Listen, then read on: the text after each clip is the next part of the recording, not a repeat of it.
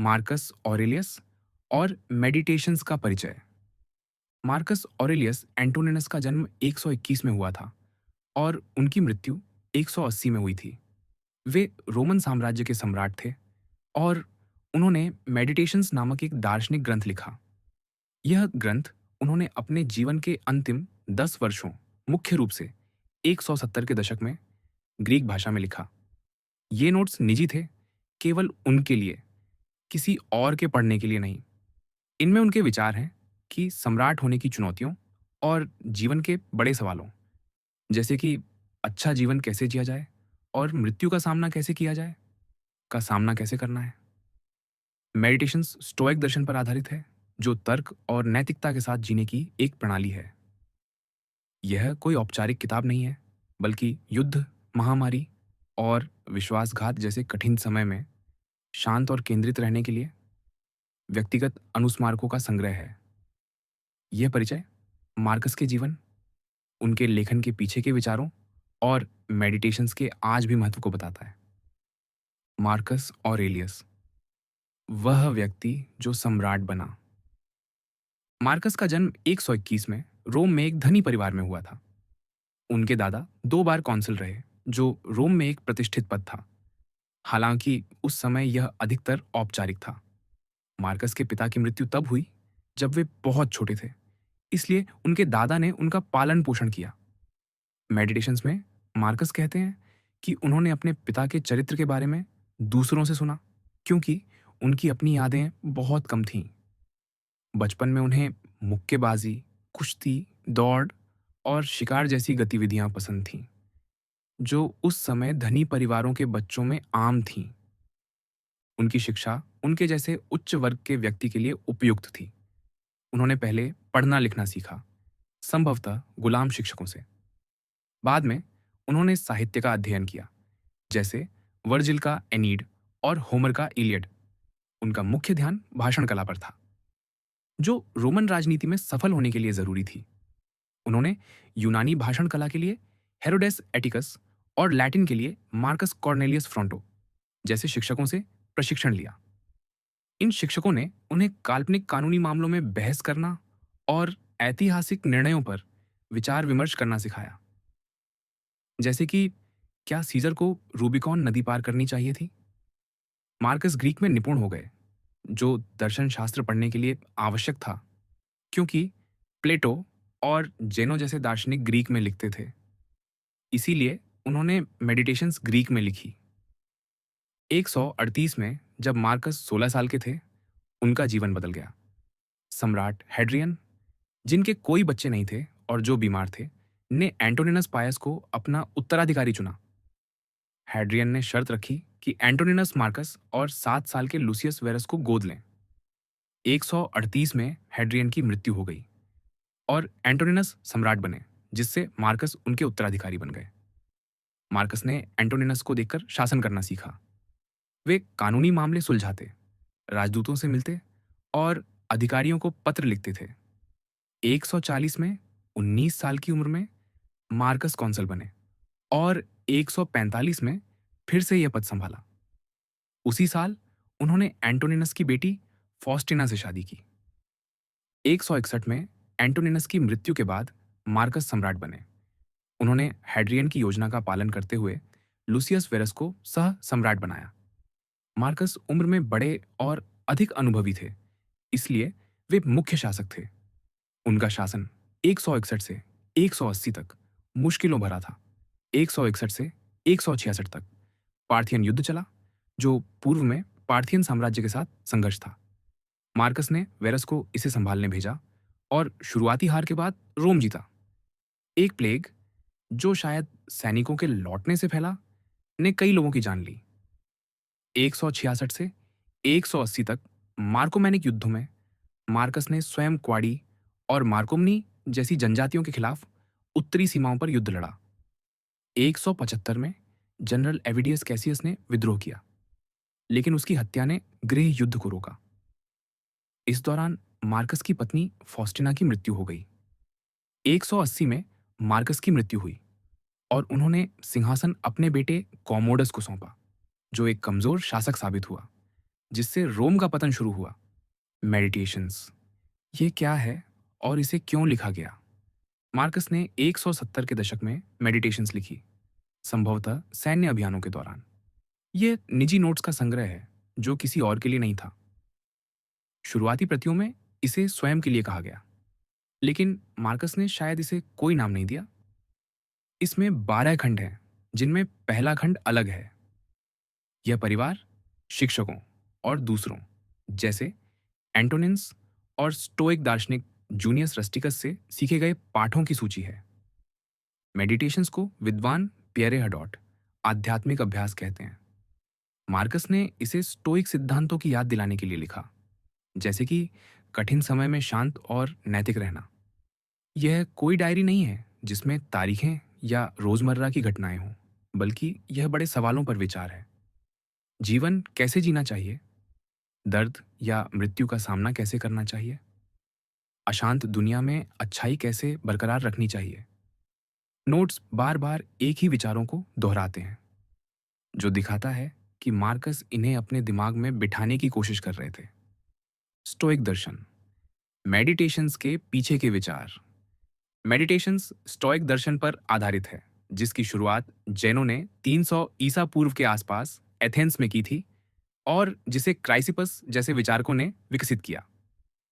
Stoic मानते हैं कि ब्रह्मांड तर्क संगत है और इसे दिव्य सिद्धांत नामक एक शक्ति नियंत्रित करती है, जो तर्क या प्रकृति की तरह है। सब कुछ दिव्य सिद्धांत के अनुसार होता है और इंसान, जो तर्कसंगत प्राणी है, को इसके साथ तालमेल बिठाकर जीना चाहिए। हालांकि घटनाएं तय होती हैं, स्टोइक कहते हैं कि आप उन्हें शांति से स्वीकार कर सकते हैं, जो एक तरह की आज़ादी है। मार्कस पर एपिक्टेटस जैसे बाद के स्टोइक विचारकों का गहरा प्रभाव था, जिन्होंने रोजमर्रा के जीवन में नैतिकता पर ध्यान दिया। एपिक्टेटस ने 3 मुख्य सिद्धांत सिखाए: बोध, चीजों को स्पष्ट रूप से देखना; कर्म, दूसरों के साथ न्याय करना; और इच्छा शक्ति, जो नियंत्रित नहीं हो सकता उसे स्वीकार करना। मार्कस इन विचारों को मेडिटेशंस में बार बार दोहराते हैं, जैसे खंड 7.54 में, जहां वे कहते हैं कि घटनाओं को विनम्रता से स्वीकार करें, दूसरों के साथ न्याय करें और तर्क संगत सोचें। हालांकि यह स्टोइक दर्शन पर आधारित है। मेडिटेशंस में सुकरात, प्लेटो और हेराक्लिटस जैसे अन्य विचारकों के विचार भी शामिल हैं। हेराक्लिटस के परिवर्तन और दिव्य सिद्धांत पर विचार मार्कस के क्षणभंगुरता के चिंतन के साथ मेल खाते हैं। मार्कस कभी-कभी एपिक्यूरियनवाद, स्टोइकवाद का प्रतिद्वंद्वी का जिक्र करते हैं, जो ब्रह्मांड को अव्यवस्थित मानता है। वे इसके कुछ विचारों, जैसे मृत्यु से न डरने, को स्वीकार करते हैं, लेकिन स्टोइक व्यवस्था को तरजीह देते हैं। यह दर्शाता है कि उस समय के दार्शनिक विभिन्न विचारधाराओं से विचार लेते थे। शैली और मुख्य विषय। मेडिटेशंस की शैली विविध है, जिसमें संक्षिप्त सूक्तियां और लंबे चिंतन शामिल हैं। मार्कस अपने प्रशिक्षण से मिली भाषण कला की तकनीकों का उपयोग करते हैं, जैसे शब्दों का खेल, उपमाएं और स्वयं से काल्पनिक बातचीत। प्रविष्टियां अक्सर आदेशों के रूप में होती हैं, जैसे यह करो या यह याद रखो, जो उनके स्वनिर्देशित उपदेशों के उद्देश्य को दर्शाती है। पाठ में कोई स्पष्ट संरचना नहीं है। प्रत्येक खंड शायद एक पपीरस रोल था जिसे उन्होंने भर दिया। पहला खंड अधिक व्यवस्थित है, जिसमें दूसरों से सीखे गए पाठों की सूची है। मुख्य विषयों में मृत्यु, जीवन की क्षणभंगुरता और आत्म अनुशासन शामिल है। मार्कस बार बार कहते हैं कि मृत्यु स्वाभाविक है और इससे डरना नहीं चाहिए, जैसे खंड 4.6 और 7.22 में। वे होमर की उपमा का उपयोग करते हैं, जिसमें मानव जीवन को पत्तों से तुलना की गई है, जो उगते और गिरते हैं। अन्य विषयों में प्रकृति के साथ सामंजस्य में जीना, क्रोध पर नियंत्रण और शाही दरबार जैसे भ्रष्ट माहौल में भी अच्छाई बनाए रखना शामिल है। मार्कस की उपमाएं अक्सर प्रकृति से आती है, जैसे रोटी पकना या अंजीर पकना, लेकिन वे कभी-कभी मानव कमियों से घृणा जताते हैं, जैसे शरीर को थैली में सड़ा हुआ मांस कहना। हालांकि स्टोइक दर्शन ब्रह्मांड की तर्कसंगत व्यवस्था में विश्वास करता है। मेडिटेशंस में उदासी का पुट है, जो शायद मार्कस के निजी संघर्षों को दर्शाता है। दर्द सहने और निराशा से लड़ने पर उनका जोर एक रक्षात्मक दर्शन को दिखाता है, जो आनंद की तलाश के बजाय लचीलापन सिखाता है। फिर भी ईश्वरीय शक्ति में विश्वास, जैसे स्वप्नों के माध्यम से प्राप्त उपायों के लिए उनकी कृतज्ञता, एक व्यक्तिगत आध्यात्मिकता को दर्शाता है, जो कभी-कभी स्टोइक नियतिवाद से अलग हो जाती है। विरासत और प्रभाव। मेडिटेशंस को कैसे संरक्षित किया गया, यह स्पष्ट नहीं है, लेकिन शायद 10वीं शताब्दी में विद्वान एरेथस ने इसकी एक प्रति बनाई। मध्य युग में पश्चिम में यह लगभग अज्ञात था, क्योंकि कम लोग ग्रीक पढ़ते थे, लेकिन पुनर्जागरण में यह फिर से सामने आई और बहुत लोकप्रिय हुई। इसके विषय आत्मानुशासन, स्वीकृति और जीवन का अर्थ सदियों तक गूंजे और मैथ्यू अर्नोल्ड जैसे विचारकों और मुश्किल समय में मार्गदर्शन चाहने वालों को प्रेरित किया। इसकी ईमानदारी और व्यावहारिक बुद्धिमत्ता इसे मानव स्थिति का एक कालातीत अन्वेषण बनाती है, जो दबाव में भी सद्गुणपूर्ण जीवन जीने की अंतर्दृष्टि देती है। संक्षेप में, मार्कस ऑरेलियस की मेडिटेशंस अपने समय की रचना होने के साथ साथ आज भी प्रासंगिक है। यह एक शासक को दिखाती है जो स्टोइक आदर्शों के साथ अपने जीवन को संरेखित करने और उद्देश्य और मृत्यु जैसे सवालों से जूझने की कोशिश करता है। इसका खंडित आत्मनिरीक्षणी स्वरूप मार्कस के आंतरिक जीवन की जटिलता को दर्शाता है, जो इसे दर्शन और शक्ति के मेल का एक अनूठा प्रमाण बनाता है। किताब एक, मेरे दादाजी वैरस से मैंने सीखा। चरित्र और आत्मसंयम। मेरे पिता से मैंने सीखा ईमानदारी और पुरुषत्व। मेरी माता से ईश्वर के प्रति उनका सम्मान, उनकी उदारता, न केवल गलत करने में उनकी अक्षमता, बल्कि गलत करने की कल्पना तक न करना, और वह सादगी भरा जीवन जो धनवानों की तरह बिल्कुल नहीं था। मेरे परदादा से सार्वजनिक स्कूलों से बचना, अच्छे निजी शिक्षकों को नियुक्त करना और इसके लिए होने वाले खर्च को उत्तम निवेश मानना। मेरा पहला शिक्षक, खेल या प्रतिस्पर्धा में किसी एक पक्ष का समर्थन न करना, असुविधा को सहन करना और अनावश्यक मांगे न करना, अपना काम स्वयं करना, अपने कार्यों पर ध्यान देना और निंदकों के लिए समय न निकालना। डायोग्नीट्स, बेकार की बातों में समय नष्ट न करना, जादूगरों और तंत्र मंत्र, ज्योतिष की बातों में न आना, जो मंत्र या भूत भगाने की बातें करते हैं। मुर्गों की लड़ाई या ऐसे अन्य पागलपन में न पड़ना। कड़वी सच्चाइयों को स्वीकार करना। दर्शन शास्त्र का अभ्यास करना और बाखियस, तंदासिस और मार्सियानस के साथ अध्ययन करना। विद्यार्थी के रूप में संवाद लिखना। यूनानी जीवन शैली को अपनाना। रुस्तिकुस, ये समझ कि मुझे अपने चरित्र को प्रशिक्षित और अनुशासित करने की आवश्यकता है। बयानबाजी में रुचि के कारण भटकने से बचना। अमूर्त प्रश्नों पर निबंध न लिखना, नैतिक उपदेश न देना या सादा जीवन जीने वाले या दूसरों के लिए जीने वाले व्यक्ति की काल्पनिक छवि न बनाना।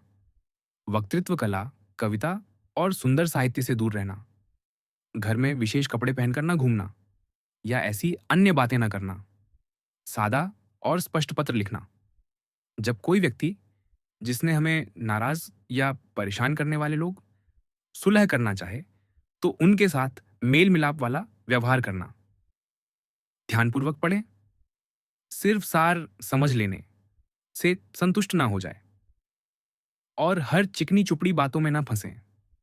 और मुझे एपिक्टेटस के व्याख्यानों से परिचित कराने के लिए और उनकी अपनी कॉपी उधार देने के लिए। अपोलोनियस, स्वतंत्रता और अटल विश्वसनीयता और केवल दिव्य सिद्धांत पर ध्यान देना, चाहे वह कितना भी क्षणिक क्यों हो, और सभी परिस्थितियों में एक जैसा रहना। गंभीर पीड़ा, बच्चे की मृत्यु, दीर्घकालिक बीमारी, उनके उदाहरण से यह स्पष्ट देखना कि एक व्यक्ति ताकत और प्रवाह के साथ बह जाना दोनों दिखा सकता है। शिक्षण में उनका धैर्य। और एक ऐसे व्यक्ति को देखना जो एक शिक्षक के रूप में उनकी विशेषज्ञता और क्षमता को सबसे विनम्र गुण मानता हो। और यह सीखना कि बिना अपना आत्मसम्मान खोए या कृतज्ञ दिखे दोस्तों से उपकार कैसे स्वीकार करें। सेक्सटस, दया, घर में पिता जैसे अधिकार का उदाहरण, प्रकृति के अनुसार जीने का अर्थ समझना, बिना बनावट का गंभीरपन, दोस्तों के प्रति सहज संवेदना, शौकिया और अस्पष्ट सोच वालों के प्रति सहनशीलता, सभी के साथ घुल मिल जाना। उनकी संगति सबसे बड़ी प्रशंसा थी और यह अवसर उनके आसपास के लोगों के लिए सम्मान की बात थी। समझ और तर्क के साथ उन सिद्धांतों की जांच और विश्लेषण करना जिनके अनुसार हमें जीना चाहिए। क्रोध या अन्य भावनाओं का प्रदर्शन न करना, जुनून से मुक्त होकर भी प्रेम से भरपूर होना, बिना आडंबर के प्रशंसा करना, बिना दिखावे के विशेषज्ञता प्रदर्शित करना। साहित्यिक समीक्षक अलेक्जेंडर, लोगों को बार बार सुधारने की कोशिश न करना, विशेष रूप से जब वे भाषा का गलत उपयोग, व्याकरण की गलती या गलत उच्चारण करें। उन पर न टपकना बल्कि उनके प्रश्न का जवाब देना, एक और उदाहरण देना, मुद्दे पर चर्चा करना, उनके शब्दों पर नहीं, या चर्चा में कुछ और योगदान देना और सही शब्द को बिना दिखावे शामिल करना। फ्रॉन्टो, सत्ता से उत्पन्न होने वाली दुर्भावना, चालाकी और पाखंड को पहचानना और अच्छे परिवारों से आने वाले लोगों में अक्सर दिखाई देने वाली विशेष क्रूरता को समझना। अलेक्जेंडर दी प्लेटोनिस्ट, लोगों से बार बार यह न कहना कि मैं बहुत व्यस्त हूं जब तक कि मैं वास्तव में व्यस्त न हूं। इसी तरह दबाव वाले काम के कारण अपने आसपास के लोगों के प्रति जिम्मेदारियों से न भागना। कैटुलस, किसी मित्र के रोष को, यहां तक कि अनुचित रोष को नजरअंदाज न करना बल्कि चीजों को ठीक करने की कोशिश करना। अपने शिक्षकों के प्रति निःस्वार्थ सम्मान और अपने बच्चों के प्रति निःस्वार्थ प्रेम प्रदर्शित करें। मेरा भाई सेवेरस, अपने परिवार, सत्य और न्याय से प्रेम करना। उनके माध्यम से मैं थ्रासिया, हेल्विडियस, कैटो, डायन और ब्रूट्स से परिचित हुआ और एक ऐसे समाज की कल्पना की जिसमें समान कानून हो, समानता और भाषण की स्वतंत्रता हो और शासक अपनी प्रजा की स्वतंत्रता को सर्वोपरि सम्मान दें। उनसे ही दर्शन शास्त्र को महत्व देने में स्थिरता और निरंतरता सीखी। दूसरों की मदद करने और साझा करने की उत्सुकता, निराशावादी ना होना और अपने दोस्तों के स्नेह पर कभी संदेह न करना। जब लोगों ने उनकी अस्वीकृति अर्जित की, वे हमेशा इसे जानते थे। उनके दोस्तों को कभी उनके रवैये के बारे में अनुमान लगाने की जरूरत नहीं थी। यह हमेशा स्पष्ट था। मैक्सिमस, आत्मसंयम और प्रलोभनों के प्रति प्रतिरोध, विपत्ति में आशावाद, विशेष रूप से बीमारी में, संतुलित व्यक्तित्व, गरिमा और शालीनता एक साथ, बिना शिकायत के अपना काम करना, दूसरों का विश्वास कि वह जो कहता था वही सोचता था और जो करता था वह बिना दुर्भावना के करता था, कभी हक्का बक्का या भयभीत ना होना, न जल्दबाजी, न हिचकिचाहट, न भ्रमित, न हार मानने वाला, न चापलूसी करने वाला, न आक्रामक, न संदिग्ध, उदारता, दान, ईमानदारी, यह एहसास कि वह मार्ग पर बना रहता है, न कि उस पर बनाए रखा जाता है। कोई भी कभी यह नहीं महसूस करता था कि वह उसका तिरस्कार करता है या उस स्थिति में है कि वह तिरस्कार कर सके।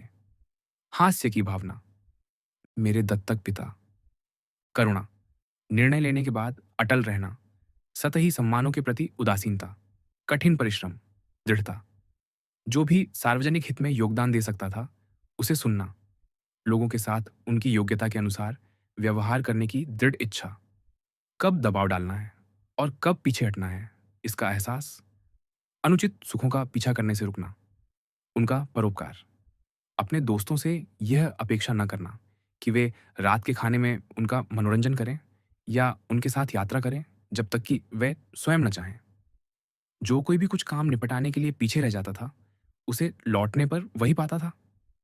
बैठकों में उनके खोजी सवाल, एक तरह की एकनिष्ठता, कभी पहली छापों से संतुष्ट न होना या चर्चा को समय से पहले खत्म करना, दोस्तों के प्रति उनकी निष्ठा, कभी उनसे ऊबना नहीं या पक्षपात करना, आत्मनिर्भरता हमेशा और प्रसन्नता, उनकी अग्रिम योजना और छोटी-छोटी बातों पर भी सावधानी भरी नज़र, प्रशंसा और चापलूसी के सभी प्रयासों पर उनकी पाबंदी, साम्राज्य की ज़रूरतों के प्रति उनकी निरंतर भक्ति, खजाने की उनकी देखभाल, दोनों के लिए ज़िम्मेदारी और दोष स्वीकार करने की उनकी इच्छा, देवताओं के प्रति उनका रवैया, कोई अंधविश्वास नहीं, और मनुष्यों के प्रति उनका रवैया, कोई जनसाधारण को लुभाना, कोई तारीफ करना, कोई खुशामद करना, हमेशा संयमित, हमेशा स्थिर, और कभी अश्लीलता या सनक का शिकार नहीं।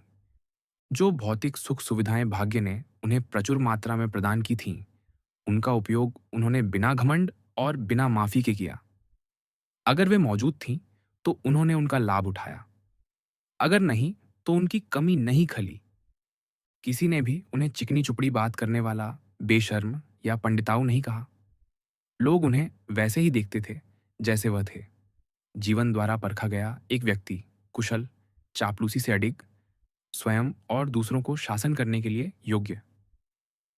दर्शन शास्त्र का अभ्यास करने वालों के प्रति उनका सम्मान, कम से कम उन लोगों के लिए जो इसके प्रति ईमानदार थे, लेकिन दूसरों का तिरस्कार किए बिना या उनकी बात सुनकर, लोगों के साथ सहजता महसूस करने और उन्हें सहज कराने की उनकी क्षमता, बिना दबाव डाले, अपने स्वास्थ्य का पर्याप्त ध्यान रखने की उनकी इच्छा, न तो स्वास्थ्य के प्रति जुनूनी और न ही अपनी उपस्थिति के प्रति, लेकिन चीज़ों को नज़रअंदाज भी नहीं करना, जिसके परिणाम स्वरूप उन्हें शायद ही कभी चिकित्सकीय ध्यान, दवाओं या किसी प्रकार के मरहम या लेप की आवश्यकता पड़ी। विशेष रूप से यह विशेषज्ञों को वक्तृत्व, कानून, मनोविज्ञान जो भी हो, स्थान देने की उनकी इच्छा और उन्हें उत्साहपूर्वक समर्थन देना, ताकि प्रत्येक अपनी क्षमता को पूरा कर सके। उन्होंने हमारे पारंपरिक मूल्यों की रक्षा करने के लिए स्वयं को लगातार बधाई दिए, बिना परंपरा का सम्मान किया। भटकने या हर दिशा में खींचे जाने की प्रवृत्ति न होना, बल्कि वही पुराने स्थान और वही पुरानी चीजें। उनके सिर दर्द का दौरा पड़ सकता था, फिर भी वे तुरंत अपने काम पर वापस लौट जाते थे, तरोताजा और अपनी पूरी क्षमता के साथ। उनके पास बहुत कम रहस्य थे, केवल राज्य के रहस्य, और वे भी बहुत ज्यादा नहीं। सार्वजनिक कार्यों को उचित सीमा में रखने का उनका तरीका, खेल, निर्माण परियोजनाएं, धन का वितरण आदि, क्योंकि वे इस बात को देखते थे कि क्या करने की जरूरत है, न कि इसके लिए मिलने वाली प्रशंसा को। अजीब समय पर स्नान न करना, स्वार्थी निर्माण परियोजनाएं न करना, भोजन, कपड़ों के कट और रंग या आकर्षक गुलामों की परवाह न करना। लोरियम में उनके फार्म से लिया गया लबादा, लानुवियम में ज्यादातर चीजें, तोस्कुलम में सीमा शुल्क अधिकारी की माफी को स्वीकार करने का उनका तरीका आदि। उन्होंने कभी असभ्यता प्रदर्शित नहीं की, स्वयं पर नियंत्रण नहीं खोया या हिंसक नहीं बने। किसी ने भी उन्हें पसीने में तर नहीं देखा। सब कुछ तार्किक रूप से और उचित विचार के साथ, शांति और व्यवस्था के साथ, लेकिन निर्णायक रूप से और बिना किसी ढीले सिरे के किया जाता था। आप उनके बारे में कह सकते थे, जैसा कि सुकरात के बारे में कहा जाता है, कि वे उन चीजों का आनंद लेना और उनसे दूर रहना जानते थे जिनसे अधिकांश लोगों को दूर रहना मुश्किल लगता है और जिनका आनंद लेना बहुत आसान है। दोनों ही क्षेत्रों में शक्ति, दृढ़ता, आत्मसंयम, एक तत्पर आत्मा की निशानी, अदम्य, देवता। यह कि मेरे पास अच्छे दादा दादी, अच्छे माता पिता, अच्छी बहन, अच्छे शिक्षक, अच्छे नौकर, रिश्तेदार, दोस्त थे, लगभग बिना किसी अपवाद के। और यह कि मैंने कभी भी उनमें से किसी के साथ स्वयं पर नियंत्रण नहीं खोया, हालांकि मेरे पास ऐसा करने की प्रवृत्ति थी और मैं आसानी से ऐसा कर सकता था। लेकिन देवताओं की कृपा से मैं कभी उस स्थिति में नहीं पड़ा और इस तरह उस परीक्षा से बच गया। यह कि मैं अपने दादाजी की प्रेमिका के साथ ज़्यादा समय तक नहीं पला। यह कि मैंने बहुत जल्दी अपनी कौमार्यता नहीं खोई और समय आने तक वयस्कता में प्रवेश नहीं किया, बल्कि इसे टाल दिया।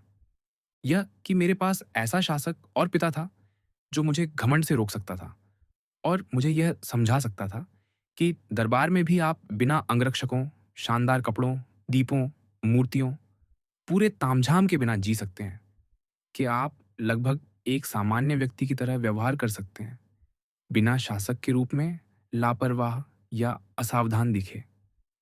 यह कि मेरा ऐसा भाई था जिसका चरित्र मुझे अपने को बेहतर करने की चुनौती देता था, जिसका प्रेम और स्नेह मेरे जीवन को समृद्ध करता था।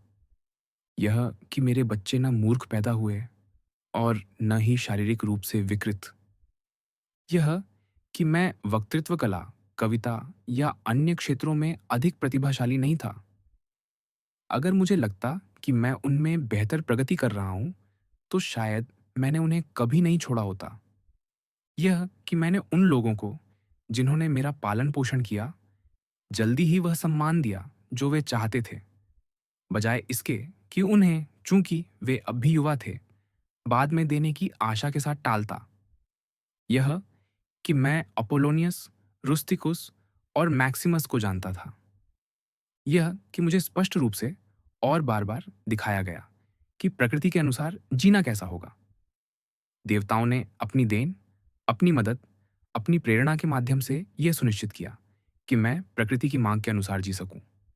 और अगर मैं असफल रहा, तो यह किसी और का दोष नहीं, बल्कि मेरा है, क्योंकि मैंने उनकी बातों पर ध्यान नहीं दिया जो उन्होंने मुझे सिखाया, व्यावहारिक रूप से, कदम कदम।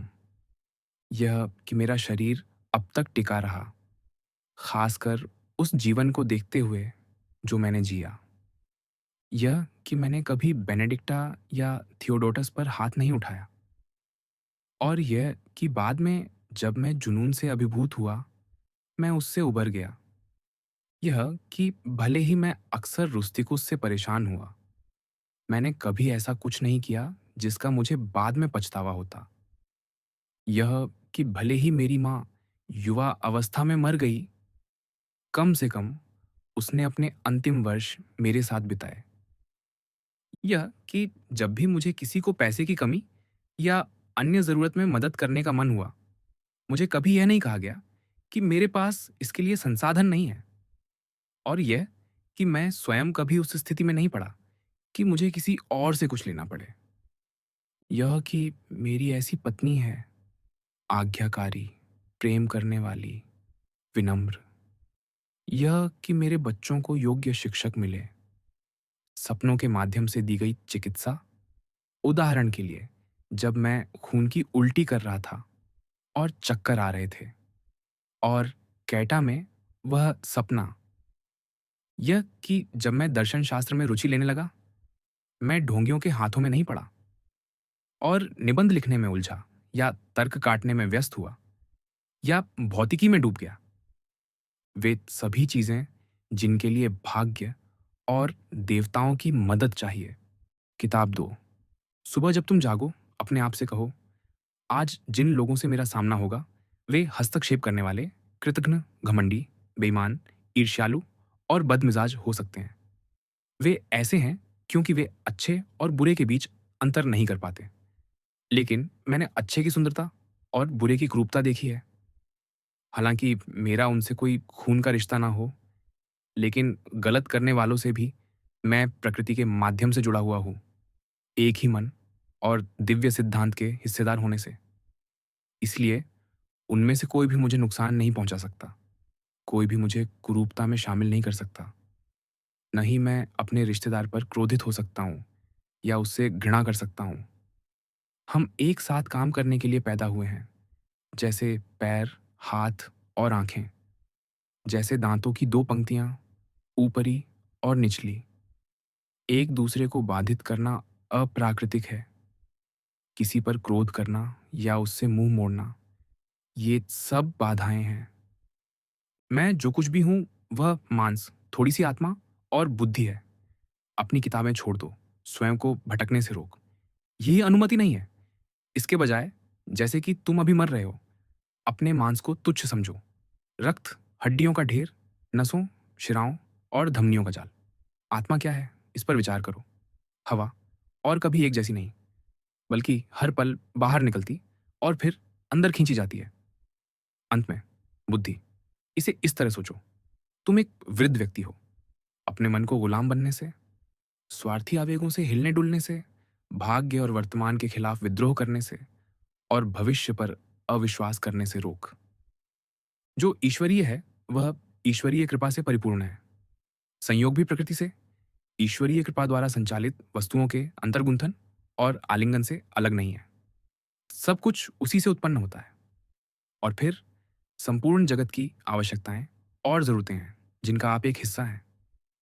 संपूर्ण जगत की प्रकृति जो कुछ भी करती है और जो कुछ भी उसे बनाए रखने में सहायक होता है, वह प्रकृति के प्रत्येक अंग के लिए अच्छा है।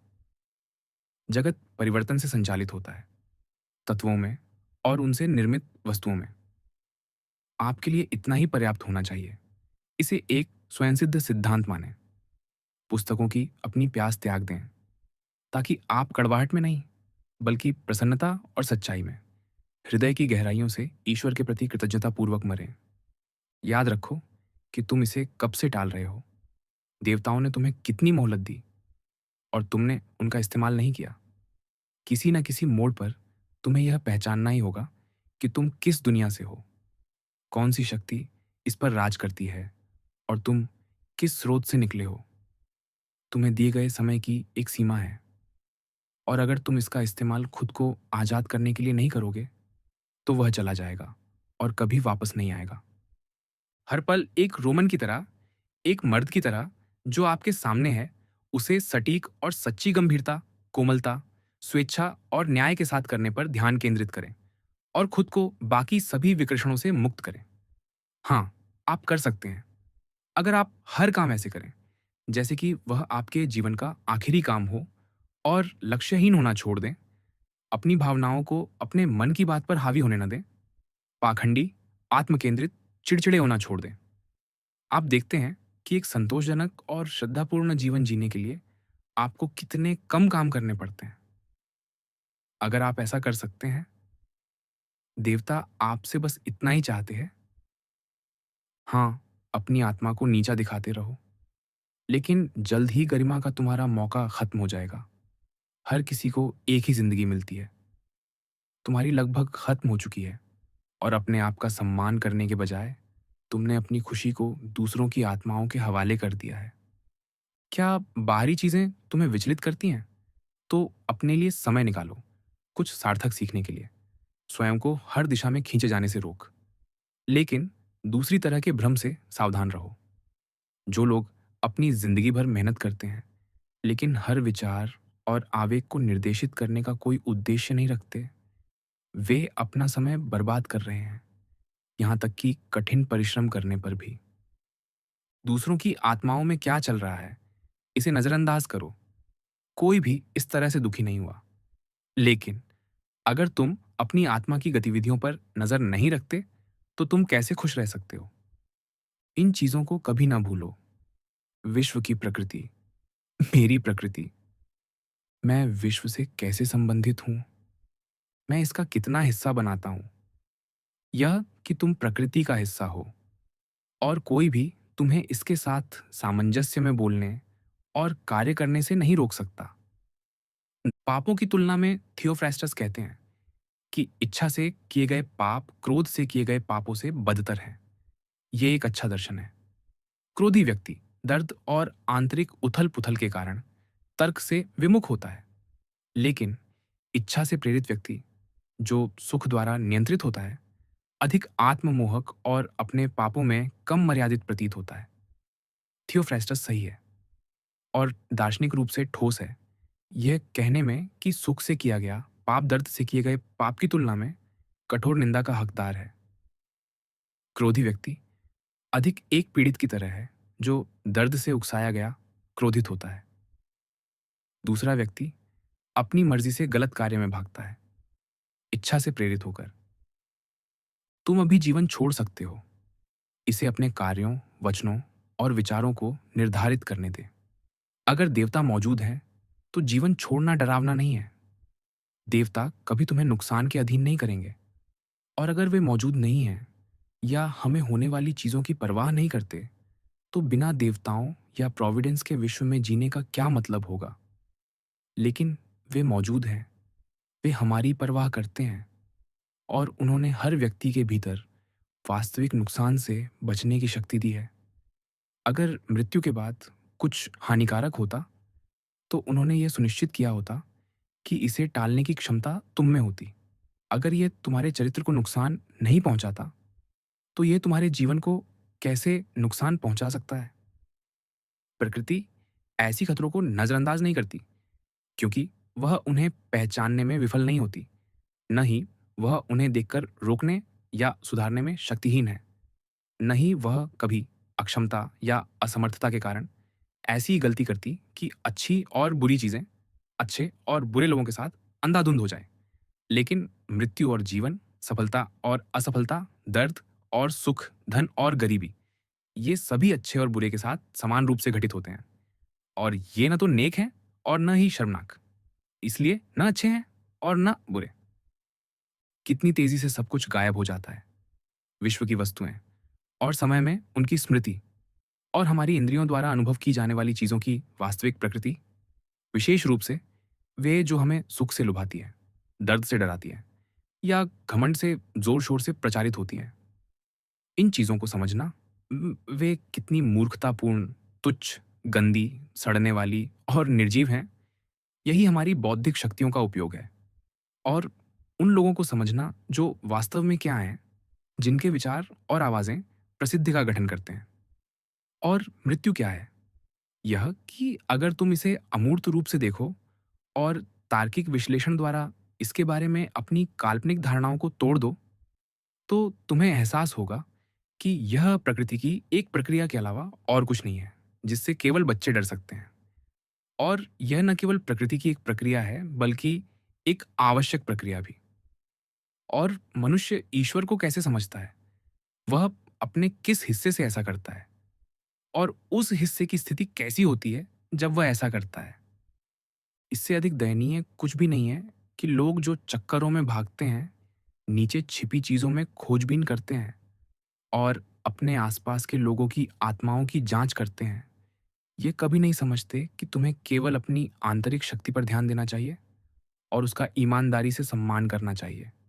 इसका सम्मान करना है इसे उथल-पुथल से मुक्त रखना, बिना उद्देश्य के, और प्रकृति, ईश्वरीय और मानवीय से असंतुष्ट न होना। जो ईश्वरीय है, वह हमारे सम्मान का हकदार है, क्योंकि यह अच्छा है। जो मानवीय है, वह हमारे स्नेह का हकदार है, क्योंकि यह हमारे जैसा है, और कभी-कभी हमारी दया भी, क्योंकि यह अच्छे और बुरे में अंतर नहीं कर सकता। यह उतनी ही भयानक अंधता है, जितना कि सफेद और काले में अंतर न कर पाना।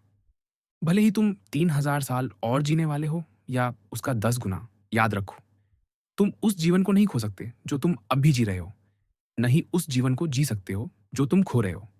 सबसे लंबा और सबसे छोटा एक समान है। वर्तमान सभी के लिए एक समान है। इसका नुकसान सभी के लिए एक समान है। और यह स्पष्ट होना चाहिए कि केवल एक क्षण ही खोया जाता है, क्योंकि तुम न तो अतीत को खो सकते हो और न ही भविष्य को। जो तुम्हारे पास नहीं है, उसे तुम कैसे खो सकते हो? दो चीजें याद रखो कि सब कुछ हमेशा एक समान रहा है और बार-बार होता है, और इससे कोई फर्क नहीं पड़ता कि तुम 100 साल, 200 साल या अनंत काल में एक ही चीज को बार-बार देखो। कि सबसे लंबे समय तक जीने वाले और जो जल्दी मर जाए, वे एक ही चीज खोते हैं। वर्तमान ही वह सब है जो उनके पास हो सकता है, क्योंकि यही वह सब है जो तुम्हारे पास है, और जो तुम्हारे पास नहीं है, उसे तुम खो नहीं सकते। सब कुछ बस एक धारणा है, ऐसा मोनीमस्त सिनिक ने कहा। हे, और जवाब बिल्कुल साफ है, लेकिन बात उपयोगी है अगर आप इसे उसके महत्व के अनुसार समझें। मानव आत्मा स्वयं को निम्नतर कर लेती है, सबसे बढ़कर। जब वह एक फोड़ा बनने की पूरी कोशिश करती है, संसार पर एक प्रकार की अनासक्त वृद्धि। जो कुछ भी घटित होता है, उससे असंतुष्ट होना प्रकृति से एक प्रकार का अलगाव है, जो सभी वस्तुओं का स्वरूप है।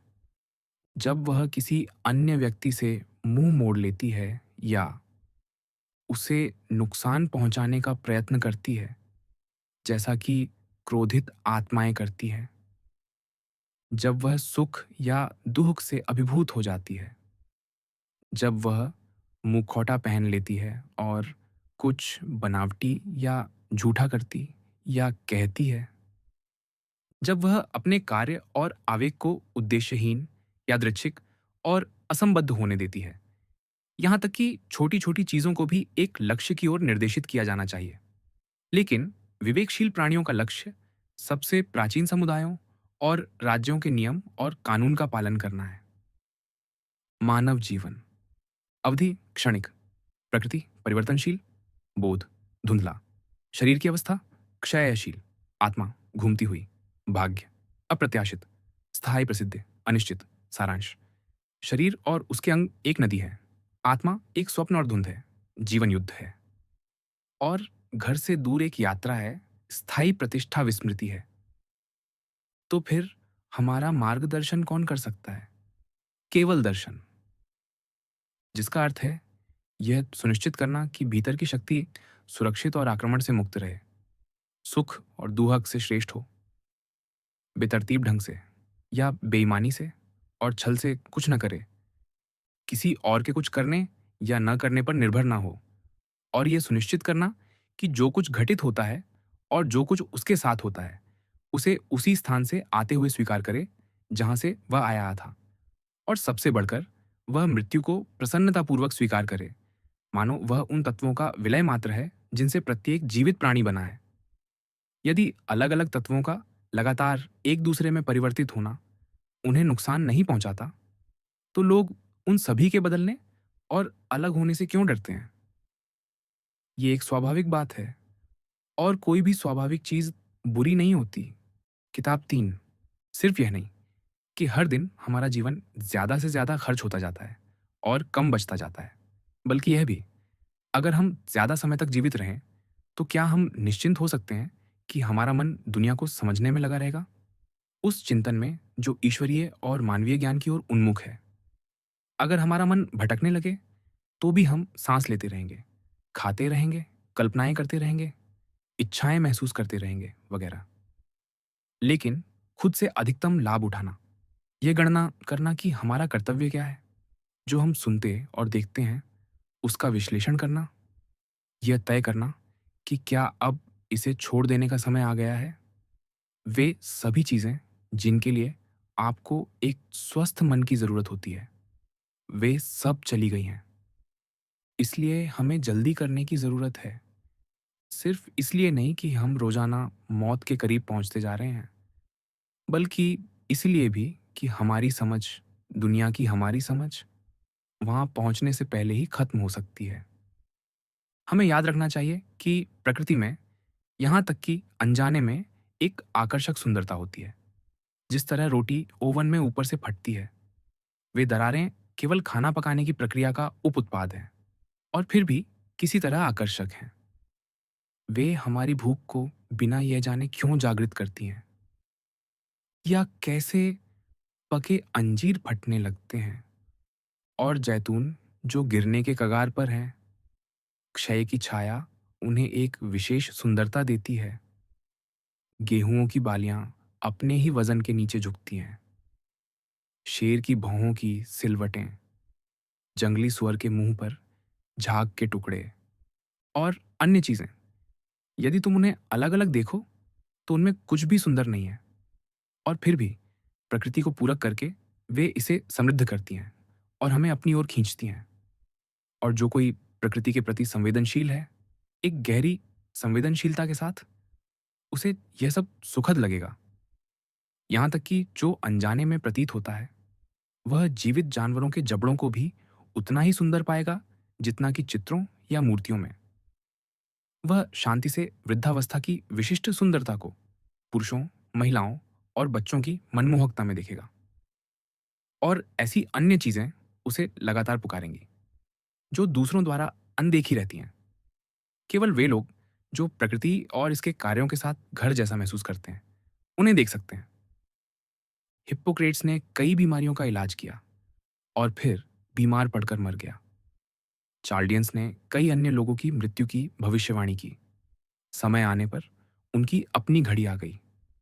अलेक्जेंडर, पोम्पी, सीजर, जिन्होंने इतने सारे शहरों को पूरी तरह नष्ट किया, युद्ध में हजारों पैदल और घुड़सवार सैनिकों को काट डाला, वे भी इस जीवन से चले गए।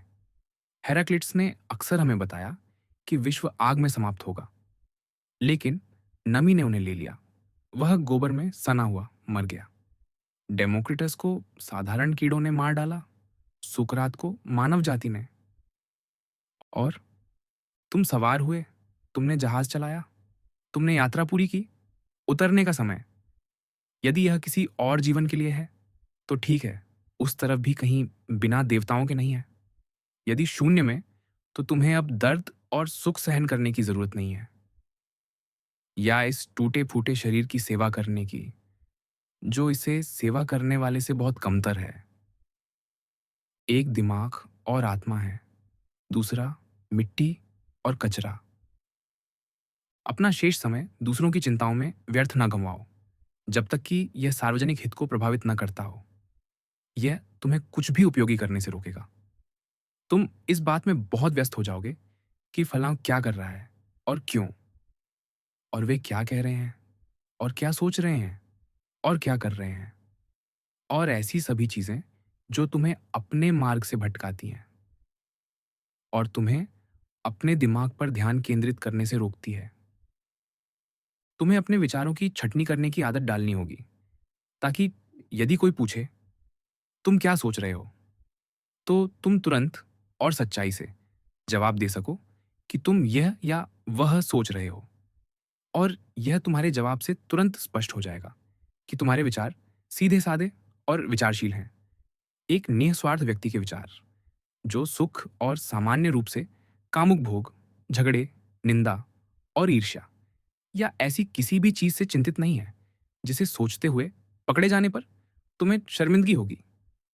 ऐसा व्यक्ति जो चुनिंदा लोगों में शामिल होने से इनकार करता है, एक तरह का पुजारी है, देवताओं का सेवक, अपनी आंतरिक शक्ति के संपर्क में, जो व्यक्ति को सुखों से अछूता, किसी भी दर्द के प्रति अजेय, घमंड से अछूता, नीचता से अप्रभावित रखता है। हर उस चीज से अभिभूत न होने की सबसे बड़ी प्रतियोगिता में एक एथलीट, वह केवल वही करता है जो उसका करना है, और लगातार इस बात पर विचार करता है कि विश्व ने उसके लिए क्या रखा है, अपना सर्वश्रेष्ठ करता हुआ, और यह भरोसा करता हुआ कि सब कुछ सर्वोत्तम के लिए है, क्योंकि हम अपने भाग्य को अपने साथ ले जाते हैं और यह हमें ले जाता है।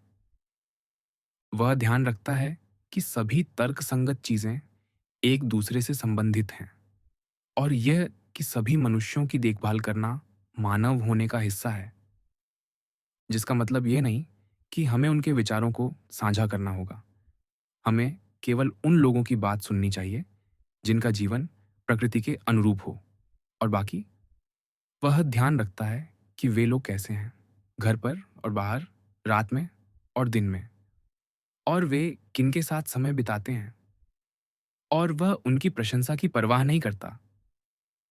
ऐसे लोग जो अपने ही मानकों को पूरा नहीं कर सकते, कैसे व्यवहार करना है, कभी जबरदस्ती नहीं, स्वार्थ से नहीं, बिना सोचे समझे, संदेह के साथ नहीं।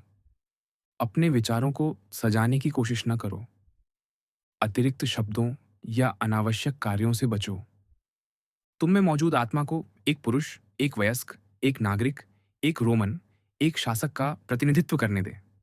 अपनी स्थिति को एक सैनिक की तरह संभालो और धैर्यपूर्वक जीवन से वापसी का इंतजार करो। किसी शपथ या गवाह की जरूरत नहीं।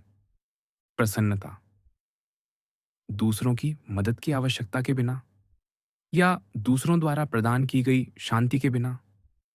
सीधा खड़ा होना, दूसरों द्वारा सीधा किया जाना नहीं। यदि अपनी जिंदगी में किसी बिंदु पर तुम्हें कुछ ऐसा मिले जो न्याय, ईमानदारी, आत्मसंयम, साहस से बेहतर हो, एक ऐसा दिमाग जो इस बात से संतुष्ट हो कि वह तर्कसंगत कार्य करने में सफल रहा है, और जो उसके नियंत्रण से बाहर है, उसे स्वीकार करने से संतुष्ट है। यदि तुम्हें इससे बेहतर कुछ मिले, तो इसे बिना किसी हिचक के स्वीकार करो। ये वास्तव में एक असाधारण चीज होगी और इसका पूरा आनंद लो। लेकिन यदि तुम्हें ऐसा कुछ नहीं मिलता जो तुम में मौजूद आत्मा से बेहतर हो, जो व्यक्तिगत इच्छाओं को अपने अधीन कर लेती है, जो छापों में भेद करती है, जो शारीरिक प्रलोभनों से मुक्त हो गई है, जैसा कि सुकरात कहते थे, और जो स्वयं को देवताओं के अधीन करती है और मनुष्यों के कल्याण की देखभाल करती है, यदि तुम्हें लगता है कि इससे अधिक महत्वपूर्ण या मूल्यवान कुछ नहीं है, तो इसके अलावा किसी और चीज के लिए जगह न बनाओ। किसी ऐसी चीज के लिए जो तुम्हें भटका सकती है, तुम्हें रास्ते से हटा सकती है और तुम्हें उस भलाई को प्राप्त करने से रोक सकती है जो विशेष रूप से तुम्हारी है। एक तर्क संगत प्राणी और नागरिक के रूप में तुम्हारे और भलाई प्राप्त करने के बीच कुछ भी खड़ा होना गलत होगा। कुछ भी। भीड़ की तालियां, उच्च पद, धन या आत्मभोग, ये सभी कुछ समय के लिए इसके साथ संगत प्रतीत हो सकते हैं, लेकिन अचानक वे हम पर नियंत्रण कर लेते हैं और हमें वहां ले जाते हैं। तो अपना चुनाव सीधा साधा करो, एक बार और हमेशा के लिए, और उस पर टिके रहो। सबसे अच्छा चुनो। सबसे अच्छा वह है जो मुझे लाभ पहुंचाता है। एक तर्क संगत प्राणी के रूप में तो उसका पालन करो, या केवल एक जानवर के रूप में तो ऐसा कहो और अपने आधार पर डटे रहो, बिना इसका प्रदर्शन किए। बस ये सुनिश्चित करो कि तुमने पहले अपना गृह कार्य कर लिया है। कभी भी किसी चीज को अपने लिए अच्छा न मानो यदि वह तुम्हें विश्वासघात करने, अपनी लज्जा खोने, नफरत, संदेह, दुर्भावना या पाखंड करने, या ऐसी चीजों की इच्छा करने के लिए प्रेरित करता है जो पर्दे के पीछे सबसे अच्छी तरह की जाती है। यदि तुम अपने दिमाग, अपनी मार्गदर्शक आत्मा और इसके शक्तियों के प्रति श्रद्धा को प्राथमिकता दे सकते हो, तो यह तुम्हें नाटकीयता, विलाप और दांत पीसने से बचाएगा। तुम्हें एकांत की जरूरत नहीं होगी या हजारों लोगों की भीड़ की। सबसे बढ़कर तुम डर और इच्छा से मुक्त होंगे, और तुम्हारा शरीर तुम्हारी आत्मा को कितने समय तक समेटे रखेगा, यह तुम्हें एक पल के लिए भी चिंता नहीं करेगा। यदि जाने का समय है, तो स्वेच्छा से चले जाओ, जैसे तुम कुछ भी कर सकते हो जो गरिमा और सम्मान के साथ किया जा सकता है। और अपने पूरे जीवन में इस पर ध्यान केंद्रित करो कि तुम्हारा दिमाग सही स्थिति में हो। वह स्थिति जो एक तर्कसंगत नागरिक दिमाग की होनी चाहिए। जो दिमाग सीधा और शुद्ध किया गया है। कोई मवाद नहीं, कोई गंदगी नहीं, कोई खरोंच नहीं, और मृत्यु द्वारा छोटा किया गया जीवन नहीं, जैसे कोई अभिनेता जो नाटक पूरा होने से पहले रुक जाता है कथानक समेटे बिना। न तो दास्ता और न ही घमंड, न तो डरना और न ही तिरस्कार, न बहाने और न ही टाल मटोल। तुम्हारी अपने विचारों को नियंत्रित करने की क्षमता, इसका सम्मान करो। यही वह सब है जो तुम्हारे दिमाग को झूठी धारणाओं से बचाता है। तुम्हारी प्रकृति और सभी तर्क संगत प्राणियों की प्रकृति के लिए झूठी। यही विचारशीलता को संभव बनाता है, और दूसरों के लिए स्नेह है और दिव्य सिद्धांत के प्रति समर्पण। बाकी सब भूल जाओ, बस इसी को थामे रहो और याद रखो, हम में से हर कोई बस अभी इसी पल में जीता है। बाकी तो पहले ही जी लिया गया है, या उसे देखना नामुमकिन है। हम जितना समय जीते हैं वह छोटा है, उस धरती के कोने जितना छोटा जहां हम रहते हैं। यह बात सबसे बड़े ख्याति प्राप्त व्यक्ति से भी छोटी है, जो अल्पकालिक छड़ीनुमा आकृतियों द्वारा मुंह से मुंह तक पहुंचाई जाती है, जो स्वयं के बारे में तथा बहुत पहले मर चुके लोगों के बारे में समान रूप से अनभिज्ञ है।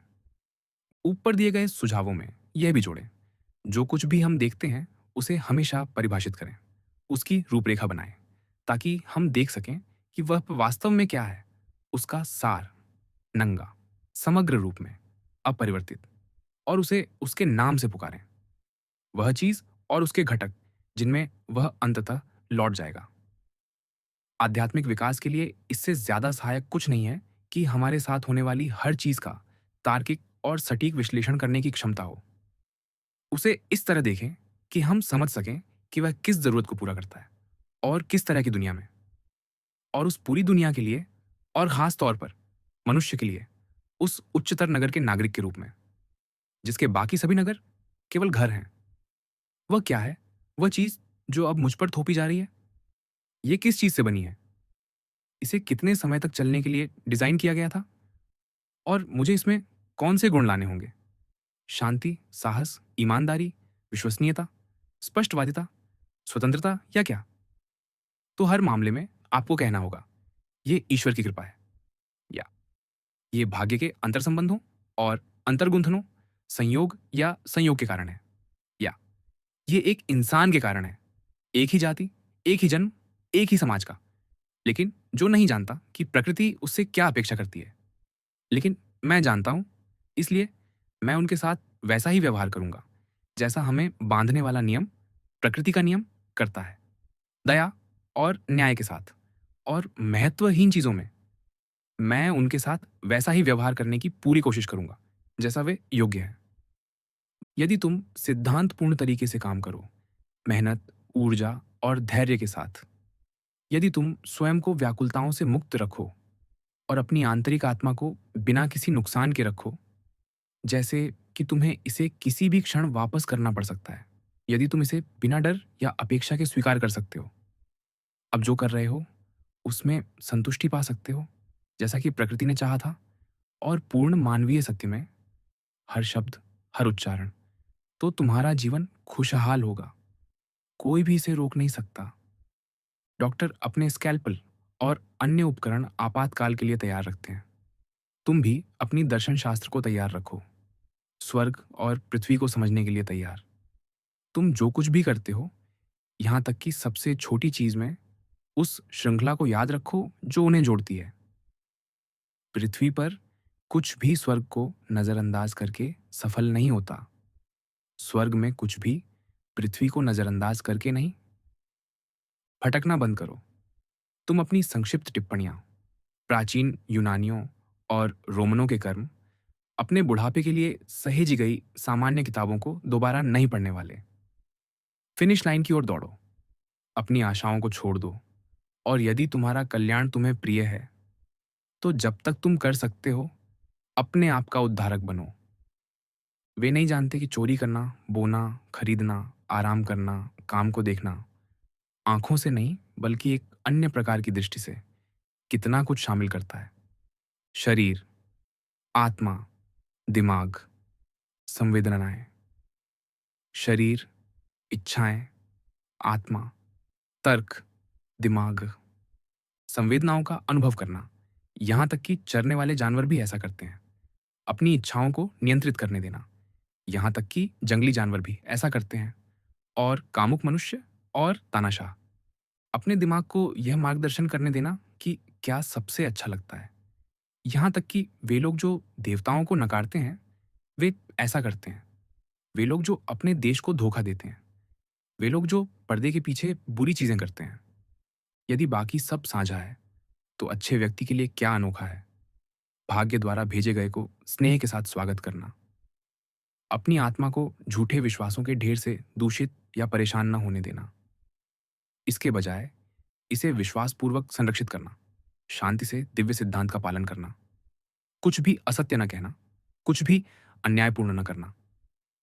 और यदि अन्य इसे स्वीकार नहीं करते, यह सादगी, विनम्रता, प्रसन्नता के साथ जिया गया जीवन, वह उनकी नाराजगी नहीं रखता और उस रास्ते से नहीं हटता जहां यह ले जाता है, जीवन के अंत तक।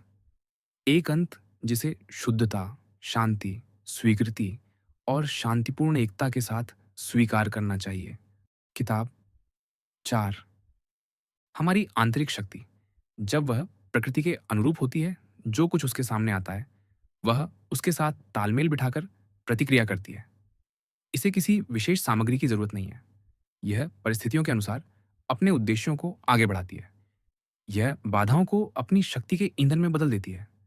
जैसे आग उस चीज को अभिभूत कर लेती है जो एक दीपक को बुझा देती है। जो आग के ऊपर फेंका जाता है, वह उसमें समा जाता है, खप जाता है, और इसे और ऊंचा जलने देता है। कोई भी कार्य बेतरतीब नहीं, बल्कि अंतर्निहित सिद्धांतों पर आधारित होना चाहिए।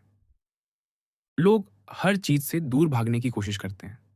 गांव में, समुद्र तट पर, पहाड़ों में। तुम भी अक्सर यही चाहते हो। यह मूर्खतापूर्ण है। तुम जब चाहो इससे दूर हो सकते हो। अपने भीतर जाकर कहीं भी तुम जा सकते हो। वहां से अधिक शांतिपूर्ण, अधिक रुकावटों से मुक्त। तुम्हारी अपनी आत्मा से बढ़कर कुछ नहीं है। खासकर यदि तुम्हारे पास ऐसी चीजें हों जिन पर भरोसा किया जा सके। एक पल की स्मृति और वहां है पूर्ण शांति। और शांति से मेरा तात्पर्य पूर्ण सामंजस्य है। तो बार बार इससे दूर होते रहो। अपने भीतर अपने आप को नवीनीकृत करो, लेकिन इसे संक्षिप्त और बुनियादी रखो।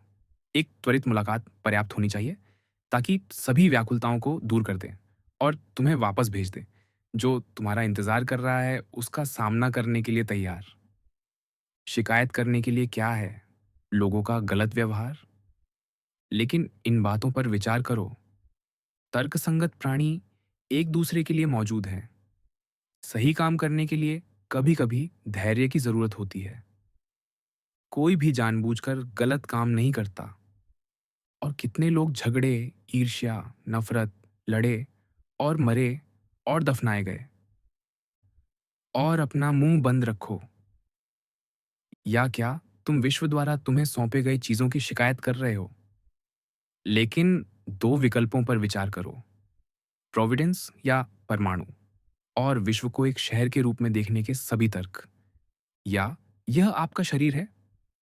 ध्यान रखें कि जब मन खुद को अलग कर लेता है और अपने स्वभाव को समझ लेता है, तो उसका सामान्य जीवन से कोई लेना देना नहीं रह जाता, चाहे वह कितना भी कठिन या आसान क्यों ना हो।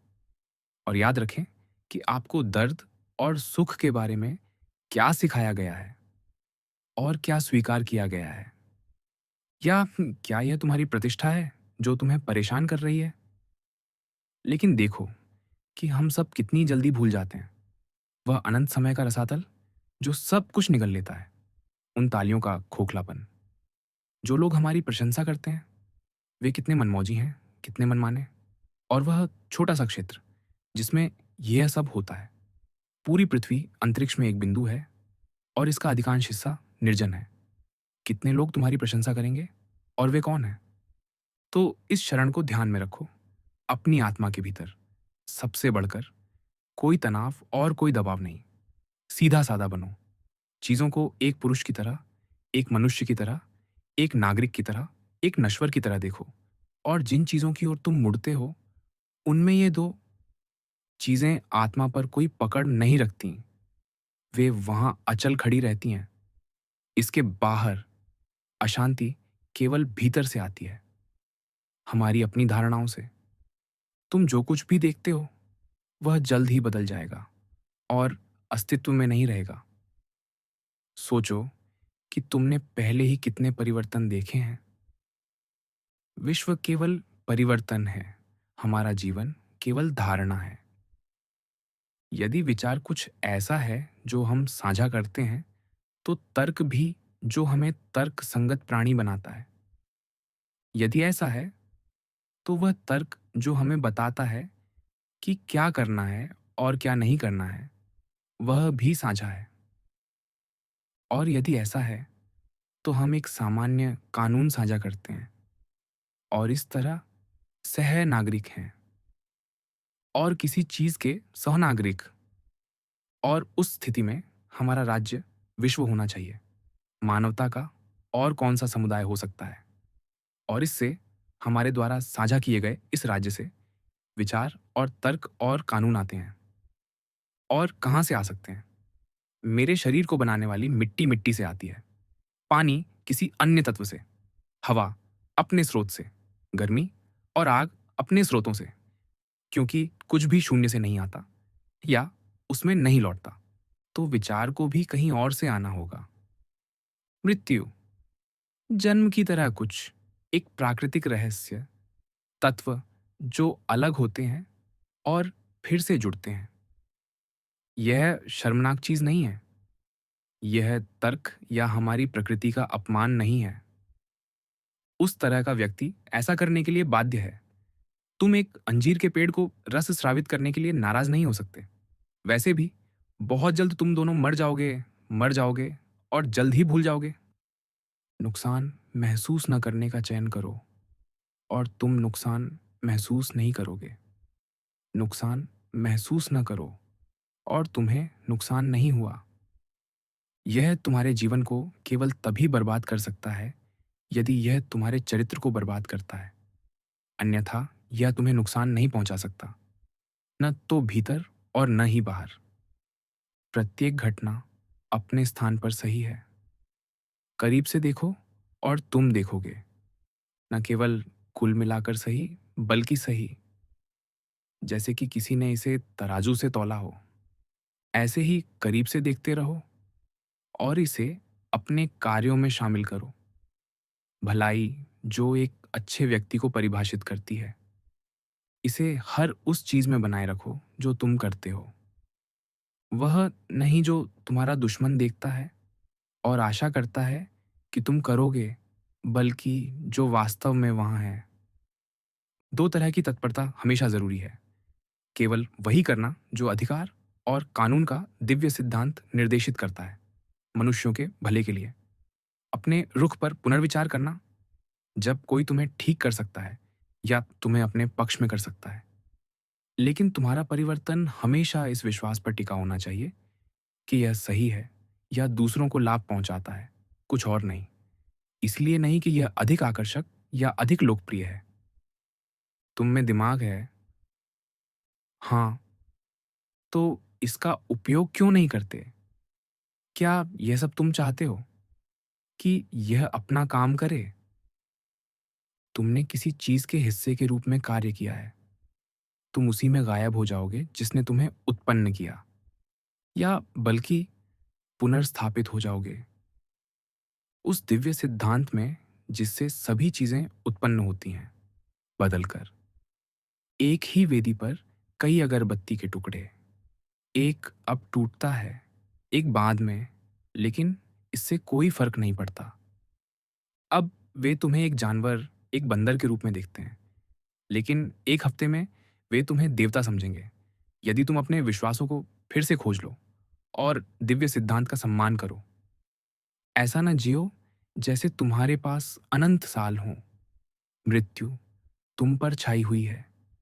जब तक तुम जीवित और सक्षम हो, अच्छा बनो। जो वे कहते हैं, सोचते हैं या करते हैं, उसकी परवाह न करने से जो शांति मिलती है, केवल वही जो तुम करते हो। क्या यह उचित है? क्या यह करने के लिए सही चीज है? उनके अंधेरे से विचलित न होना। फिनिश लाइन की ओर सीधा दौड़ो, बिना विचलन के। जो लोग मरणोपरांत प्रसिद्धि से उत्साहित होते हैं, वे भूल जाते हैं कि जो लोग उन्हें याद रखते हैं, वे भी जल्द ही मर जाएंगे, और उनके बाद वाले भी। जब तक उनकी स्मृति एक से दूसरे तक एक मोमबत्ती की लौ की तरह गुजरती हुई बुझ नहीं जाती। लेकिन मान लो कि जो लोग तुम्हें याद करते हैं, वे अमर हैं और तुम्हारी स्मृति अमर है। इससे तुम्हें क्या फायदा होगा?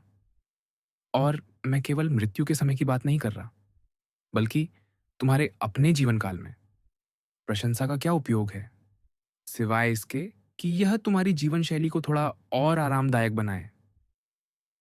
तुम ताल से बाहर हो, प्रकृति के उपहारों की उपेक्षा कर रहे हो, ताकि भविष्य में किसी के शब्दों को सौंप सको। किसी भी प्रकार की सुंदर चीजें अपने आप में सुंदर हैं और अपने आप में पर्याप्त हैं। प्रशंसा बाहरी है। प्रशंसा की वस्तु वही रहती है, न तो बेहतर और न ही बदतर। ये साधारण जीवन में सुंदर चीजों पर भी लागू होता है। भौतिक वस्तुएं, कलाकृतियां।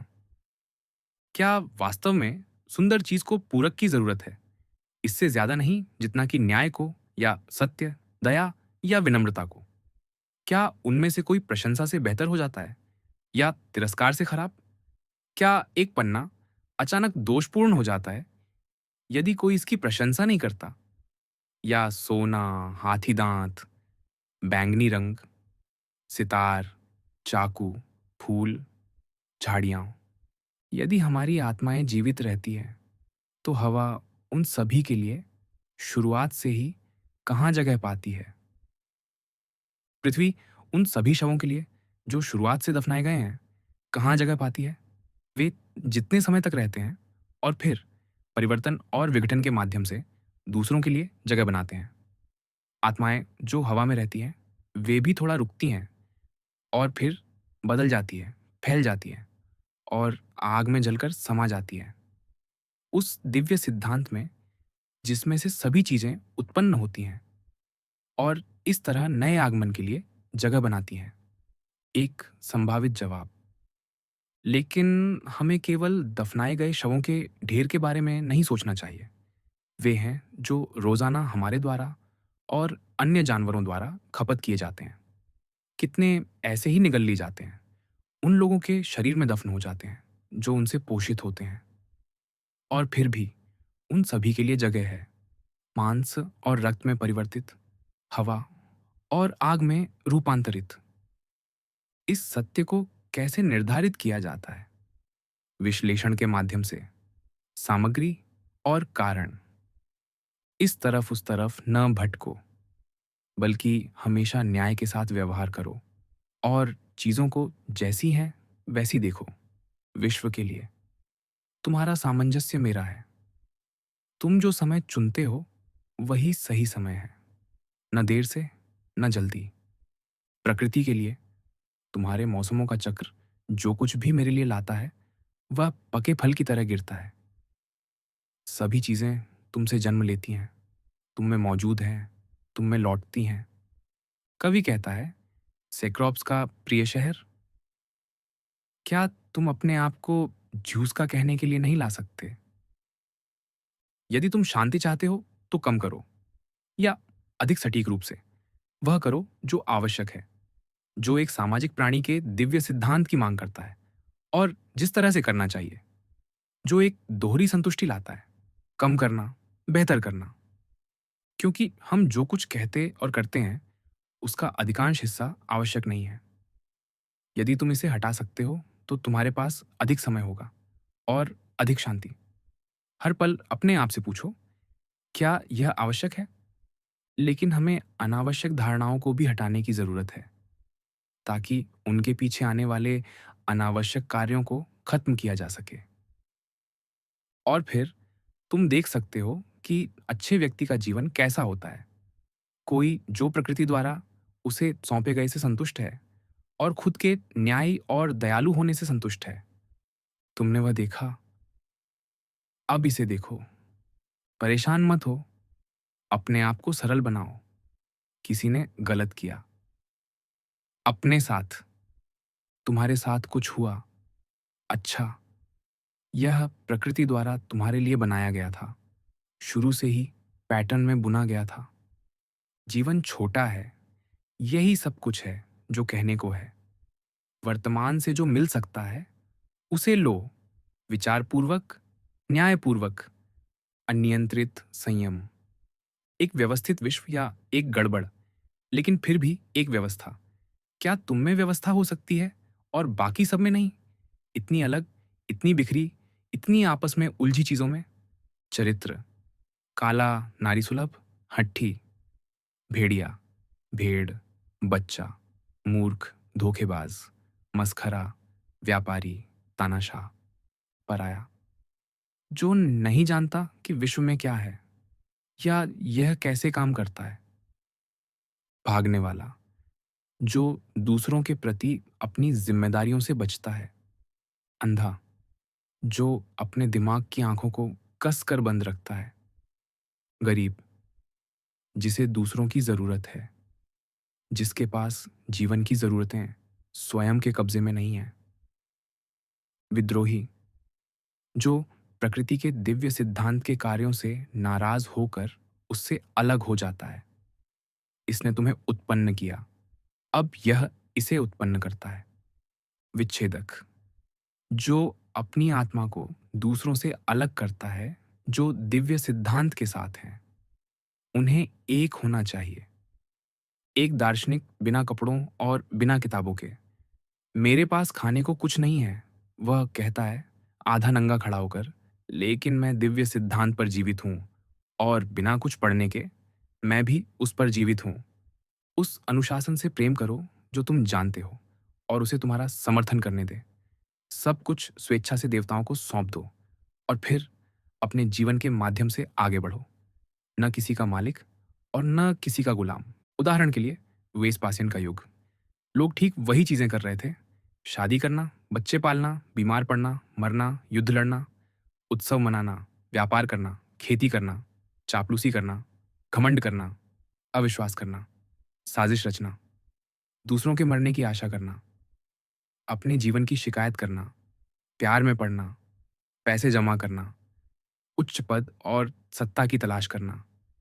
और वह जीवन जो उन्होंने जिया अब कहीं नहीं मिलता। या ट्राजन का युग, ठीक वही चीजें और वह जीवन भी गायब। अन्य युगों के रिकॉर्ड का सर्वेक्षण करो और देखो कि कितने अन्य लोगों ने अपनी पूरी ताकत लगाई और जल्द ही मर गए और अपने तत्वों में विघटित हो गए। लेकिन सबसे बढ़कर उन लोगों की सूची को देखो जिन्हें तुम स्वयं जानते थे, जिन्होंने व्यर्थ में काम किया, जो वह करने में विफल रहे जो उन्हें करना चाहिए था, जिस पर उन्हें स्थिर रहना चाहिए था और जिसमें संतुष्टि पानी चाहिए थी। याद रखने की एक महत्वपूर्ण बात, ध्यान देने का मूल्य उसके उद्देश्य के अनुपात में बदलता है। छोटी चीजों को उनके हक से ज्यादा समय न देना बेहतर है। वे शब्द जो कभी सामान्य उपयोग में थे अब पुराने लगते हैं। और उन प्रसिद्ध मृतकों के नाम भी, कैमलस, कैसो, वोल्सस, डेंटाटस, स्किपियो और कैटो, ऑगस्ट्स, हेड्रियन और एंटोनिन्स। और सब कुछ इतनी जल्दी फीका पड़ जाता है, किंवदंती में बदल जाता है और जल्द ही विस्मृति इसे ढक लेती है। और ये वे हैं जो चमके, बाकी अज्ञात, अनचाहे, मृत्यु के 1 मिनट बाद। अनंत प्रसिद्धि क्या है? खोखलापन। तो फिर हमें किसके लिए काम करना चाहिए? केवल इसके लिए? सही समझ, निःस्वार्थ कार्य, सच्ची बात। जो कुछ भी होता है उसे आवश्यक और परिचित के रूप में स्वीकार करने का संकल्प, उसी स्रोत और झरने से पानी की तरह बहता हुआ। अपने आप को स्वेच्छा से क्लोथों को सौंप दो और उसे तुम्हें जो चाहे उसमें बुनने दे। सब कुछ क्षणिक है, जानने वाला और जाना हुआ। लगातार जागरूकता कि सब कुछ परिवर्तन से जन्म लेता है। यह ज्ञान की प्रकृति को कुछ भी इतना प्रिय नहीं है जितना कि जो मौजूद है उसे बदलना और वैसी ही नई चीजें बनाना। जो कुछ भी मौजूद है वह उस चीज का बीज है जो उससे उभरेगा। तुम सोचते हो कि केवल वही बीज हैं जो पौधे या बच्चे बनाते हैं? और गहराई में जाओ, मरने के कगार पर और अभी भी बोझ से दबे हुए, अभी भी अशांत, अभी भी यह विश्वास करते हुए कि बाहरी चीजें तुम्हें नुकसान पहुंचा सकती हैं, अभी भी दूसरों के प्रति असभ्य, अभी भी यह स्वीकार नहीं करते कि बुद्धिमत्ता ही न्याय है। उनके दिमागों में झांको, देखो कि बुद्धिमान लोग क्या करते हैं और क्या नहीं। किसी और के दिमाग में चल रही कोई भी चीज तुम्हें नुकसान नहीं पहुंचा सकती, न ही विश्व के आसपास की बदलाव और परिवर्तन। तो नुकसान कहाँ पाया जाता है? तुम्हारी इसे देखने की क्षमता में। इसे करना बंद करो और सब कुछ ठीक हो जाएगा। तुम्हारा वह हिस्सा जो यह निर्णय लेता है, उसे चुप रहने दे। भले ही वह शरीर जिससे यह जुड़ा है छुरा घोंपा जाए, जलाया जाए, मवाद से बदबू मार रहा हो या कैंसर से खप गया हो। या इसे दूसरे तरीके से कहें, इसे यह महसूस करना होगा कि जो कुछ भी सभी के साथ होता है, बुरे और अच्छे दोनों के साथ, वह न तो अच्छा है और न ही बुरा।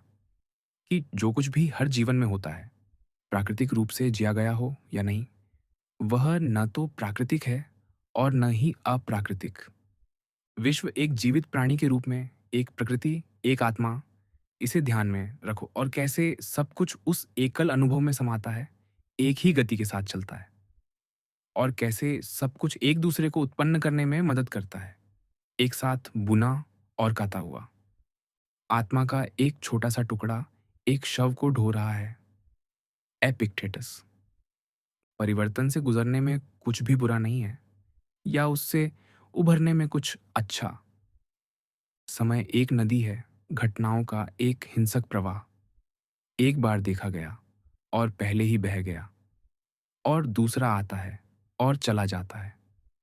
जो कुछ भी होता है वह उतना ही सरल और परिचित है जितना वसंत में गुलाब, गर्मियों में फल, बीमारी, मृत्यु, निंदात्मकता, साजिश। जो कुछ भी मूर्ख लोगों को खुश या नाराज करता है, जो कुछ पीछे आता है वह पहले जो था उसके साथ जुड़ता है। यह एक बेतरतीब सूची की तरह नहीं है जिसका क्रम मनमाने ढंग से थोपा गया हो, बल्कि तार्किक रूप से जुड़ा हुआ है।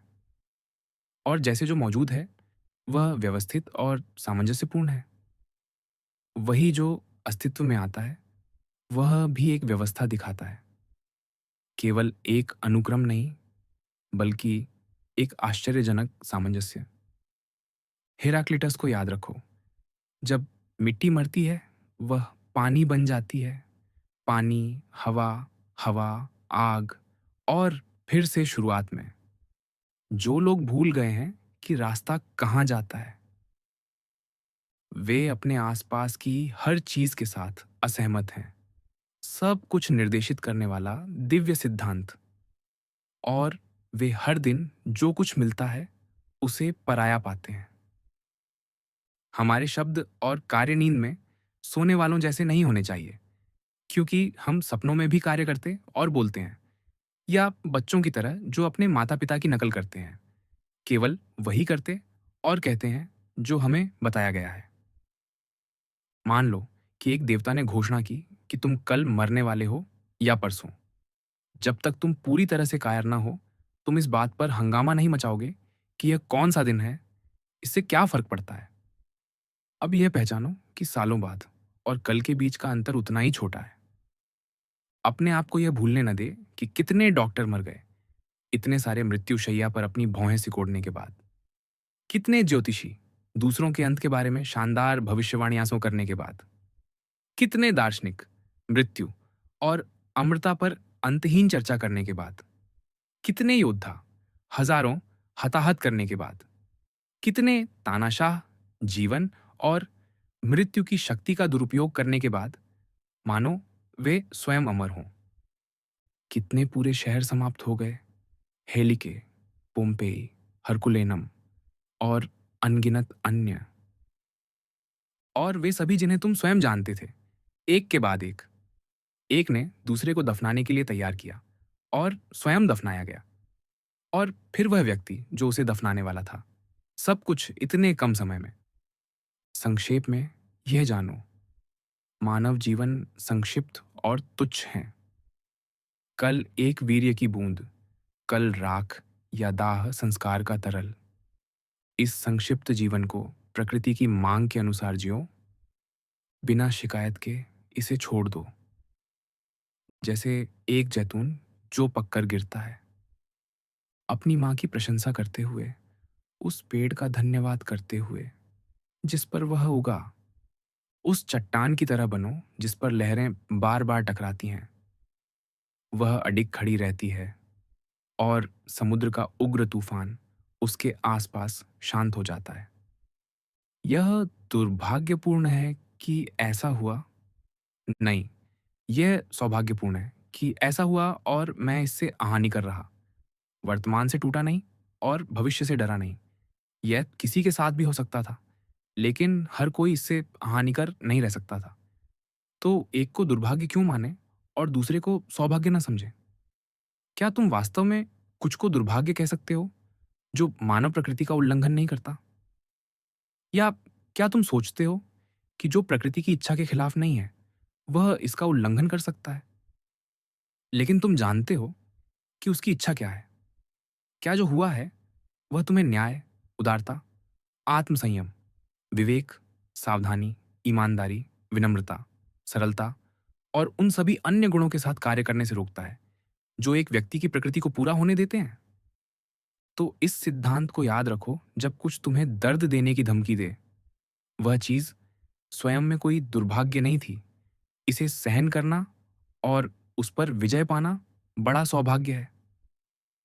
मृत्यु के डर के खिलाफ एक घिसा पिटा लेकिन प्रभावी हथियार। उन लोगों की सूची के बारे में सोचो जिन्हें जीवन से जबरन अलग करना पड़ा। बूढ़े मरने से उन्हें क्या हासिल हुआ? अंत में वे सभी 6 फीट नीचे सोते हैं। कैडिसियंस, फैबियस, जूलियन, लेपिडस और बाकी सभी। उन्होंने अपने समकालीनों को दफनाया और बदले में दफनाए गए।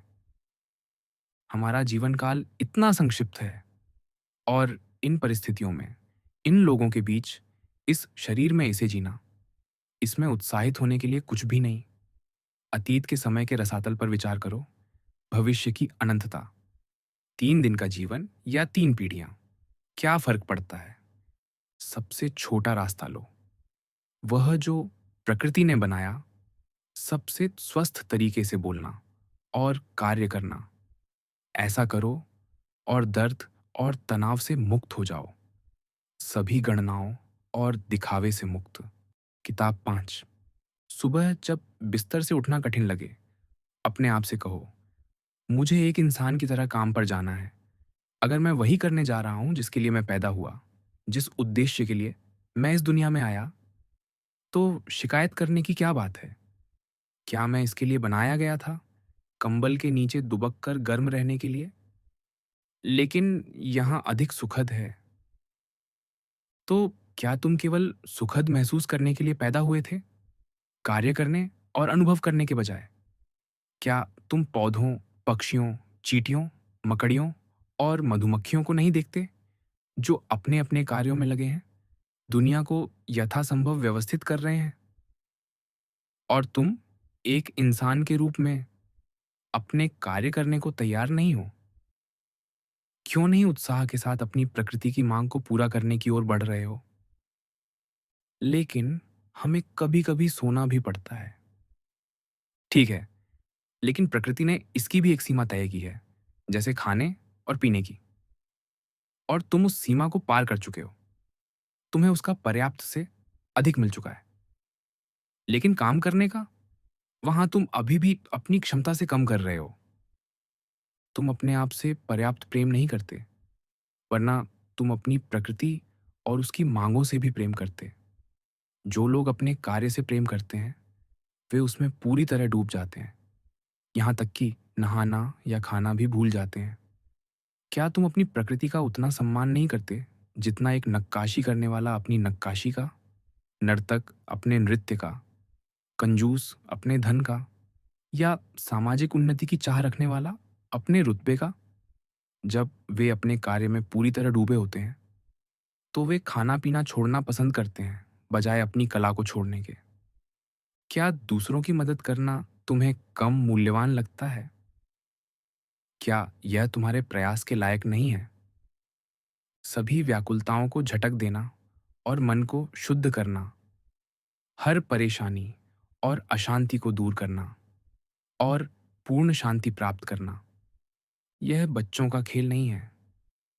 यदि कोई कार्य या बात उचित है, तो वह तुम्हारे लिए भी उचित है। दूसरों की टिप्पणियों और आलोचनाओं से विचलित मत हो। यदि कुछ कहना या करना सही है, तो वह तुम्हारे लिए कहने या करने की सही चीज है। दूसरे अपने नेतृत्व का पालन करते हैं, अपनी प्रवृत्तियों का अनुसरण करते हैं। विचलित मत हो, चलते रहो। अपनी प्रकृति और विश्व की प्रकृति का अनुसरण करो, उस रास्ते पर जो वे साझा करते हैं। मैं प्रकृति के मार्ग से होकर चलता हूँ, जब तक कि डूबने और विश्राम करने का समय ना आए। अपनी आखिरी सांस को उसी स्रोत को सौंप देना जिससे मैं रोज सांस लेता हूँ। उस पर गिर पड़ना जिससे मेरे पिता का बीज, मेरी माँ का रक्त, मेरी दाई का दूध आया। मेरे रोज के खाने पीने से इन सभी वर्षों में, जो मेरे कदमों को संभालता है और उसका उपयोग जो मैं करता हूँ, कोई तुम पर कभी तेज तर्रार होने का आरोप नहीं लगा सकता। ठीक है, लेकिन और भी बहुत सी चीजें हैं जिनके बारे में तुम नहीं कह सकते कि मुझ में वह नहीं है। उन गुणों का अभ्यास करो जो तुम दिखा सकते हो। ईमानदारी, गंभीरता, सहनशीलता, सादगी, समर्पण, संयम, धैर्य, सच्चाई। क्या तुम नहीं देखते कि तुम में कितना कुछ है, नहीं कर सकता, जैसे बहानों से परे? और फिर भी तुम कम पर संतुष्ट हो? या क्या यह कोई जन्मजात कमजोरी है जो तुम्हें शिकायती, लालची और चापलूस बनाती है? तुम्हें अपने शरीर की शिकायत करने, दूसरों का पक्ष लेने, दिखावा करने और अंदर से इतना अशांत छोड़ देती है। नहीं, तुम बहुत पहले मुक्त हो सकते थे, और तब तुम केवल थोड़े धीमे होते। इतनी जल्दी समझ में नहीं आता, और उस धीमेपन पर भी काम करने की ज़रूरत है। इसे नज़रअंदाज नहीं करना चाहिए, न ही इसे पुरस्कृत करना चाहिए। कुछ लोग जब वे किसी का उपकार करते हैं, हमेशा उसे वसूल करने का मौका ढूंढते हैं, और कुछ लोग ऐसा नहीं करते, लेकिन फिर भी उन्हें इसका एहसास रहता है। वे इसे एक कर्ज के रूप में देखते हैं। लेकिन कुछ लोग ऐसा भी नहीं करते। वे उस लता की तरह हैं जो अंगूर पैदा करती है बिना कुछ बदले में मांगे। दौड़ के अंत में एक घोड़ा, शिकार खत्म होने पर एक कुत्ता, अपनी शहद जमा करने वाली मधुमक्खी, और एक इंसान जो दूसरों की मदद करने के बाद वे इस पर हंगामा नहीं मचाते। वे केवल अगले कार्य की ओर बढ़ जाते हैं, जैसे लता मौसम में फिर से फल देने की प्रतीक्षा करती है। हमें ऐसे ही होना चाहिए, लगभग बेहोशी में कार्य करना। हाँ, सिवाय इसके कि इसका होश हो, क्योंकि सामाजिक प्राणियों की विशेषता है कि वे खुद को सामाजिक रूप से कार्य करते देखते हैं, और अपने पड़ोसियों से भी यही उम्मीद करते हैं। ये सच है। लेकिन तुम मेरी बात को गलत समझ रहे हो। तुम उन लोगों की तरह बन जाओगे जिनका मैंने पहले जिक्र किया, जो तर्क संगत लगने वाले तर्कों से गुमराह हो गए। लेकिन अगर तुम मेरी बात को समझने की कोशिश करोगे, तो तुम्हें अपनी सामाजिक जिम्मेदारी की उपेक्षा करने की चिंता नहीं करनी पड़ेगी। एथेनियनों की प्रार्थना, ज्यूस बारिश बरसाओ, एथेंस की धरती और खेतों पर। या तो कोई प्रार्थना ही ना करो, या फिर ऐसी सीधी सादी प्रार्थना करो जैसे तुम सुनते हो कि लोग कहते हैं, डॉक्टर ने उसके लिए ऐसा ऐसा लिखा, जैसे घुड़सवारी, ठंडे स्नान या नंगे पांव चलना। वैसे ही यह कहो, प्रकृति ने उसके लिए बीमारी लिखी, या अंधापन, या किसी अंग का नुकसान, या जो कुछ भी। वहां लिखा का मतलब है उसके ठीक होने के लिए आदेशित। और यहां भी ऐसा ही है। जो कुछ हमारे साथ होता है वह प्रकृति द्वारा निर्धारित है। यह हमारी नियति को आगे बढ़ाता है। और जब हम कहते हैं कि चीजें घटित हो रही हैं, तो हम बिल्डरों की तरह बात कर रहे हैं जो कहते हैं कि दीवार या पिरामिड में ब्लॉक अपनी जगह लेते हैं और एक सामंजस्यपूर्ण पैटर्न में एक साथ फिट होते हैं, क्योंकि एक एकल सामंजस्य है। जैसे विश्व सभी शरीरों को मिलाकर एक शरीर बनाता है, वैसे ही नियति सभी उद्देश्यों को मिलाकर एक उद्देश्य बनाती है। यहाँ तक कि पूरी तरह से अनपढ़ लोग भी इसे स्वीकार करते हैं जब वे कहते हैं कि कुछ लाया गया, यह या वह। लाया गया, हाँ, या लिखा गया। और उस स्थिति में इसे स्वीकार करो, जैसे हम डॉक्टर के लिखे को स्वीकार करते हैं। यह हमेशा सुखद नहीं हो सकता, लेकिन हम इसे अपनाते हैं क्योंकि हम ठीक होना चाहते हैं। प्रकृति की योजनाओं की पूर्णता को उसी नजरिए से देखो जैसे तुम अपनी सेहत को देखते हो, और जो होता है उसे स्वीकार करो, भले ही इसे स्वीकार करना मुश्किल लगे। इसे इसलिए स्वीकार करो क्योंकि यह जिस ओर ले जाता है, विश्व की अच्छी सेहत और जूस की भलाई और समृद्धि, जो किसी को यह तब तक नहीं लाता जब तक कि यह पूरे विश्व के लिए लाभकारी ना हो। कोई भी प्रकृति ऐसा नहीं करेगी। कुछ ऐसा लाएगी जो उसके शासित चीजों के लिए लाभकारी ना हो। तो दो कारण हैं जो होने वाली चीजों को अपनाने के लिए।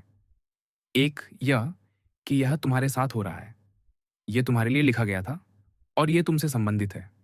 यह धागा बहुत पहले बुना गया था, सबसे पुराने कारण से। दूसरा कारण यह है कि जो एक व्यक्ति के साथ होता है, वह विश्व को निर्देशित करने वाली चीज की भलाई का कारण है। उसकी भलाई, उसकी पूर्णता, यहाँ तक कि उसके अस्तित्व का भी। क्योंकि अगर तुम कुछ भी उसकी निरंतरता और सामंजस्य से काट देते हो, तो पूरा नुकसान होता है। न केवल उसके हिस्से, बल्कि उसके उद्देश्य भी। और यही तुम करते हो जब तुम शिकायत करते हो, सामंजस्य को तोड़ना और नष्ट करना। इस बात से हताश, पराजित या निराश मत हो कि तुम्हारे दिन बुद्धिमान और नैतिक कार्यों से भरे नहीं हैं, बल्कि जब तुम असफल हो तो वापस उठो। इंसान की तरह व्यवहार करने का जश्न मनाओ, चाहे कितना भी अपूर्ण क्यों ना हो। और उस खोज को पूरी तरह अपनाओ जिसमें तुमने कदम रखा है। और दर्शन को अपने शिक्षक के रूप में मत सोचो, बल्कि उस स्पंज और अंडे की सफ़ेदी के रूप में जो आँखों की सूजन को दूर करती है, एक सुखदायक मलहम, एक गर्म लोशन। दिव्य सिद्धांत के प्रति अपनी आज्ञाकारिता का प्रदर्शन नहीं, बल्कि उसमें विश्राम करना। याद रखो, दर्शन केवल वही माँगता है जो तुम्हारी प्रकृति पहले से माँगती है। तुम जिसके पीछे पड़े हो, वह कुछ और है, कुछ अप्राकृतिक। लेकिन उससे बेहतर क्या हो सकता है? यही तो सुख हमें फँसाता है ना? क्या उदारता बेहतर नहीं होगी? या स्वतंत्रता, ईमानदारी, विवेक, भक्ति और क्या विचार से बेहतर कुछ है? तर्क से, समझ से? उनकी निश्चितता पर विचार करो, उनकी सहज शांति। चीज़ें इतने रहस्य के पर्दे में लिपटी हैं कि कई अच्छे दार्शनिकों को उन्हें समझना असंभव लगा है। यहाँ तक कि स्टोइक दार्शनिकों को भी यह कठिन लगता है। हम जो भी आकलन करते हैं, वह परिवर्तन के अधीन है, जैसे हम स्वयं हैं। उन्हें करीब से देखो, वे कितने क्षणिक हैं, कितने अर्थहीन। ऐसी चीज़ें जो एक विकृत व्यक्ति, एक वेश्या, एक चोर के पास हो सकती हैं। फिर अपने आसपास के लोगों के व्यवहार को देखो, यहाँ तक कि उनमें से सबसे अच्छे को सहना मुश्किल है। खुद को सहने की तो बात ही छोड़ दो। इतने गहरे अंधेरे में, ऐसी गंदी नाली में पदार्थ, समय, गति और गतिशील चीज़ों के प्रवाह में मुझे नहीं पता कि क्या मूल्यवान है या किसके लिए काम करना है। इसके विपरीत, हमें अपने आप को सांत्वना देनी चाहिए और विलय की प्रतीक्षा करनी चाहिए।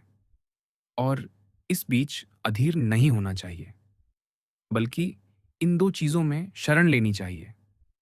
मेरे साथ कुछ भी ऐसा नहीं हो सकता जो प्राकृतिक न हो। मैं कुछ भी करने से बच सकता हूँ जो भगवान और मेरी अपनी आत्मा स्वीकार न करें। कोई मुझे ज़बरदस्ती नहीं कर सकता। मैं अपनी आत्मा के साथ क्या कर रहा हूँ, अपने आप से पूछताछ करो, ये जानने के लिए कि तुम्हारे तथाकथित दिमाग में क्या बसता है और अब तुम्हारी आत्मा कैसी है।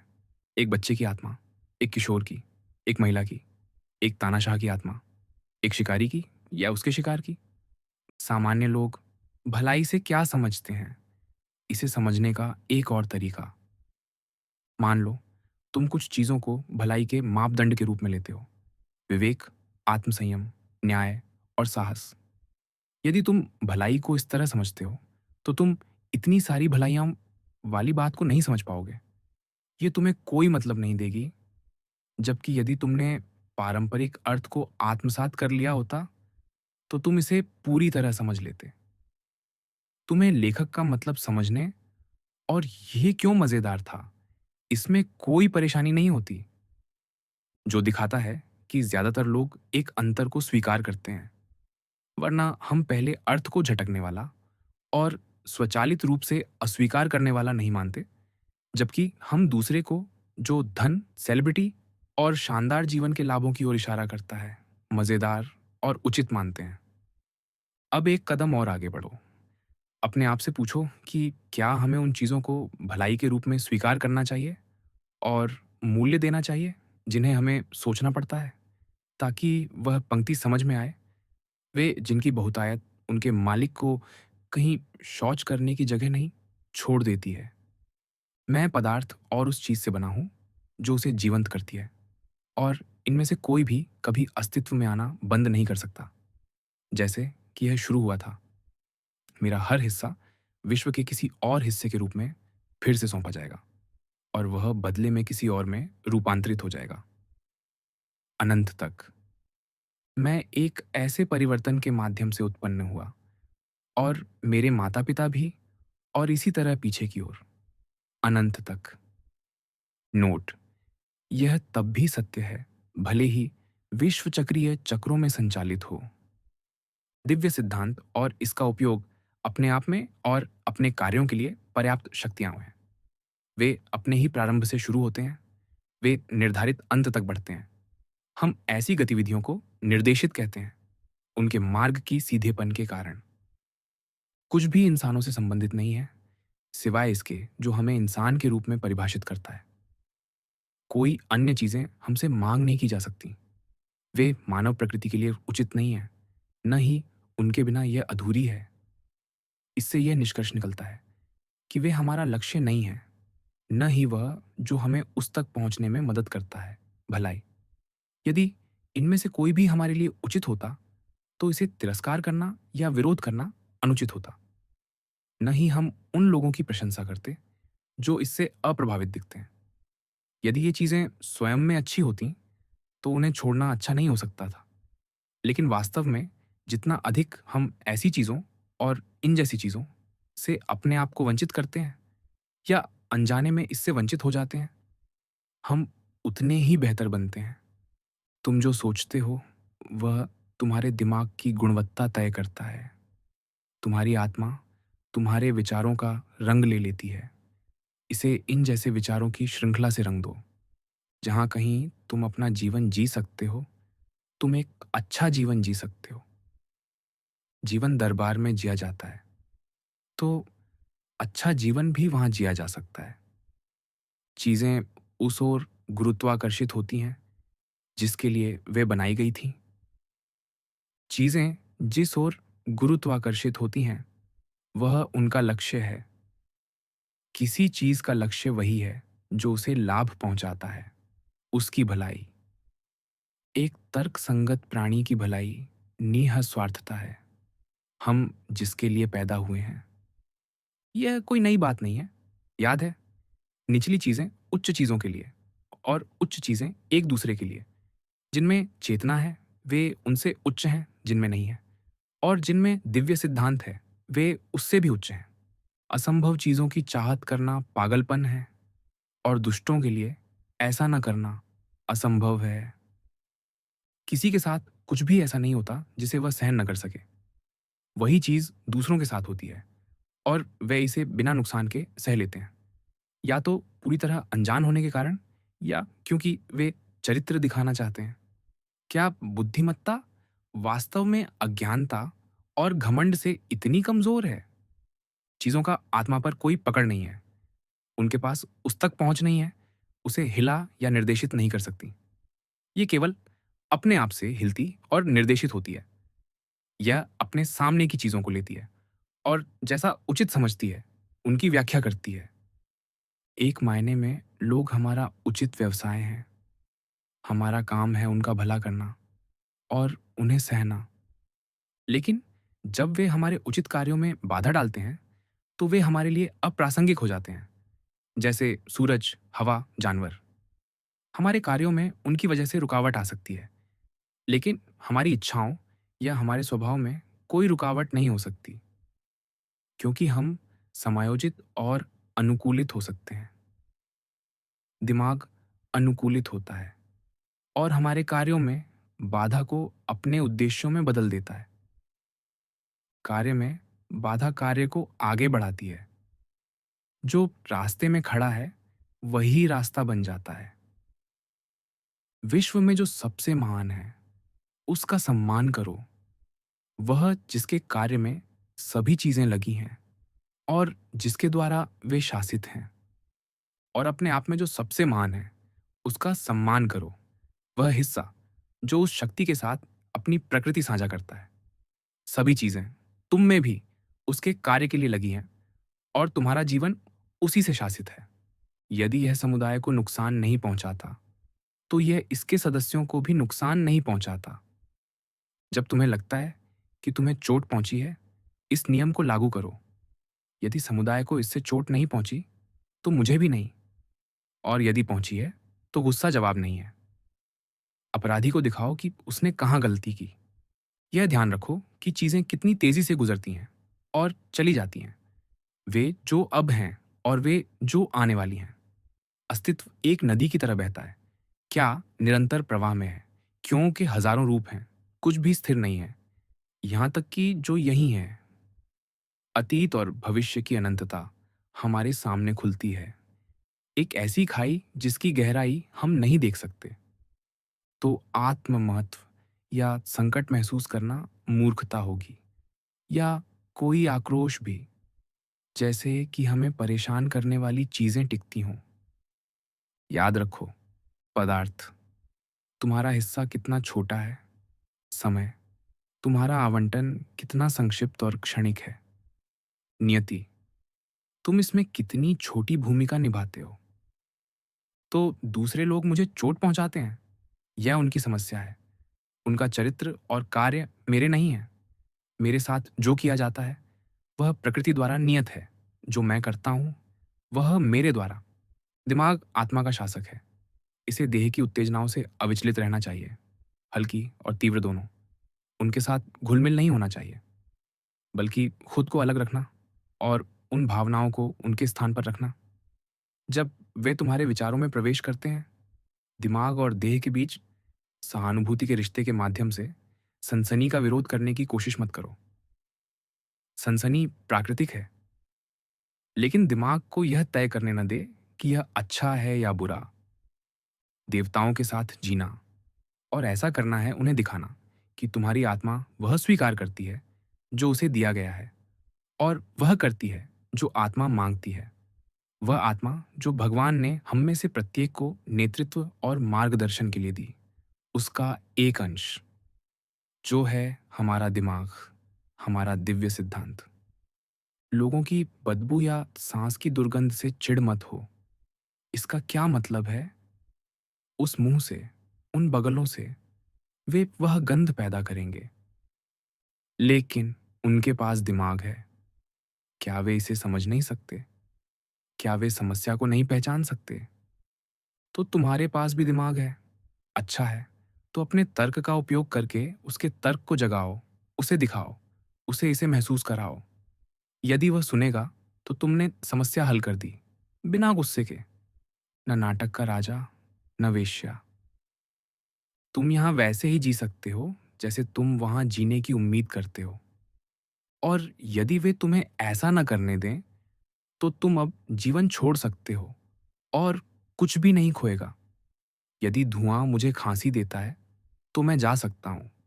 इसमें इतना मुश्किल क्या है? जब तक चीजें उस बिंदु तक नहीं पहुंचती, मैं स्वतंत्र हूं। कोई मुझे वह करने से नहीं रोक सकता जो मैं चाहता हूं। और मैं वही चाहता हूं जो तर्क संगत प्राणियों के लिए उचित है, जो एक साथ रहते हैं। विश्व की बुद्धिमत्ता स्वार्थी नहीं है। इसने निचली चीजों को उच्च चीजों के लिए बनाया और उच्च चीजों को एक दूसरे से जोड़ा।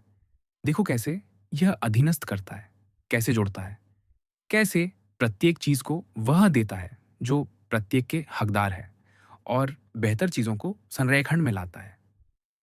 तुमने देवताओं, अपने माता पिता, अपने भाई बहनों, अपनी पत्नी, अपने बच्चों, अपने शिक्षकों, अपनी दाइयों, अपने दोस्तों, अपने रिश्तेदारों, अपने दासों के प्रति कैसा व्यवहार किया है?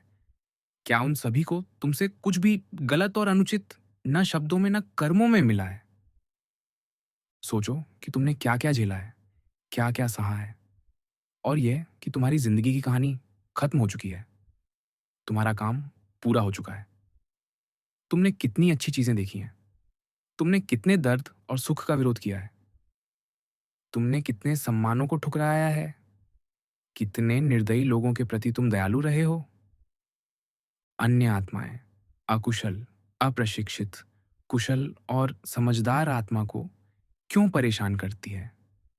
और वह कौन सी है?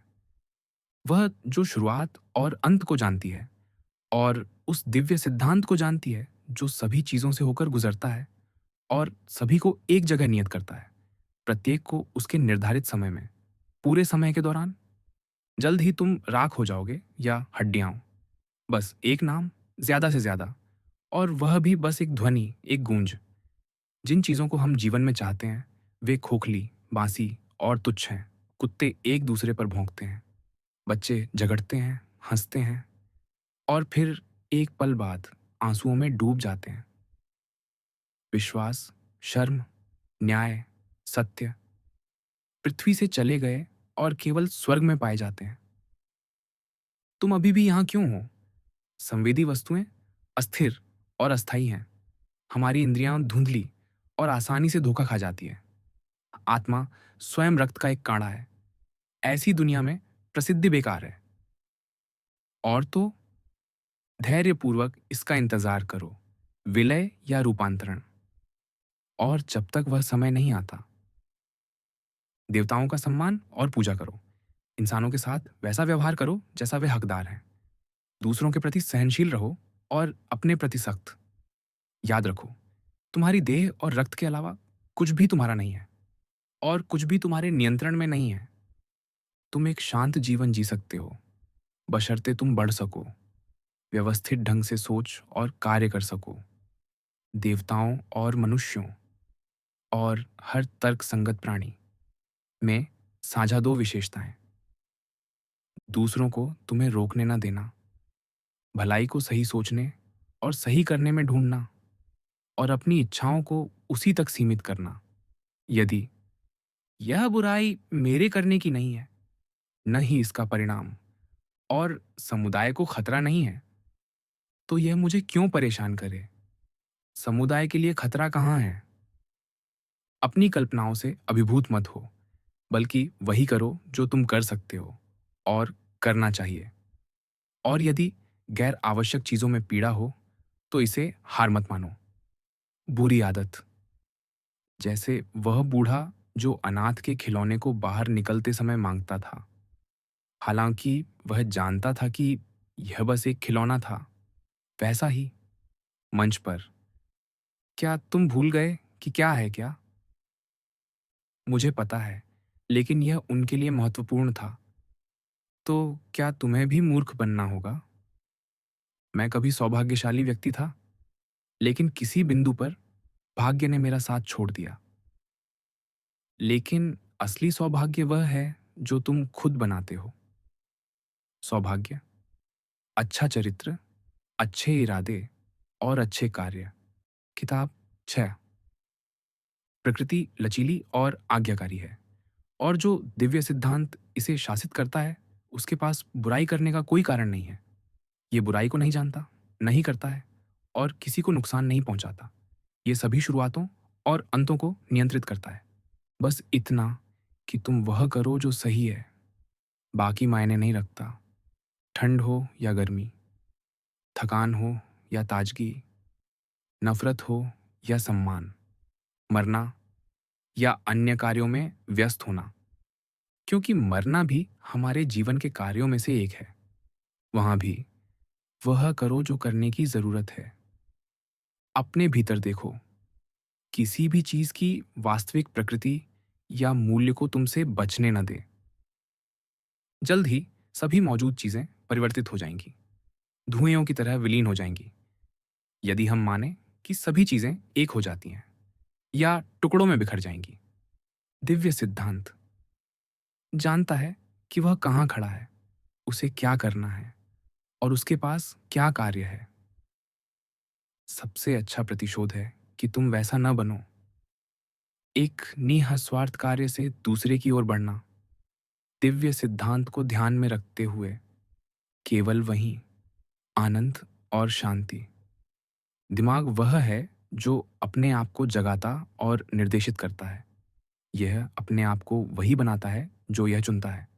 यह अपने अनुभव को वही बनाता है जो यह चुनता है। सब कुछ प्रकृति द्वारा संचालित है, न कि इसके बाहर, इसके भीतर या इससे अलग किसी शक्ति द्वारा। मिश्रण, अंतःक्रिया, विघटन या एकता, व्यवस्था और संरचना। मान लो, मैं अव्यवस्था और भ्रम में क्यों जीना चाहूंगा?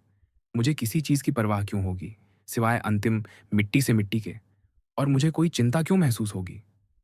विघटन निश्चित है, चाहे मैं कुछ भी करूं। या मान लो, श्रद्धा, शांति, उस शक्ति में विश्वास जो इसके लिए जिम्मेदार है।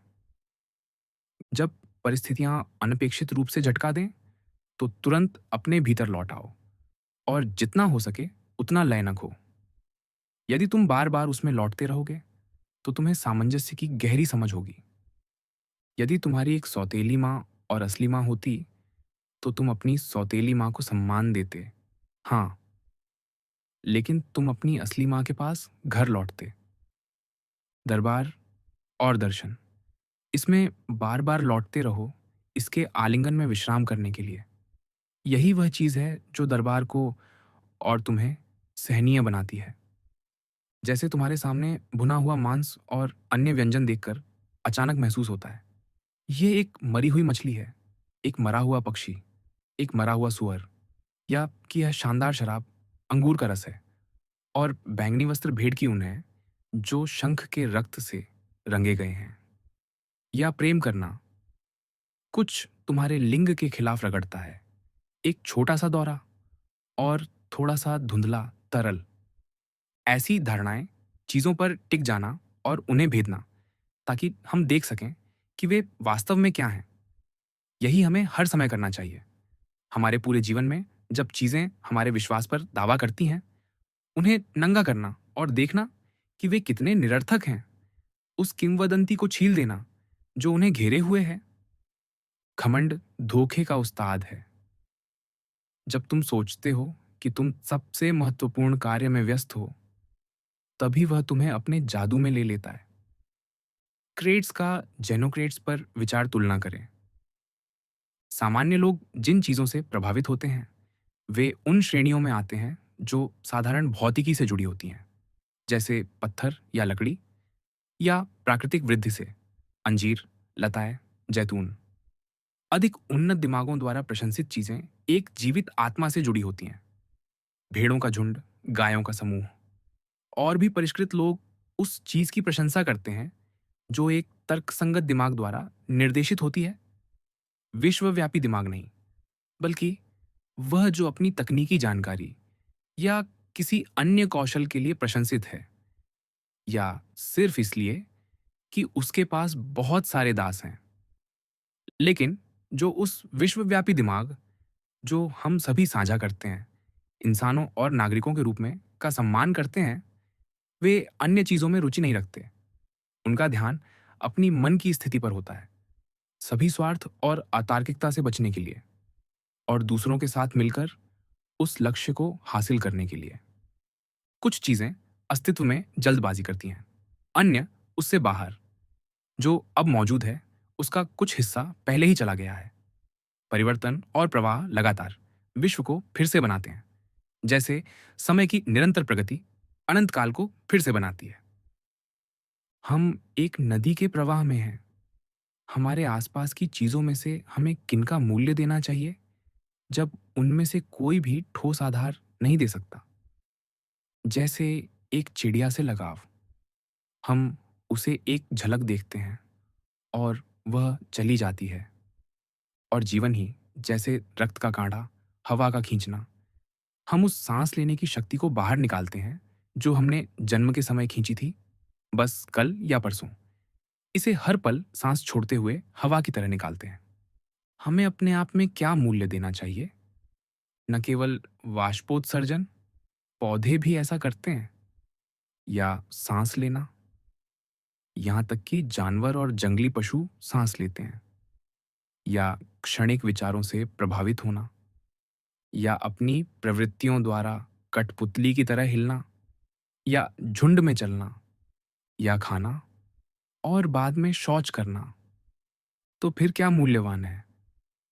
दर्शकों की तालियां? नहीं, उनकी जीभों की खटखट से ज्यादा नहीं। यही है सार्वजनिक प्रशंसा, जीभों की खटखट। तो हम दूसरों की मान्यता को त्याग देते हैं। हमारे लिए मूल्यवान क्या बचा है? मुझे लगता है कि यह वह करना और न करना जिसके लिए हम बनाए गए हैं।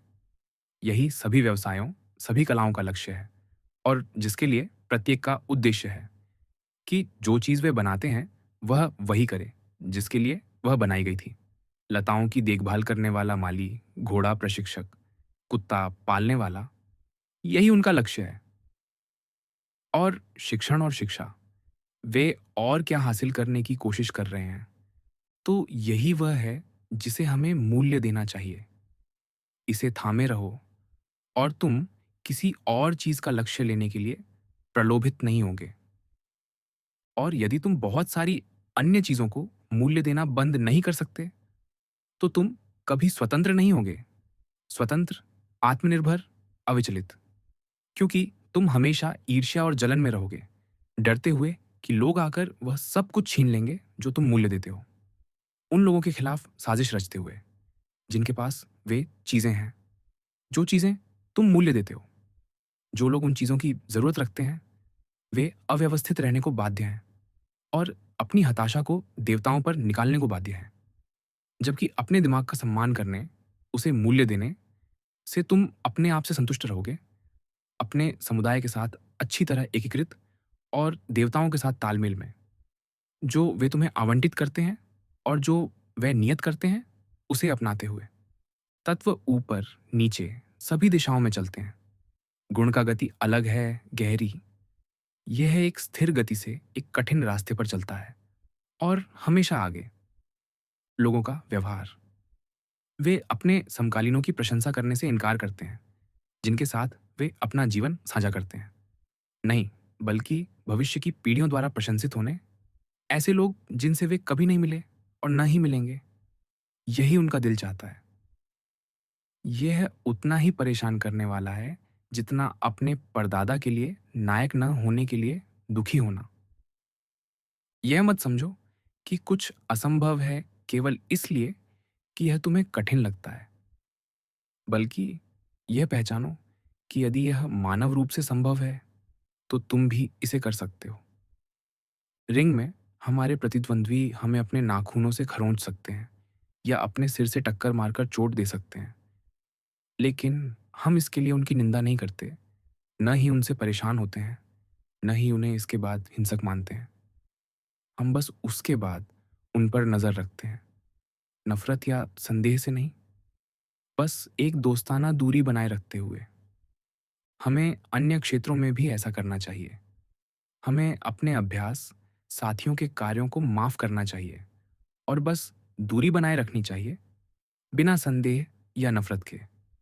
यदि कोई मुझे खंडन कर सकता है, मुझे दिखा सकता है कि मैं गलती कर रहा हूँ या गलत दृष्टिकोण से चीज़ों को देख रहा हूँ, तो मैं खुशी-खुशी बदल जाऊँगा। मैं सत्य की तलाश में हूँ और सत्य ने कभी किसी को नुकसान नहीं पहुँचाया। हमें नुकसान पहुँचाने वाला है आत्म धोखे और अज्ञान में बने रहना। मैं वह करता हूँ जो मेरा करना है, बाकी मुझे परेशान नहीं करता। बाकी निर्जन है, या इसमें दिव्य सिद्धांत नहीं है, या यह बेतरतीब घूमता है और रास्ता भटक गया है।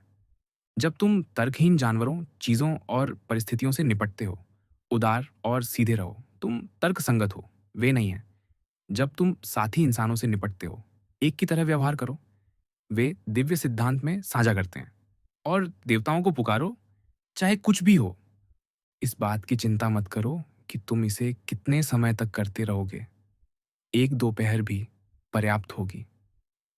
अलेक्जेंडर एद ग्रेट और उसका खच्चर चालक दोनों मर गए और दोनों के साथ एक ही चीज हुई। वे या तो विश्व की जीवन शक्ति में समा गए या एक ही तरह परमाणुओं में विघटित हो गए। सोचो कि हर सेकंड तुम्हारे भीतर कितना कुछ चल रहा है, तुम्हारी आत्मा में, तुम्हारे शरीर में। तो यह तुम्हें क्यों आश्चर्यचकित करता है कि उस सर्वसमावेशी एकता, विश्व में और भी बहुत कुछ, हर वह चीज जो होती है, एक ही समय में हो रही है। यदि कोई तुमसे पूछे कि अपना नाम कैसे लिखना है, तो क्या तुम दांत पीसकर एक-एक अक्षर उगलोगे? यदि वह गुस्सा हो जाए, तो क्या तुम भी गुस्सा हो जाओगे? या तुम बस अक्षरों को बता दोगे? याद रखो, तुम्हारी जिम्मेदारियां भी अलग-अलग हिस्सों में तोड़ी जा सकती हैं। उन पर ध्यान दो और काम को व्यवस्थित ढंग से पूरा करो, बिना उत्तेजित हुए या गुस्से का जवाब गुस्से से दिए। कितना क्रूर, लोगों को वह चाहने से रोकना जो वे सोचते हैं कि उनके लिए अच्छा है, और फिर भी यही तुम उन्हें करने नहीं देते।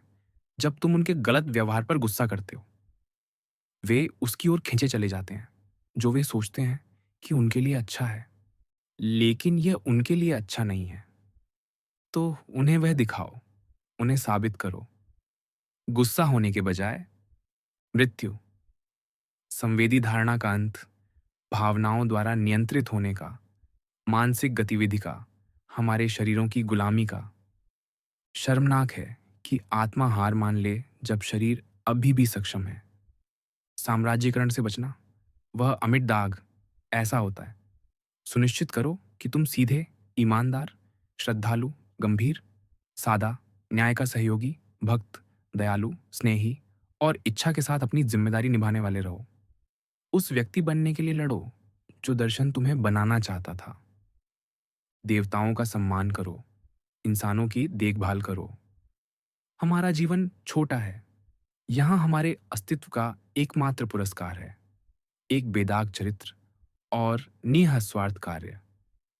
हमेशा एंटोनिन्स को अपना आदर्श मानो। तर्कसंगत कार्य करने में उसकी ऊर्जा, किसी भी स्थिति में उसकी स्थिरता, उसकी श्रद्धा, उसका शांत चेहरा, उसकी कोमलता, उसकी विनम्रता, चीज़ों को समझने की उसकी उत्सुकता, और कैसे वह कभी चीज़ों को तब तक नहीं छोड़ता था जब तक कि उसने उन्हें पूरी तरह से जांच नहीं लिया, पूरी तरह समझ नहीं लिया। जिस तरह वह अनुचित आलोचना को सहन करता था बिना उसका जवाब दिए, कैसे उसे जल्दबाजी नहीं थी, कैसे वह मुखबिरों की नहीं सुनता था, कैसे वह चरित्र और कार्यों का विश्वसनीय न्यायाधीश था, न चापलूसी करने वाला, न कायर, न ईर्ष्यालु, न खोखली बयानबाजी करने वाला, साधारण चीज़ों से संतुष्ट, रहने की जगह, बिस्तर, कपड़े, खाना, नौकर। कितनी मेहनत वह करता था, कितना सहन करता था। उसकी सादा भोजन के कारण वह शाम तक लगातार काम कर सकता था। उसे केवल निर्धारित समय पर ही शौच की जरूरत पड़ती थी। उसकी दोस्त के रूप में निरंतरता और विश्वसनीयता, उन लोगों के प्रति उसकी सहनशीलता जो खुले तौर पर उसकी राय पर सवाल उठाते थे, और उसकी खुशी जब उसके विचारों में सुधार होता था, उसकी भक्ति बिना किसी अंधविश्वास के, ताकि जब तुम्हारा समय आए तुम्हारा विवेक उतना ही साफ हो जितना उसका था। जागो, अपने आप में लौट आओ। अब जब तुम सो नहीं रहे, यह जानते हुए कि वे केवल सपने थे, फिर से स्पष्ट सोच के साथ अपने आसपास की हर चीज को सपने की तरह मानो। मैं एक शरीर और एक आत्मा से बना हूं। शरीर के साथ जो होता है वह अर्थहीन है, वह उनके बीच भेद नहीं कर सकता। मेरे दिमाग के लिए कुछ भी मायने नहीं रखता सिवाय इसके अपने कार्यों के, जो उसके अपने नियंत्रण में हैं और केवल तात्कालिक कार्य मायने रखते हैं। इसके अतीत और भविष्य के कार्य भी अर्थहीन हैं। यदि तुम अपने पैरों को पैरों की तरह और अपने हाथों को हाथों की तरह इस्तेमाल कर रहे हो, तो तुम्हें अपने हाथों और पैरों में दर्द महसूस करना सामान्य है, और एक इंसान के लिए तनाव महसूस करना सामान्य है, यदि वह एक सामान्य मानव जीवन जी रहा है। और यदि यह सामान्य है, तो यह बुरा कैसे हो सकता है? चोर, विकृत, माता-पिता के हत्यारे, तानाशाह, वे जिस तरह के सुखों का आनंद लेते हैं, क्या तुमने देखा कि पेशेवर लोग आम आदमी से आधे रास्ते में मिलते हैं, लेकिन अपने व्यवसाय के दिव्य सिद्धांत से समझौता नहीं करते? क्या हमें इंसानों के रूप में अपने दिव्य सिद्धांत के प्रति कम जिम्मेदारी महसूस करनी चाहिए, जितना कि बिल्डर या फार्मासिस्ट करते हैं? वह दिव्य सिद्धांत जो हम भगवान के साथ साझा करते हैं। एशिया और यूरोप, ब्रह्मांड के दूरस्थ कोने, समुद्र, पानी की एक बूंद, माउंट एथोस, एक टीला, वर्तमान, अनंत काल में एक पल, छोटा, क्षणिक, महत्वहीन, सब कुछ उससे निकलता है, उस विश्वव्यापी दिमाग से, या तो प्रभाव या परिणाम के रूप में। शेर के जबड़े, जहरीले पदार्थ और हर हानिकारक चीज, कांटों से लेकर कीचड़ तक, अच्छे और सुंदर के उप उत्पाद हैं। तो उन्हें उससे पराया मत समझो जिसका तुम सम्मान करते हो, बल्कि उस स्रोत पर ध्यान दो जिससे सभी चीजें निकलती हैं। यदि तुमने वर्तमान को देखा है, तो तुमने सब कुछ देख लिया है, जैसा कि शुरू से रहा है, जैसा कि हमेशा रहेगा। वही पदार्थ, वही रूप, सब कुछ। अपने आप को बार बार याद दिलाते रहो कि चीजें कैसे जुड़ी हुई हैं, उनके आपसी संबंधों के बारे में। सभी चीजें एक दूसरे में उलझी हुई हैं और एक दूसरे के साथ सहानुभूति में हैं। ये घटना किसी अन्य की परिणति है। चीजें एक दूसरे पर धक्का देती हैं और खींचती हैं और एक साथ सांस लेती हैं और एक हैं। तुम्हारे लिए नियत चीजें अपने आप को उनके साथ एक होने के लिए सिखाओ और जो लोग उन्हें तुम्हारे साथ साझा करते हैं, उनके साथ प्रेम से व्यवहार करो, सच्चे प्रेम से। उपकरण, औज़ार, सामान, यदि वे वह करते हैं जिसके लिए वे बनाए गए हैं, तो वे काम करते हैं। भले ही उन्हें बनाने वाला व्यक्ति मीलों दूर हो, लेकिन प्राकृतिक रूप से होने वाली चीज़ों के साथ जिस शक्ति ने उन्हें बनाया, वह उनके भीतर मौजूद है और वहाँ रहती है। यही कारण है कि हमें इसका विशेष सम्मान करना चाहिए, यह पहचानते हुए कि यदि तुम इसके निर्देशानुसार जीते और कार्य करते हो, तो तुम में सब कुछ बुद्धिमानी से व्यवस्थित है। जैसे विश्व में सब कुछ है। तुम उन चीज़ों को लेते हो जिन्हें तुम नियंत्रित नहीं करते और उन्हें अच्छा या बुरा कहते हो। और इसलिए निश्चित रूप से जब बुरी चीज़ें होती हैं या अच्छी चीज़ें नहीं होती, तो तुम देवताओं को दोष देते हो और उन लोगों से नफ़रत करते हो जो इसके लिए ज़िम्मेदार हैं या जिन्हें तुम ज़िम्मेदार ठहराने का फ़ैसला करते हो। हमारा अधिकांश बुरा व्यवहार इन्हीं मापदंडों को लागू करने की कोशिश से निकलता है। यदि हम अच्छा और बुरा को अपने कार्यों तक सीमित रखें, तो हमारे पास भगवान को चुनौती देने या अन्य लोगों को दुश्मन मानने का कोई कारण नहीं होगा। हम सभी एक ही परियोजना पर काम कर रहे हैं, कुछ सचेत रूप से, समझ के साथ, कुछ बिना जाने। मुझे लगता है कि हेराक्लिटस का यही मतलब था जब उन्होंने कहा था कि जो सोते हैं वे भी कठिन काम करते हैं, कि वे भी जो होता है उसमें सहयोग करते हैं।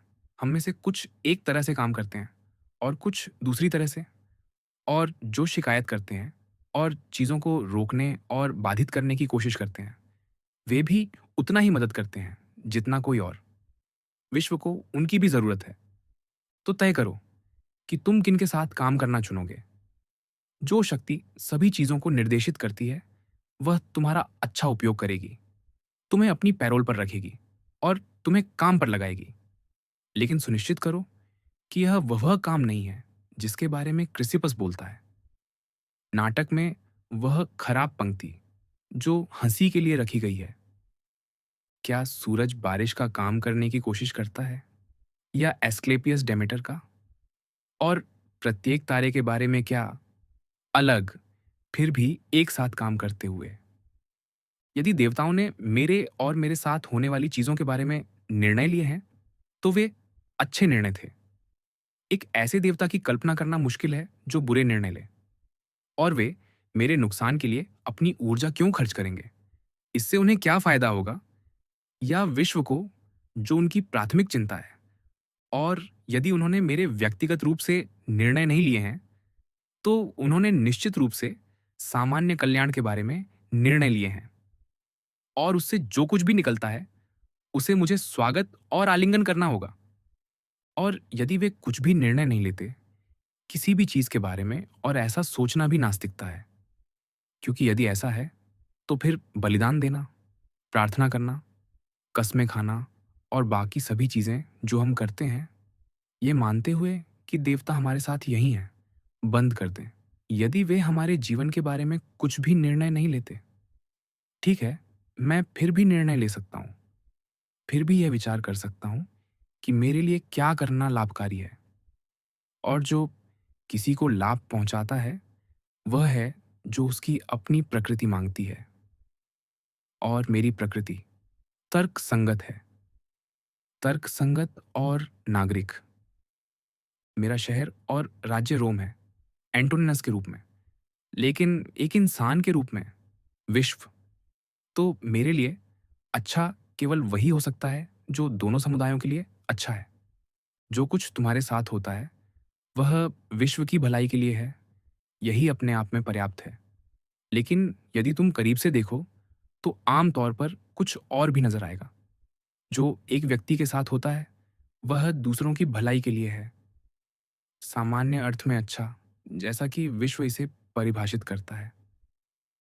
जैसे अखाड़ा और अन्य तमाशे तुम्हें थका देते हैं, तुमने उन्हें पहले भी देखा है, और दोहराव तुम्हारी नसों को चिढ़ाता है। वैसे ही जीवन के साथ भी वही चीजें, वही कारण, हर तरफ। और कितना समय इस बात को लगातार ध्यान में रखो कि हर तरह के लोग मर चुके हैं, सभी पेशे, सभी राष्ट्रीयताएं। इस विचार को पूरी तरह से नीचे तक ले जाओ। फिलिस्टीन, फोइबस और ऑरिगेनियन। अब इसे अन्य प्रजातियों तक विस्तार दो। हमें भी वहां जाना है, जहां वे सभी पहले ही जा चुके हैं।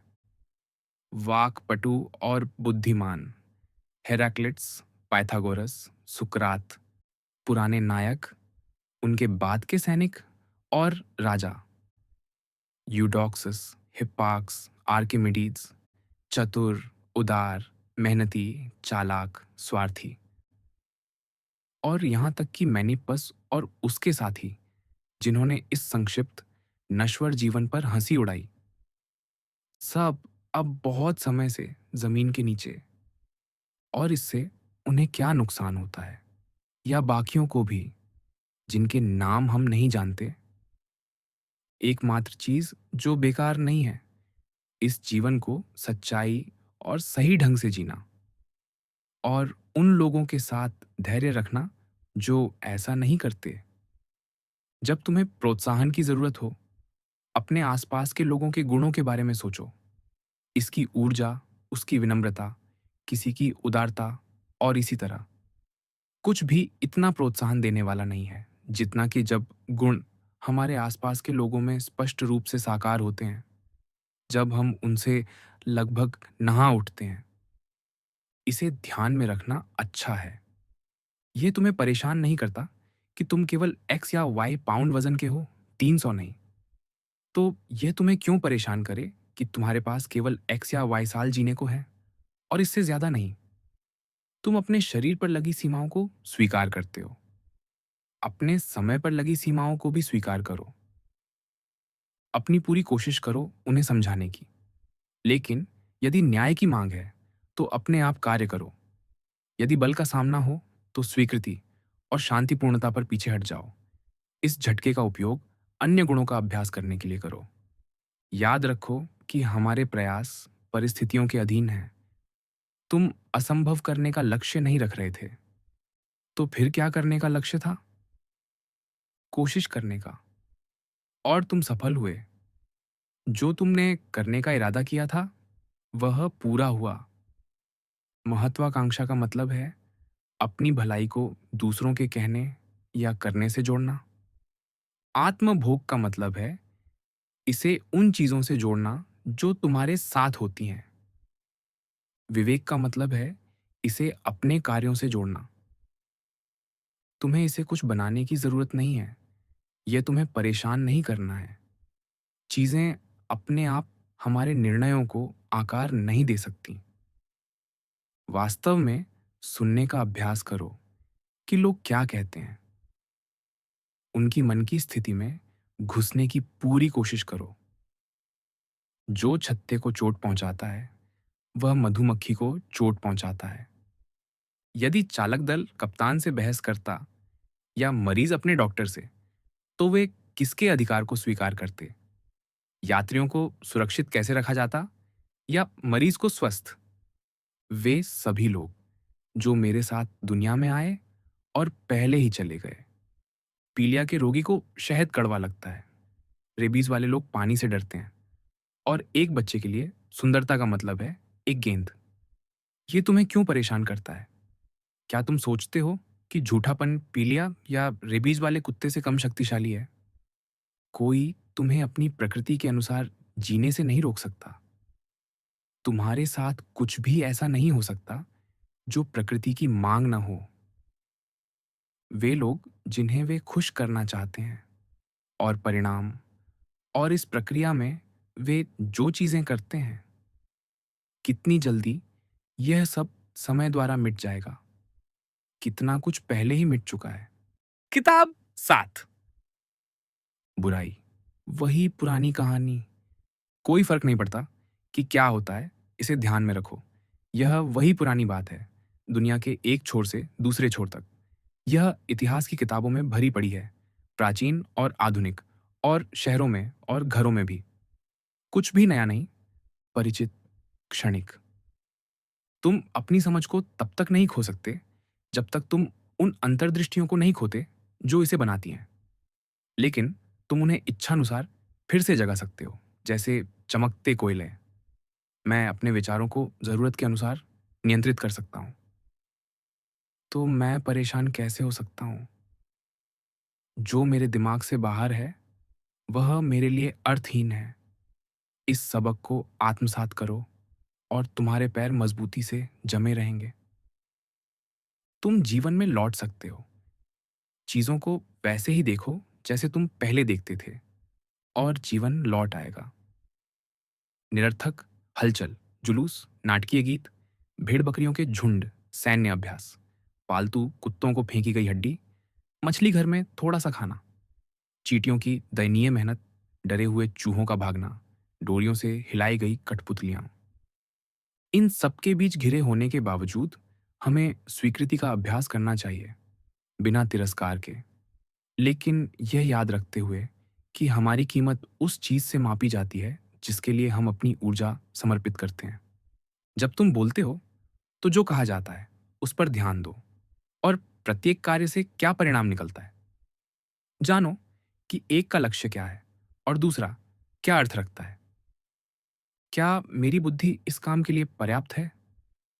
यदि हाँ, तो मैं इसे काम में लाऊंगा, जैसे प्रकृति द्वारा प्रदान किया गया एक उपकरण। और यदि नहीं है, तो मैं यह काम किसी ऐसे व्यक्ति को सौंप दूंगा जो इसे बेहतर कर सकता है, जब तक कि मेरे पास कोई विकल्प ना हो।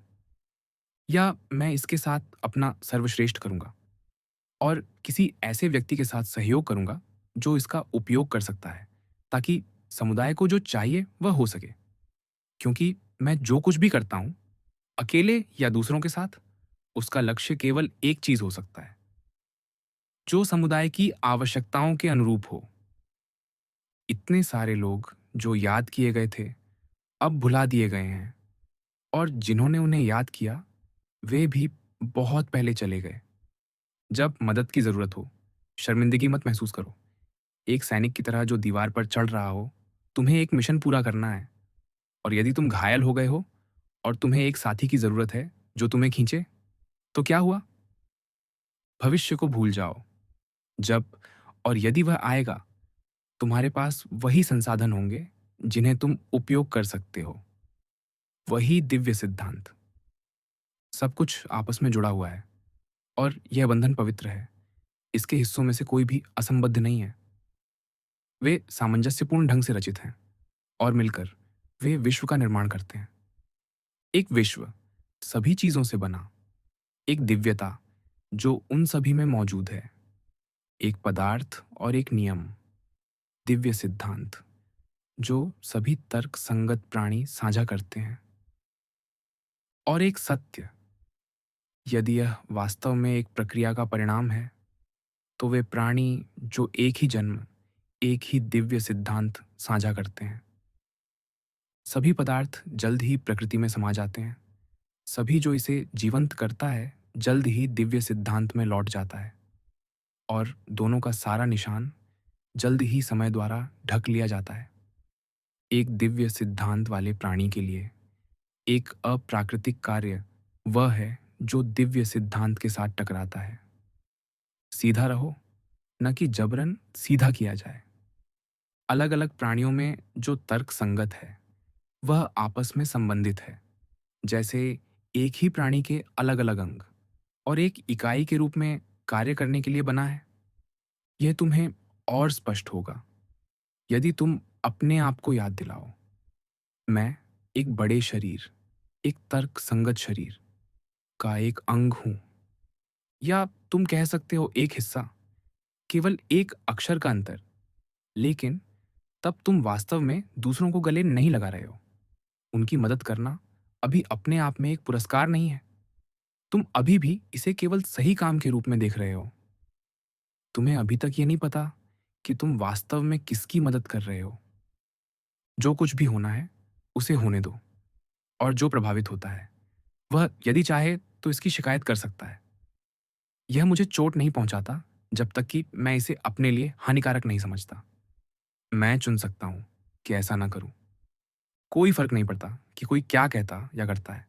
मेरा काम अच्छा होना है। जैसे सोना या पन्ना या बैंगनी रंग अपने आप को दोहराता है, कोई फ़र्क नहीं पड़ता कि कोई क्या कहता या करता है। मेरा काम पन्ना होना है, मेरा रंग अक्षुण्ण। दिमाग अपने रास्ते में नहीं आता। यह अपने आप को इच्छाओं में नहीं डराता। यदि दूसरी चीज़ें इसे डरा सकती हैं या चोट पहुँचा सकती हैं, तो उन्हें करने दो। यह अपनी धारणाओं के आधार पर उस रास्ते पर नहीं जाएगा। शरीर को असुविधा से बचने दो, यदि वह कर सकता है, और यदि उसे असुविधा महसूस होती है, तो वह कहे। लेकिन आत्मा वही है जो डर और दर्द को महसूस करती है और जो उन्हें सबसे पहले घटती है, और वह कुछ भी नहीं झेलती, क्योंकि ये कभी यह निष्कर्ष नहीं निकालेगी कि उसने ऐसा किया है। दिमाग में अपने आप में कोई ज़रूरत नहीं है, सिवाय उन ज़रूरतों के जो वह खुद बनाता है। यह अविचलित है, सिवाय अपनी खुद की अशांति के। इसमें कोई रुकावट नहीं है, सिवाय उन रुकावटों के जो भीतर से आती हैं। कल्याण अच्छा भाग्य है या अच्छा चरित्र। लेकिन तुम यहाँ क्या कर रहे हो धारणाओं? वापस वहाँ जाओ जहाँ से तुम आई, और अच्छा हुआ। मुझे तुम्हारी ज़रूरत नहीं है। हाँ, मुझे पता है। तुम सिर्फ आदत के कारण आई। नहीं, मैं तुम पर गुस्सा नहीं हूँ। बस चली जाओ। बदलाव से डरते हो, लेकिन इसके बिना क्या अस्तित्व में रह सकता है? प्रकृति के दिल के और क्या करीब है? क्या तुम गर्म स्नान कर सकते हो और जलावन को वैसा ही छोड़ सकते हो? बिना उसे बदले भोजन खा सकते हो? क्या कोई महत्वपूर्ण प्रक्रिया बिना कुछ बदले हो सकती है? क्या तुम नहीं देखते? यह तुम्हारे साथ भी वैसा ही है, और प्रकृति के लिए उतना ही महत्वपूर्ण। तेज बहावों की तरह अस्तित्व में बह जाना। सभी शरीर जो प्रकृति से उत्पन्न हुए हैं और इसके साथ सहयोग करते हैं, जैसे हमारे अंग एक दूसरे के साथ करते हैं। समय ने क्रिसिपस, सुकरात और एपिक्टेटस को कई बार निगल लिया है। एपिक्टेटस के लिए किसी भी व्यक्ति और किसी भी चीज को पढ़ो। मेरा एकमात्र डर है कुछ ऐसा करना जो मानव प्रकृति के खिलाफ हो। क्यों? गलत चीज, गलत तरीके से, या गलत समय पर, भूलने के करीब और भुलाए जाने के करीब। उन लोगों के लिए स्नेह महसूस करना जो गलतियां करते हैं, यह विशिष्ट रूप से मानवीय है। तुम ऐसा कर सकते हो यदि तुम बस यह पहचान लो कि वे भी इंसान हैं, कि वे अज्ञानता से अपनी इच्छा के खिलाफ कार्य करते हैं, और कि तुम दोनों जल्द ही मर जाओगे। और सबसे बढ़कर कि उन्होंने वास्तव में तुम्हें चोट नहीं पहुंचाई है, उन्होंने तुम्हारी चुनने की क्षमता को कम नहीं किया है। प्रकृति पदार्थ को लेती है और एक घोड़ा बनाती है, जैसे एक मूर्तिकार मोम के साथ, और फिर इसे पिघलाकर उस सामग्री को एक पेड़ के लिए इस्तेमाल करती है, फिर एक व्यक्ति के लिए, फिर किसी और चीज के लिए। प्रत्येक केवल थोड़े समय के लिए मौजूद है। और ठीक है, इसे जोड़ने में कंटेनर को कोई नुकसान नहीं होता, और इसे अलग करने में भी नहीं। चेहरे पर क्रोध अप्राकृतिक है। या तो यह बार बार प्रकट होने पर कमजोर पड़ जाता है, या अंत में यह हमेशा के लिए शांत हो जाता है, ताकि इसे फिर से न जलाया जा सके। इससे इसके अप्राकृतिक होने का निष्कर्ष निकालो। यदि गलत कार्य करने की चेतना भी चली गई है, तो जीने का क्या मतलब है? जल्द ही प्रकृति, जो सब कुछ नियंत्रित करती है, तुम्हें जो कुछ भी दिखता है उसे बदल देगी, और इसे किसी और चीज के लिए सामग्री के रूप में इस्तेमाल करेगी, बार बार, ताकि विश्व लगातार नवीकृत हो। जब लोग तुम्हें चोट पहुंचाते हैं, तो अपने आप से पूछो कि उन्हें इससे क्या अच्छा या बुरा होने की उम्मीद थी। यदि तुम इसे समझ लो, तो तुम्हें क्रोध या गुस्से के बजाय सहानुभूति महसूस होगी। तुम्हारा अच्छे और बुरे का बोध उनके जैसा हो सकता है, या करीब, जिस स्थिति में तुम्हें उन्हें माफ करना होगा। या तुम्हारा अच्छे और बुरे का बोध उनके से अलग हो सकता है। उस स्थिति में वे गुमराह हैं और तुम्हारी दया के पात्र हैं। क्या यह इतना मुश्किल है? जो तुम्हारे पास नहीं है उसे गैर मौजूद मानो। जो तुम्हारे पास है, जिन चीजों को तुम सबसे ज्यादा महत्व देते हो, उन्हें देखो और सोचो कि यदि तुम्हारे पास ये ना होते, तो तुम इन्हें कितना चाहते। लेकिन सावधान रहो, इतना संतुष्ट मत हो कि तुम उन्हें अधिक महत्व देने लगो, कि उन्हें खोने से तुम परेशान हो जाओ। आत्मसंकोच। दिमाग की आवश्यकताएं तब पूरी होती है जब हम वह करते हैं जो हमें करना चाहिए, और उस शांति से जो ये हमें देती है। अपनी गलत धारणाओं को त्याग दो। कठपुतली की तरह हिलना बंद करो।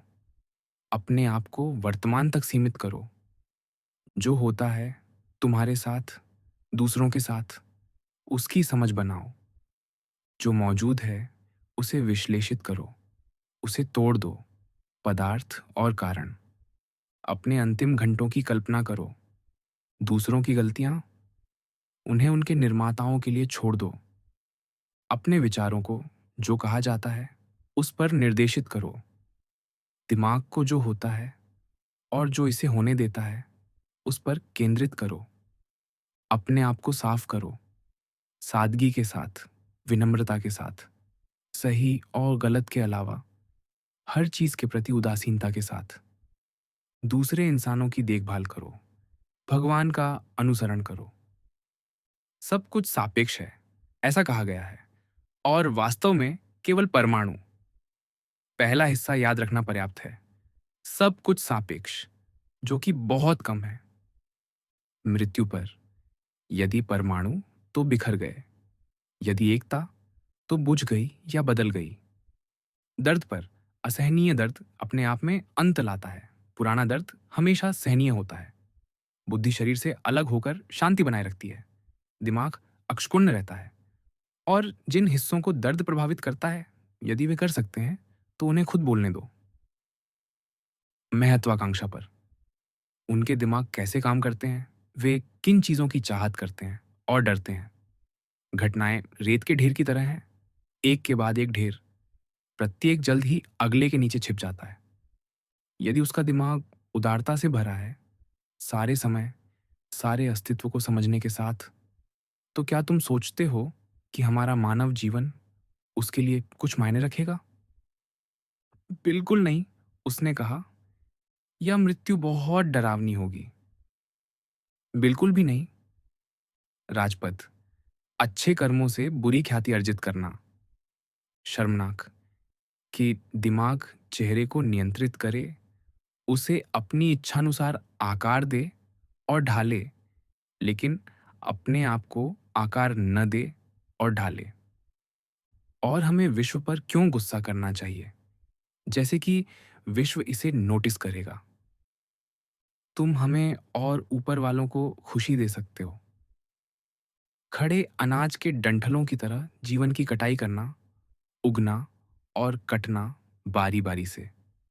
यदि मैं और मेरे दो बच्चे देवताओं को नहीं हिला सकते, तो देवताओं के अपने कारण होंगे।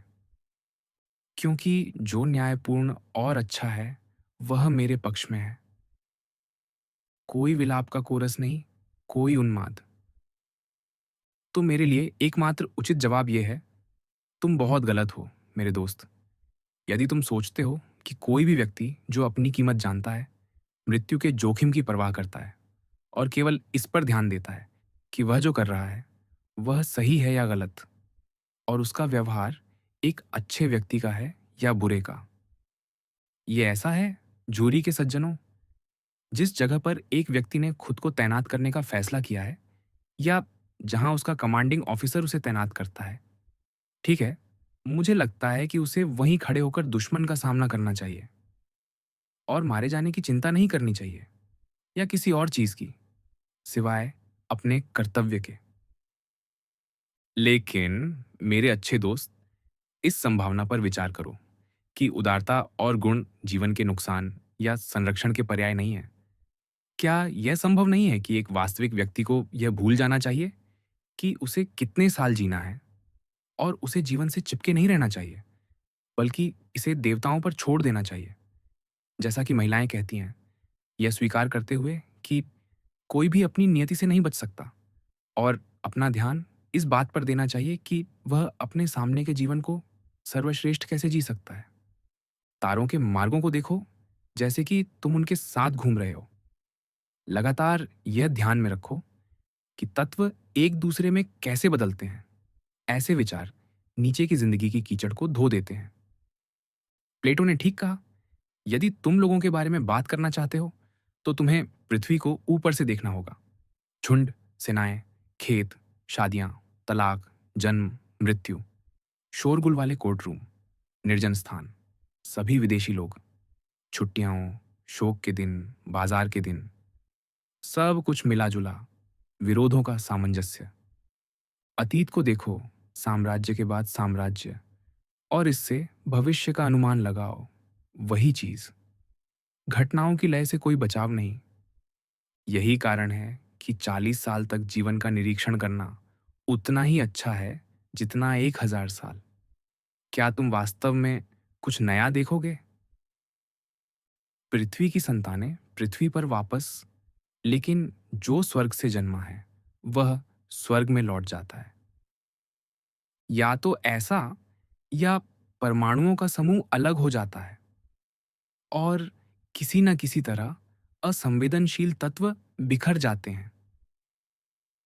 खाने और पीने और जादुई मंत्रों के साथ मृत्यु को विफल करने का कोई नया तरीका ढूंढते हुए खुशी खुशी मेहनत करना, और इस तरह स्वर्ग से आने वाली हवा को सोना।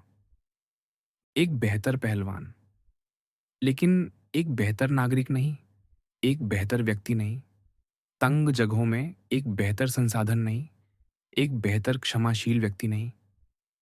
जहां कहीं भी कुछ ऐसा किया जा सकता है जैसा कि देवताओं और मनुष्यों द्वारा साझा दिव्य सिद्धांत निर्देशित करता है, वहां सब कुछ व्यवस्थित है। जहां हमारा प्रयास उत्पादक होने के कारण लाभ होता है, क्योंकि यह हमारी प्रकृति के साथ कदम मिलाकर आगे बढ़ता है, वहां हमें कुछ भी डरने की जरूरत नहीं है। हर जगह, हर पल तुम्हारे पास यह विकल्प है, इस घटना को विनम्रता के साथ स्वीकार करना, इस व्यक्ति के साथ वैसा व्यवहार करना जैसा उसे करना चाहिए, इस विचार को सावधानी से देखना ताकि कुछ भी अतार्किक न घुस आए। दूसरों के दिमाग पर ध्यान मत दो, सीधे आगे देखो, जहां प्रकृति तुम्हें ले जा रही है। सामान्य रूप से प्रकृति, जो तुम्हारे साथ होने वाली चीजों के माध्यम से, और तुम्हारी अपनी प्रकृति, तुम्हारे अपने कार्यों के माध्यम से। हर चीज को वह करना होता है जिसके लिए वह बनाई गई थी, और अन्य चीजें दिव्य सिद्धांत वाले लोगों के लिए बनाई गई थीं। इस मामले में जैसे अन्य में, निचली चीजें उच्च चीजों के लिए मौजूद हैं और उच्च चीजें एक दूसरे के लिए। अब हम जिस मुख्य चीज के लिए बनाए गए हैं वह है दूसरों के साथ काम करना, दूसरे अपने शरीर की इच्छाओं का विरोध करना, क्योंकि दिव्य सिद्धांत विचार से प्रेरित चीजों में अलगाव की क्षमता होती है, प्रवृत्तियों और संवेदनाओं का विरोध करने की, जो दोनों ही केवल शारीरिक हैं। विचार उनका मालिक बनना चाहता है, न कि उनका विषय, और ऐसा ही होना चाहिए। वे इसके उपयोग के लिए बनाए गए थे। और तीसरी चीज है जल्दबाजी और अंधविश्वास से बचना। जो दिमाग इसे समझ लेता है और सीधे आगे बढ़ता है, उसे अपनी स्थिति बनाए रखने में सक्षम होना चाहिए। अपने आप को मृत मान लो, तुमने अपना जीवन जी लिया है, अब जो बचा है उसे ठीक से जी लो।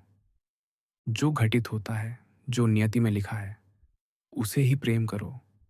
इससे बड़ा कोई सामंजस्य नहीं। जो कुछ भी होता है, अपने सामने उन लोगों को रखो जिन्होंने इसे पहले अनुभव किया और इस पर झटका, क्रोध और नाराजगी महसूस की। और अब वे कहाँ हैं? कहीं नहीं। क्या तुम भी वैसा ही बनना चाहते हो? इन सभी विचलित करने वाले हमलों से बचने के बजाय, चिंताओं और भागने को दूसरों के लिए छोड़कर, और इस सब के साथ तुम क्या कर सकते हो उस पर ध्यान केंद्रित करने के बजाय? क्योंकि तुम इसका उपयोग कर सकते हो, इसे कच्चे माल के रूप में मान सकते हो। बस ध्यान दो और अपने ही अपेक्षाओं के अनुसार जीने का संकल्प लो, हर चीज में। और जब किसी विकल्प का सामना हो तो याद रखो, हमारा व्यवसाय उन चीजों से है जो वास्तव में मायने रखती हैं। अपने भीतर गहराई तक खोदो, पानी, अच्छाई वहां नीचे है, और जब तक तुम खोदते रहोगे यह उबलता रहेगा। शरीर को स्थिरता चाहिए, सभी चीजों में जो यह है और करता है उसे झटकों से अप्रभावित रहना चाहिए। बुद्धि जो चेहरे को एकजुटता और सुंदरता देती है, यही शरीर को चाहिए, लेकिन यह बिना प्रयास के आना चाहिए। नाचने वाला नहीं, बल्कि पहलवान, प्रतीक्षा करता हुआ, तैयार और जम गया, अचानक हमलों के लिए। यह देखो कि वे वास्तव में कौन है, जिन लोगों की स्वीकृति की तुम चाहत करते हो, और उनके दिमाग वास्तव में कैसे हैं। फिर तुम उन लोगों को दोष नहीं दोगे जो ऐसी गलतियां ही करते हैं जिन्हें वे रोक नहीं सकते, और तुम्हें उनकी स्वीकृति की जरूरत महसूस नहीं होगी। तुमने उनके निर्णयों और उनके कार्यों दोनों के स्रोत देख लिए होंगे। हमारी इच्छा के खिलाफ हमारी आत्माएं सत्य से कट जाती है। सत्य, हाँ, और न्याय, आत्मसंयम, दया, इसे ध्यान में रखना महत्वपूर्ण है। यह तुम्हें दूसरों के प्रति अधिक धैर्यवान बनाएगा। जब तुम दर्द महसूस करो, देखो कि यह तुम्हें अपमानित न करे या तुम्हारी बुद्धि को नीचा न दिखाए। यह उसे तर्कसंगत या निःस्वार्थ रूप से कार्य करने से न रोके। और ज्यादातर मामलों में एपिकुरस ने जो कहा, वह मदद करना चाहिए कि दर्द न तो असहनीय है और न ही अंतहीन, बशर्ते तुम इसके सीमाओं को ध्यान में रखो और अपनी कल्पना में उन्हें बढ़ा चढ़ाकर न देखो। और यह भी ध्यान में रखो कि दर्द अक्सर छिपकर आता है, उन्हींदापन, बुखार, भूख की कमी के रूप में। जब तुम ऐसी चीजों से परेशान हो, तो अपने आप को याद दिलाओ, मैं दर्द के सामने झुक रहा हूं। इस बात का ध्यान रखो कि तुम अमानवीयता का वैसा व्यवहार न करो जैसा वह इंसानों के साथ करता है। हम कैसे जानते हैं कि टेलोजस सुकरात से बेहतर व्यक्ति नहीं था? यह पूछना पर्याप्त नहीं है कि सुकरात की मृत्यु अधिक उदात्त थी, कि उसने सोफिस्टों के साथ अधिक कुशलता से बहस की, कि उसने रात को ठंड में बिताकर अधिक सहनशक्ति दिखाई, और जब उसे सलामिस के व्यक्ति को गिरफ्तार करने का आदेश दिया गया तो उसने मना करना बेहतर समझा और गलियों में इठलाता रहा, जिस पर यथोचित संदेह किया जा सकता है। मायने रखता है कि उसकी आत्मा कैसी थी। क्या वह इंसानों के साथ न्याय और देवताओं के साथ श्रद्धा से संतुष्ट था, और दूसरों द्वारा की गई बुराई पर अप्रत्याशित रूप से गुस्सा नहीं होता था, दूसरों की अज्ञानता का गुलाम नहीं बनता था, प्रकृति द्वारा की गई किसी भी चीज को असामान्य नहीं मानता था, या इसे असहनीय बोझ के रूप में सहन नहीं करता था, अपने दिमाग को अपने शरीर के हवाले नहीं करता था। प्रकृति ने चीजों को इतना जटिल रूप से नहीं मिलाया कि तुम अपनी सीमाएं न खींच सको, अपनी भलाई को अपने हाथों में न ले सको। बिना किसी के ध्यान में आए एक अच्छा व्यक्ति होना पूरी तरह संभव है। इसे याद रखो। और ये भी, तुम्हें खुशहाल जीवन जीने के लिए ज्यादा कुछ नहीं चाहिए, और सिर्फ इसलिए कि तुमने एक महान विचारक या वैज्ञानिक बनने की उम्मीद छोड़ दी है, इसका मतलब ये नहीं कि तुम स्वतंत्रता प्राप्त करने, विनम्रता हासिल करने, दूसरों की सेवा करने, भगवान की आज्ञा मानने से हार मान लो। शांति से जीवन जीना, सभी जबरदस्ती से मुक्त। वे जो चाहें चिल्लाएं। जानवर इस नरम मांस को जो तुम्हें ढकता है फाड़ दें। इनमें से कोई भी तुम्हें अपने दिमाग को शांत रखने से कैसे रोक सकता है? विश्वसनीय रूप से अपने आसपास की चीजों का आकलन करने से, और जो कुछ भी होता है उसका अच्छा उपयोग करने के लिए तैयार रहने से, ताकि निर्णय घटना को आंखों में देखकर कह सके, तुम वास्तव में यही हो, चाहे तुम जैसा दिखे। जबकि अनुकूलनशीलता कहती है, तुम वही हो जिसकी मुझे तलाश थी, क्योंकि मेरे लिए वर्तमान तर्कसंगत गुण नागरिक गुण के अभ्यास का अवसर है। संक्षेप में, वह कला जो मनुष्य देवताओं के साथ साझा करते हैं। दोनों जो कुछ भी होता है उसे पूरी तरह प्राकृतिक मानते हैं, न नया और न ही इससे निपटना मुश्किल, बल्कि परिचित और आसानी से संभाला जा सकता है। चरित्र की पूर्णता, हर दिन अपने आखिरी दिन की तरह जीना, बिना उन्माद, आलस्य या दिखावे के। देवता हमेशा जीवित रहते हैं, और फिर भी ऐसा नहीं लगता कि उन्हें इंसानों और उनके व्यवहार को अनंत काल तक सहन करने से चिढ़ होती है। और न केवल सहन करते हैं, बल्कि उनकी सक्रिय रूप से देखभाल करते हैं। और तुम मृत्यु की कगार पर फिर भी उनकी देखभाल करने से इनकार करते हो, हालांकि तुम स्वयं उनमें से एक हो। दूसरों की गलतियों से बचने की कोशिश करना मूर्खता है। वे अपरिहार्य हैं। बस अपनी गलतियों से बचने की कोशिश करो। जब भी वह शक्ति जो हमें तर्कसंगत और सामाजिक बनाती है, किसी ऐसी चीज से मिलती है जो न तो है, तो वह इसे उचित रूप से हीन मान सकती है। तुमने मदद दी और उन्होंने उसे स्वीकार किया, और फिर भी एक मूर्ख की तरह तुम और अधिक की उम्मीद करते रहते हो। एक अच्छे काम का श्रेय मिलना, बदले में वही मिलना। क्यों? कोई भी उस चीज पर आपत्ति नहीं करता जो उसके लिए उपयोगी है। दूसरों के लिए उपयोगी होना प्राकृतिक है। तो उस चीज पर आपत्ति मत करो जो तुम्हारे लिए उपयोगी है। उपयोगी होना। प्रकृति ने विश्व के निर्माण की इच्छा की। या तो सब कुछ जो मौजूद है तार्किक रूप से अनुसरण करता है, या फिर वे चीजें भी जिनके लिए विश्व की बुद्धि अपनी इच्छा को सबसे अधिक निर्देशित करती हैं, पूरी तरह से बेतरतीब है। कई परिस्थितियों में शांति का स्रोत। किताब 8। विनम्रता के लिए एक और प्रेरणा। तुम यह दावा नहीं कर सकते कि तुमने अपना जीवन एक दार्शनिक की तरह जिया, यहां तक कि अपनी पूरी वयस्कता में भी नहीं। तुम स्वयं देख सकते हो कि तुम दर्शन से कितने दूर हो, और कई अन्य लोग भी। तुम दागदार हो गए हो। अब दार्शनिक की प्रतिष्ठा हासिल करना इतना आसान नहीं है, और तुम्हारी स्थिति भी एक रुकावट है। तो तुम जानते हो कि चीजें कहाँ खड़ी हैं। अब यह भूल जाओ कि लोग तुम्हारे बारे में क्या सोचते हैं। संतुष्ट रहो यदि तुम अपने बाकी के जीवन को, चाहे वह कितना भी छोटा हो, अपनी प्रकृति की मांग के अनुसार जी सकते हो। उस पर ध्यान दो, और किसी भी चीज को तुम्हें विचलित न करने दे। तुम हर जगह भटक चुके हो, और आखिरकार यह महसूस किया कि तुमने कभी वह नहीं पाया जिसकी तलाश में थे। जीने का मार्ग। न तर्कशास्त्र में, न धन में, न प्रसिद्धि में, न आत्मभोग में, कहीं भी नहीं। तो यह कहाँ मिलेगा? उसमें जो मानव प्रकृति मांगती है। कैसे? पहले सिद्धांतों के माध्यम से, जो तुम्हारे इरादों और तुम्हारे कार्यों को संचालित करना चाहिए। कौन से सिद्धांत? वे जो अच्छे और बुरे से संबंधित हैं, कि कुछ भी अच्छा नहीं है सिवाय इसके जो न्याय, आत्मसंयम, साहस और स्वतंत्र इच्छा की ओर ले जाता है, और कुछ भी बुरा नहीं है सिवाय इसके जो इसके विपरीत करता है। हर कार्य के लिए पूछो, यह मुझे कैसे प्रभावित करता है? क्या मैं इसके बारे में अपना मन बदल सकता हूँ? लेकिन जल्द ही मैं मर जाऊंगा और स्लेट खाली हो जाएगी। तो यह एकमात्र सवाल है, क्या यह एक जिम्मेदार प्राणी का कार्य है, समाज का हिस्सा और भगवान के समान आदेशों के अधीन? अलेक्जेंडर और सीजर और पोम्पी, डायोजनीस, हेराक्लिट्स, सुकरात की तुलना में दार्शनिकों को पता था क्या, क्यों, कैसे। उनके दिमाग उनके अपने थे।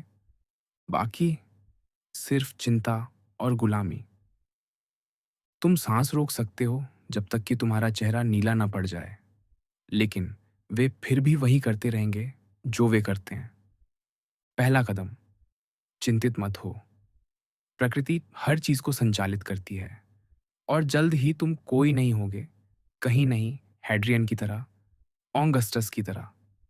दूसरा कदम, उस पर ध्यान दो जो तुम्हें करना है। अपनी नजरें उस पर टिका दो। अपने आप को याद दिलाओ कि तुम्हारा काम एक अच्छा इंसान होना है। अपने आप को याद दिलाओ कि प्रकृति इंसानों से क्या मांगती है। फिर उसे करो, बिना हिचकिचाहट के। और सच बोलो जैसा तुम उसे देखते हो, लेकिन दयालुता के साथ, विनम्रता के साथ, बिना पाखंड के। प्रकृति का काम चीजों को कहीं और ले जाना, उन्हें बदलना, उन्हें उठाकर इधर उधर ले जाना, निरंतर परिवर्तन। लेकिन चिंता मत करो, यहाँ कुछ भी नया नहीं है। सब कुछ परिचित है। यहाँ तक कि अनुपात भी स्थिर रहते हैं। किसी भी तरह की प्रकृति प्रगति पर फलती फूलती है।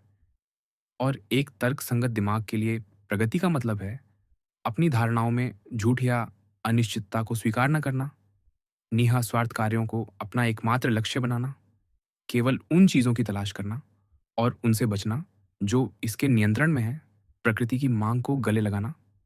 वह प्रकृति जिसमें यह भाग लेता है जैसे पत्ती की प्रकृति पेड़ की प्रकृति में करती है, सिवाय इसके कि पत्ती की प्रकृति में चेतना या तर्क नहीं है और यह बाधाओं के अधीन है, जबकि इंसानों द्वारा साझा की गई प्रकृति बाधाओं से मुक्त, तर्कसंगत और न्यायपूर्ण है, क्योंकि यह प्रत्येक चीज को समय, अस्तित्व, उद्देश्य, कार्य, अवसर का समान और समानुपातिक हिस्सा देती है। इसे करीब से देखो, ये नहीं कि वे बिंदु दर बिंदु समान हैं, बल्कि कुल मिलाकर इसे उसके खिलाफ तौलो। पढ़ने के लिए समय नहीं है, अपनी अहंकार को नियंत्रित करने के लिए, हाँ। दर्द और सुख को पार करने के लिए, हाँ। महत्वाकांक्षा से ऊपर उठने के लिए, हाँ। मूर्ख और अप्रिय लोगों पर गुस्सा न करने के लिए, यहां तक कि उनकी परवाह करने के लिए, उसके लिए, हाँ।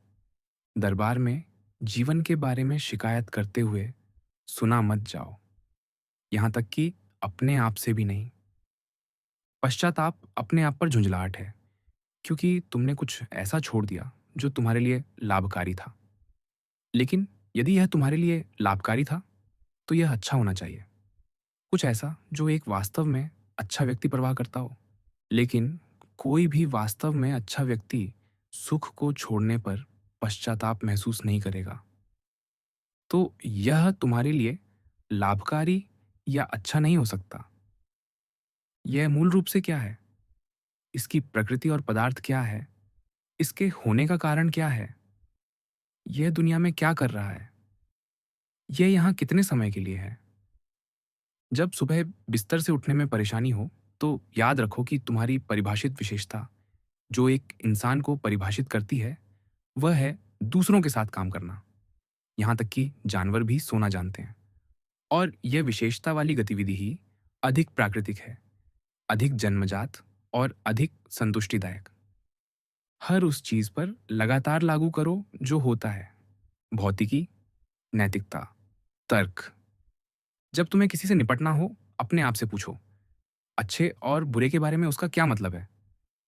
यदि वह सुख और दर्द और जो उन्हें उत्पन्न करता है, प्रसिद्धि और अपमान, मृत्यु और जीवन के बारे में एक्स या वाई सोचता है, तो जब वह एक्स या वाई करता है, तो तुम्हें आश्चर्य या झटका नहीं लगना चाहिए। वास्तव में मैं अपने आप को याद दिलाऊंगा कि उसके पास वास्तव में कोई विकल्प नहीं है।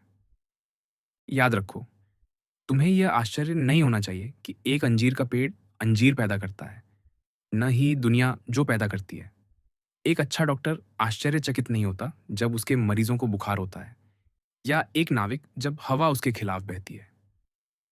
याद रखो कि अपना मन बदलना और सुधार स्वीकार करना भी स्वतंत्र कार्य है। कार्य तुम्हारा है, तुम्हारी अपनी इच्छा, तुम्हारे अपने फैसले और तुम्हारे अपने दिमाग पर आधारित। यदि यह तुम्हारे नियंत्रण में है, तो तुम इसे क्यों करते हो? यदि यह किसी और के नियंत्रण में है, तो तुम किसे दोष दे रहे हो? परमाणुओं को, देवताओं को? दोनों ही तरह से मूर्खता है। किसी को दोष मत दो। यदि तुम कर सकते हो, तो लोगों को सही करो। यदि नहीं, तो बस नुकसान की मरम्मत करो। और मान लो कि तुम वह भी नहीं कर सकते, तो लोगों को दोष देने से तुम्हें क्या मिलता है? कोई भी कार्य व्यर्थ नहीं होना चाहिए। जो मरता है वह गायब नहीं होता। यह दुनिया में रहता है, बदला हुआ, विघटित, दुनिया के हिस्सों के रूप में और तुम्हारे हिस्सों के रूप में, जो बदले में बदल जाते हैं, बिना शिकायत के। हर चीज का यहाँ एक उद्देश्य है, घोड़ों से लेकर अंगूर की लताओं तक। इसमें आश्चर्य की क्या बात है? यहाँ तक कि सूरज भी कहेगा, मेरा एक उद्देश्य है, और बाकी देवता भी। और तुम किस लिए पैदा हुए थे? सुख के लिए? देखो कि क्या यह जवाब सवालों का सामना कर सकता है। प्रकृति ऐसी है जैसे कोई हवा में गेंद फेंक रहा हो, उसकी उछाल और चाप को माप रहा हो। और वह कहाँ गिरेगी? और गेंद को ऊपर उड़ने से क्या मिलता है? या पृथ्वी पर गिरने से क्या खो जाता है? बुलबुले को अपने अस्तित्व से क्या मिलता है? या फटने से क्या खो जाता है। और मोमबत्ती के लिए भी वही। इसे पलट कर देखो, ये कैसा होगा? बूढ़ा होने पर कैसा है? या बीमार होने पर? या सड़कों पर खुद को बेचने पर? वे सभी जल्दी मर जाते हैं। प्रशंसक और प्रशंसित, याद करने वाला और याद किया गया। इन हिस्सों में याद किया गया या उनके किसी कोने में, यहाँ तक कि वहाँ भी वे सभी एक दूसरे से सहमत नहीं हैं या अपने आप से भी। और पूरी पृथ्वी, अंतरिक्ष में सिर्फ एक बिंदु है जो तुम्हारे सामने है, उस पर टिके रहो। विचार, कार्य, उच्चारण, यही तुम डिजर्व करते हो। तुम आज अच्छे हो सकते थे, लेकिन इसके बजाय तुमने कल को चुना। मैं जो करता हूँ, मैं इसे मानव कल्याण के लिए मानता हूँ। मेरे साथ जो किया जाता है, मैं इसे स्वीकार करता हूँ और इसे देवताओं और उस स्रोत के लिए मानता हूँ जिससे सभी चीज़ें एक साथ बहती हैं।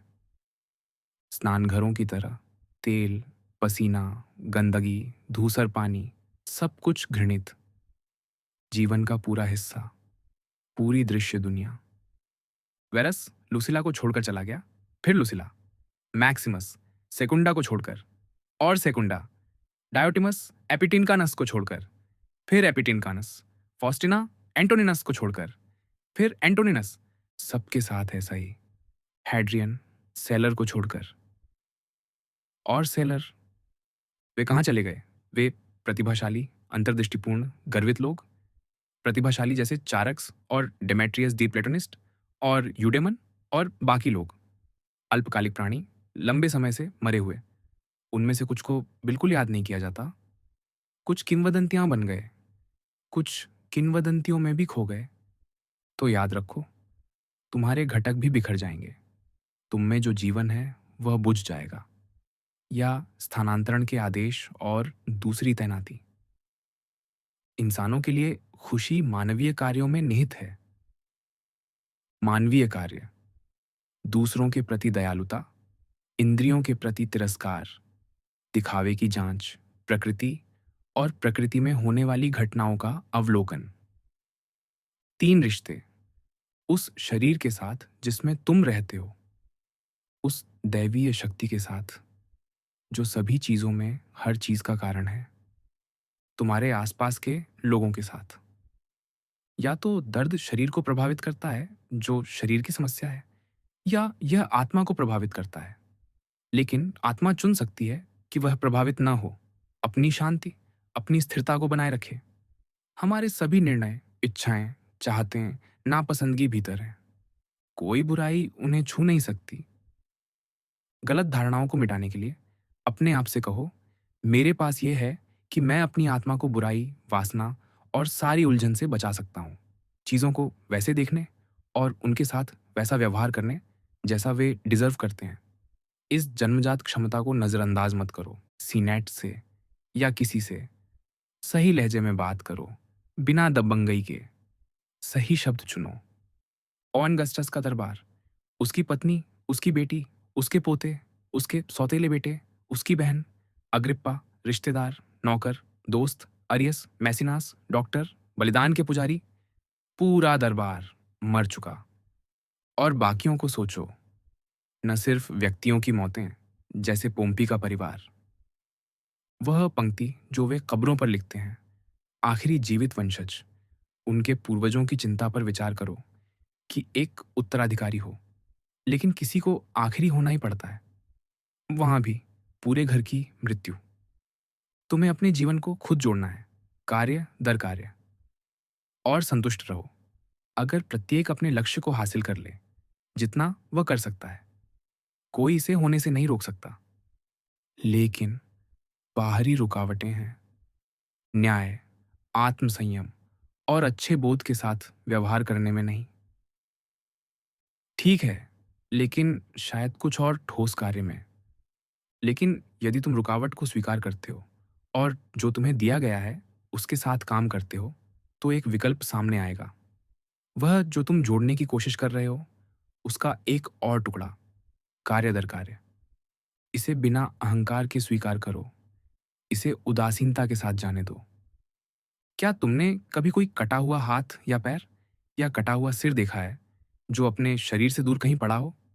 हम अपने आप को ऐसा ही करते हैं या करने की कोशिश करते हैं जब हम जो हमारे साथ होता है उसके खिलाफ बगावत करते हैं, जब हम अपने आप को अलग करते हैं या जब हम कुछ स्वार्थी करते हैं।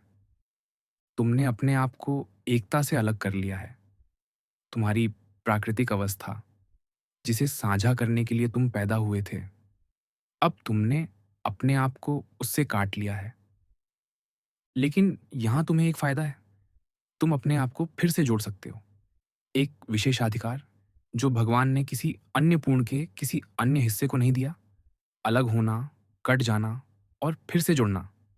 लेकिन देखो, कैसे उसने हमें अलग किया है।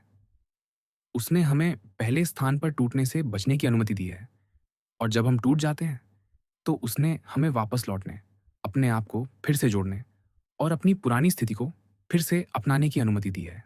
एक पूर्ण का हिस्सा। हमारे पास विभिन्न क्षमताएं हैं जो सभी तर्कसंगत प्राणियों में मौजूद हैं, जैसे तर्कसंगतता की प्रकृति में ही, और यह उनमें से एक है।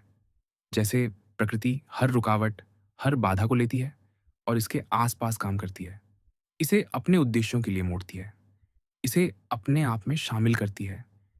वैसे ही एक तर्कसंगत प्राणी प्रत्येक झटके को कच्चे माल में बदल सकता है और इसे अपने लक्ष्य को हासिल करने के लिए उपयोग कर सकता है।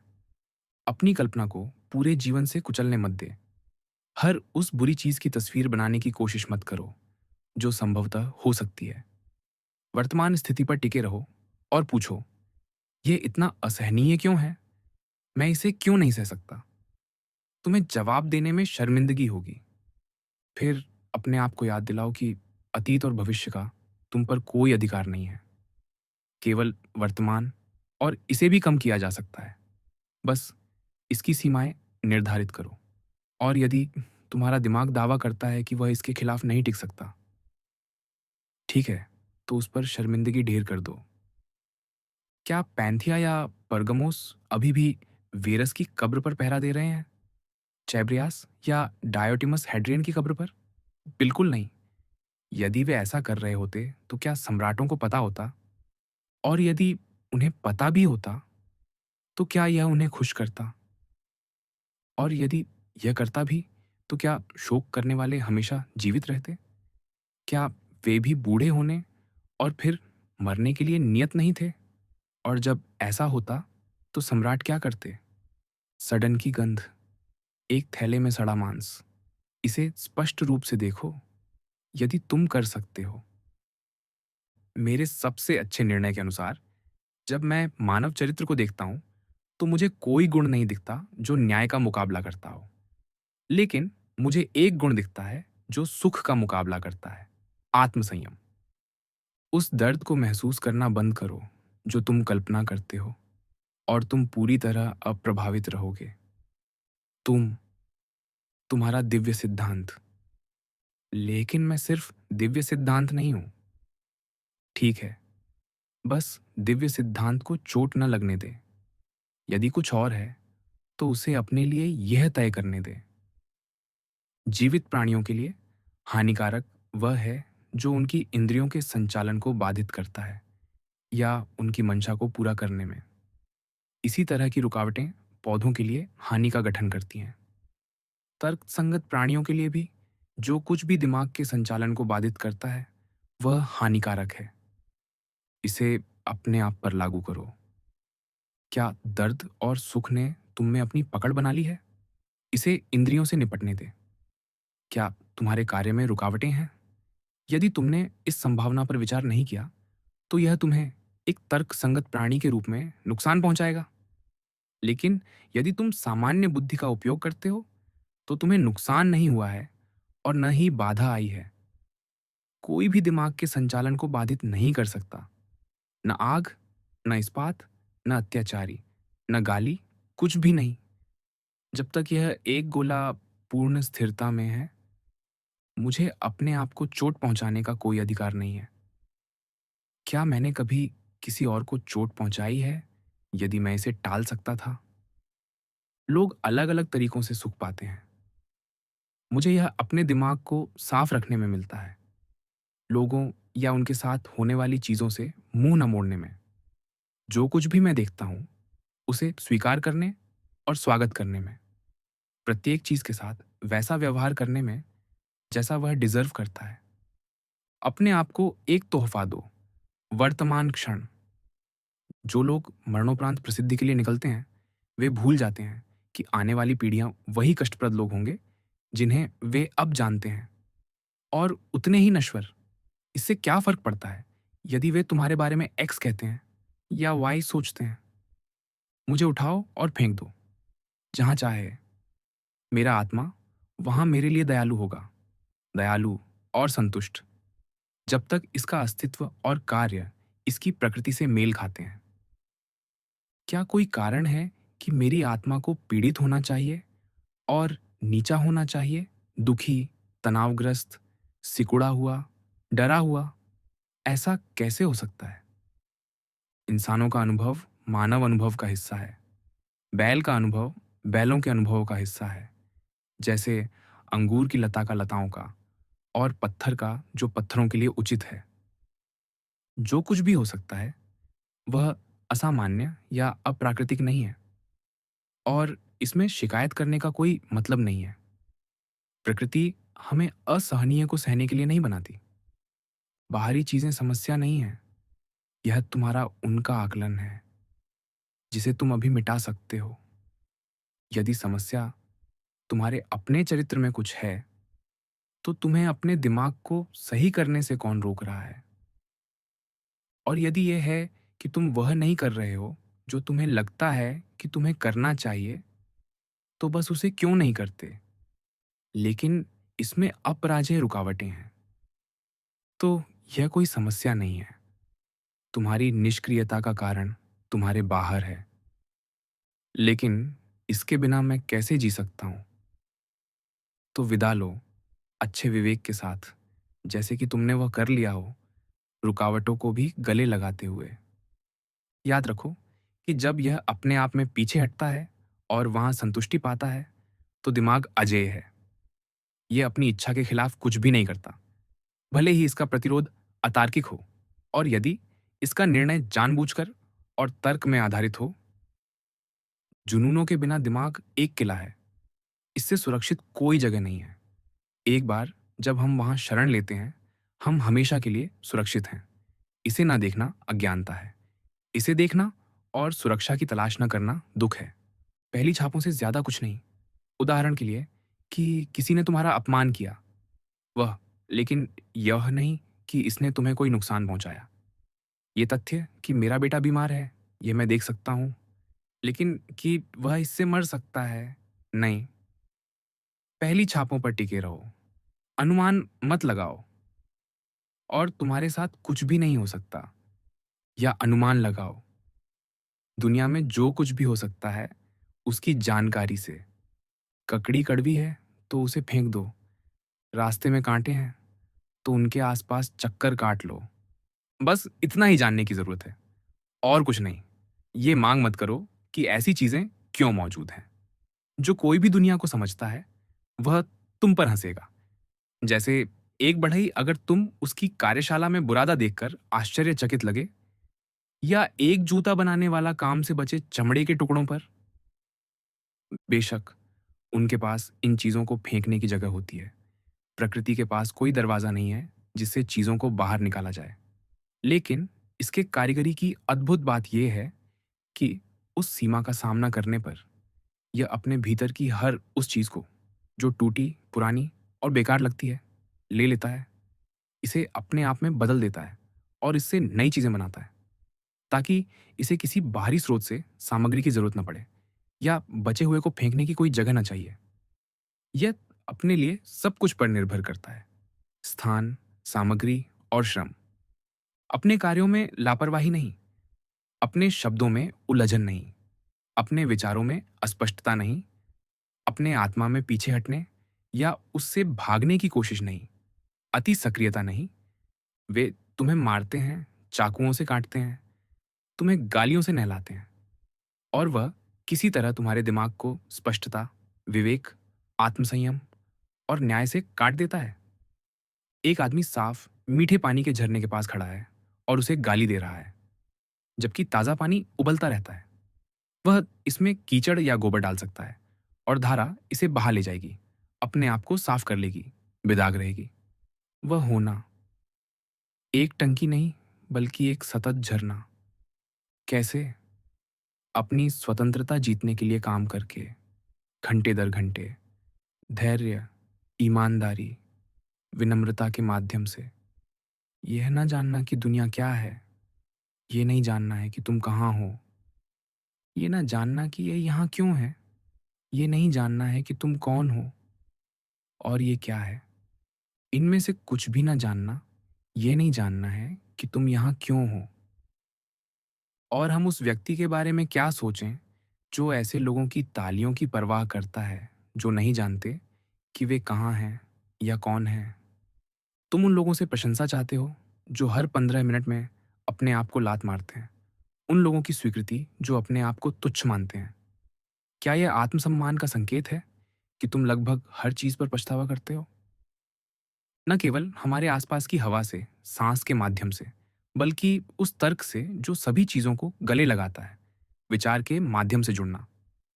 तर्क उतना ही सर्वव्यापी है, उतना ही व्यापक रूप से उन लोगों में बिखरा हुआ है जो इसे स्वीकार करते हैं, जितना हवा उन लोगों में जो सांस लेते हैं।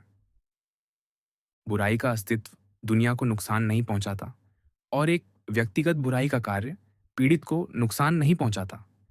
केवल एक व्यक्ति इससे नुकसान पहुंचता है, और वह जैसे ही फैसला करता है, नुकसान पहुंचना बंद कर सकता है। दूसरों की इच्छाएं मेरी इच्छाओं से उतनी ही स्वतंत्र हैं जितनी उनकी सांस और शरीर। हम एक दूसरे के लिए मौजूद हो सकते हैं, लेकिन हमारी इच्छा अपने क्षेत्र पर शासन करती है। अन्यथा उनका किया हुआ नुकसान मुझे नुकसान पहुंचाएगा। जो भगवान का इरादा नहीं था, मेरी खुशी किसी और पर निर्भर हो। हम सूरज की रोशनी को हम पर उंडेलना कहते हैं, हर दिशा में हम पर बहना। फिर भी यह कभी उंडेला नहीं जाता, क्योंकि यह वास्तव में नहीं उंडेलता, यह फैलता है। इसकी किरणें अक्ताई अपना नाम उनके विस्तार एक्टिनस्थाई से लेती हैं। एक सूर्य की किरण की प्रकृति को देखने के लिए रोशनी को देखो जैसे वह एक संकीर्ण खुलने से एक अंधेरे कमरे में गिरती है। यह सीधी रेखा में फैलती है, किसी ठोस वस्तु से टकराती है जो इसके रास्ते में खड़ी होती है और उसके आगे की जगह को अवरुद्ध करती है। वहां यह रहती है, न गायब होती है, न गिरती है। विचार का उंडेलना, प्रसार ऐसा ही होना चाहिए, खाली नहीं बल्कि विस्तारित, और रुकावटों पर क्रोध और हिंसा के साथ नहीं टकराना या उनके सामने गिरना, बल्कि अपनी जगह बनाए रखना और जो इसे प्राप्त करता है उसे रोशन करना। जो रोशनी को प्रसारित नहीं करता, वह अपनी ही अंधेरी पैदा करता है। मृत्यु का डर उस डर से है जो हम अनुभव कर सकते हैं, कुछ भी नहीं या कुछ पूरी तरह नया। लेकिन यदि हम कुछ भी अनुभव नहीं करते, तो हम कुछ भी बुरा अनुभव नहीं कर सकते। और यदि हमारा अनुभव बदलता है, तो हमारा अस्तित्व भी इसके साथ बदल जाएगा, लेकिन खत्म नहीं होगा। लोग एक दूसरे के लिए मौजूद हैं। तुम उन्हें सिखा सकते हो या उनके साथ बर्दाश्त कर सकते हो। एक तीर की गति एक होती है और दिमाग की दूसरी। यहाँ तक कि रुकते समय, यहाँ तक कि निष्कर्षों को तौलते समय, दिमाग अपने लक्ष्य की ओर आगे बढ़ रहा है। दूसरों के दिमाग में प्रवेश करना और उन्हें अपने में प्रवेश करने देना। किताब 9। अन्याय ईश्वर निंदा का एक रूप है। प्रकृति ने तर्कसंगत प्राणियों को एक दूसरे की सहायता के लिए बनाया, न कि नुकसान पहुंचाने के लिए, जैसा कि वे हकदार हैं। फिर इसकी इच्छा का उल्लंघन करना प्राचीनतम शक्तियों के खिलाफ ईश्वर निंदा है, और झूठ बोलना भी इसके खिलाफ ईश्वर निंदा है, क्योंकि प्रकृति का अर्थ है जो कुछ है उसका स्वरूप, और जो है और जो सच है वे आपस में गहराई से जुड़े हैं। इसलिए प्रकृति सत्य के समान है, सभी सच्ची चीजों का स्रोत। जानबूझकर झूठ बोलना ईश्वर निंदा है, झूठा छल करता है और इस तरह अन्याय करता है। और अनजाने में झूठ बोलना भी ऐसा ही है, क्योंकि अनैच्छिक झूठा प्रकृति के सामंजस्य को, इसके क्रम को बिगाड़ता है। वह विश्व के ढांचे से टकराता है, जैसा कि कोई भी है जो सत्य के खिलाफ जाता है, यहाँ तक कि अपनी इच्छा के खिलाफ भी। प्रकृति ने उसे सही और गलत के बीच अंतर करने के साधन दिए और उसने उनकी उपेक्षा की, और अब वह अंतर नहीं बता सकता। सुख को अच्छा मानकर उसका पीछा करना और दर्द को बुरा मानकर उससे बचना, यह भी ईश्वर निंदा है। जो ऐसा करता है वह निश्चित रूप से प्रकृति को बार बार दोष देगा, शिकायत करेगा कि यह अच्छे और बुरे के साथ वैसा व्यवहार नहीं करती जैसा वे हकदार हैं, बल्कि अक्सर बुरों को सुख और उसे उत्पन्न करने वाली चीजों का आनंद लेने देती है, और अच्छों को दर्द और उसे उत्पन्न करने वाली चीजों का सामना करने देती है। इसके अलावा दर्द से डरना यह डरना है कि कुछ ऐसा होगा जो होने को बाध्य है, विश्व वैसा ही है, और यह फिर से ईश्वर निंदा है। जबकि यदि तुम सुख का पीछा करते हो तो तुम गलत कार्यों से शायद ही बच सकते हो, जो स्पष्ट रूप से ईश्वर निंदा है। कुछ चीजों के प्रति प्रकृति उदासीन है।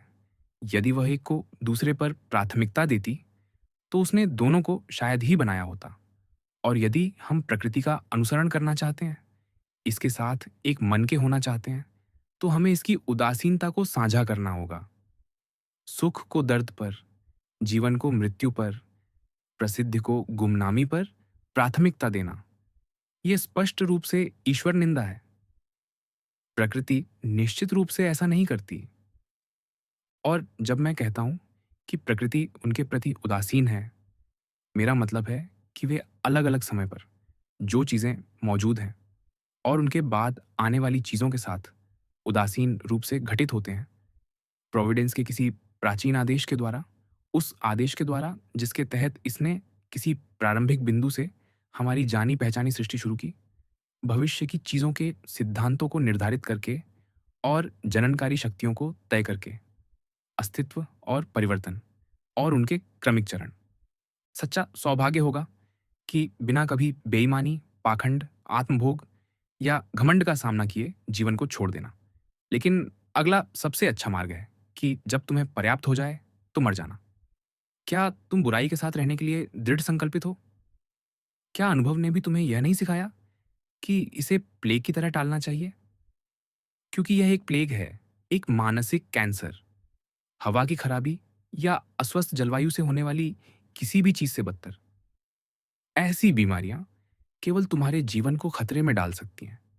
यह तुम्हारी मानवता पर हमला करती है। मृत्यु को तुच्छ मत समझो, बल्कि इसका स्वागत करो।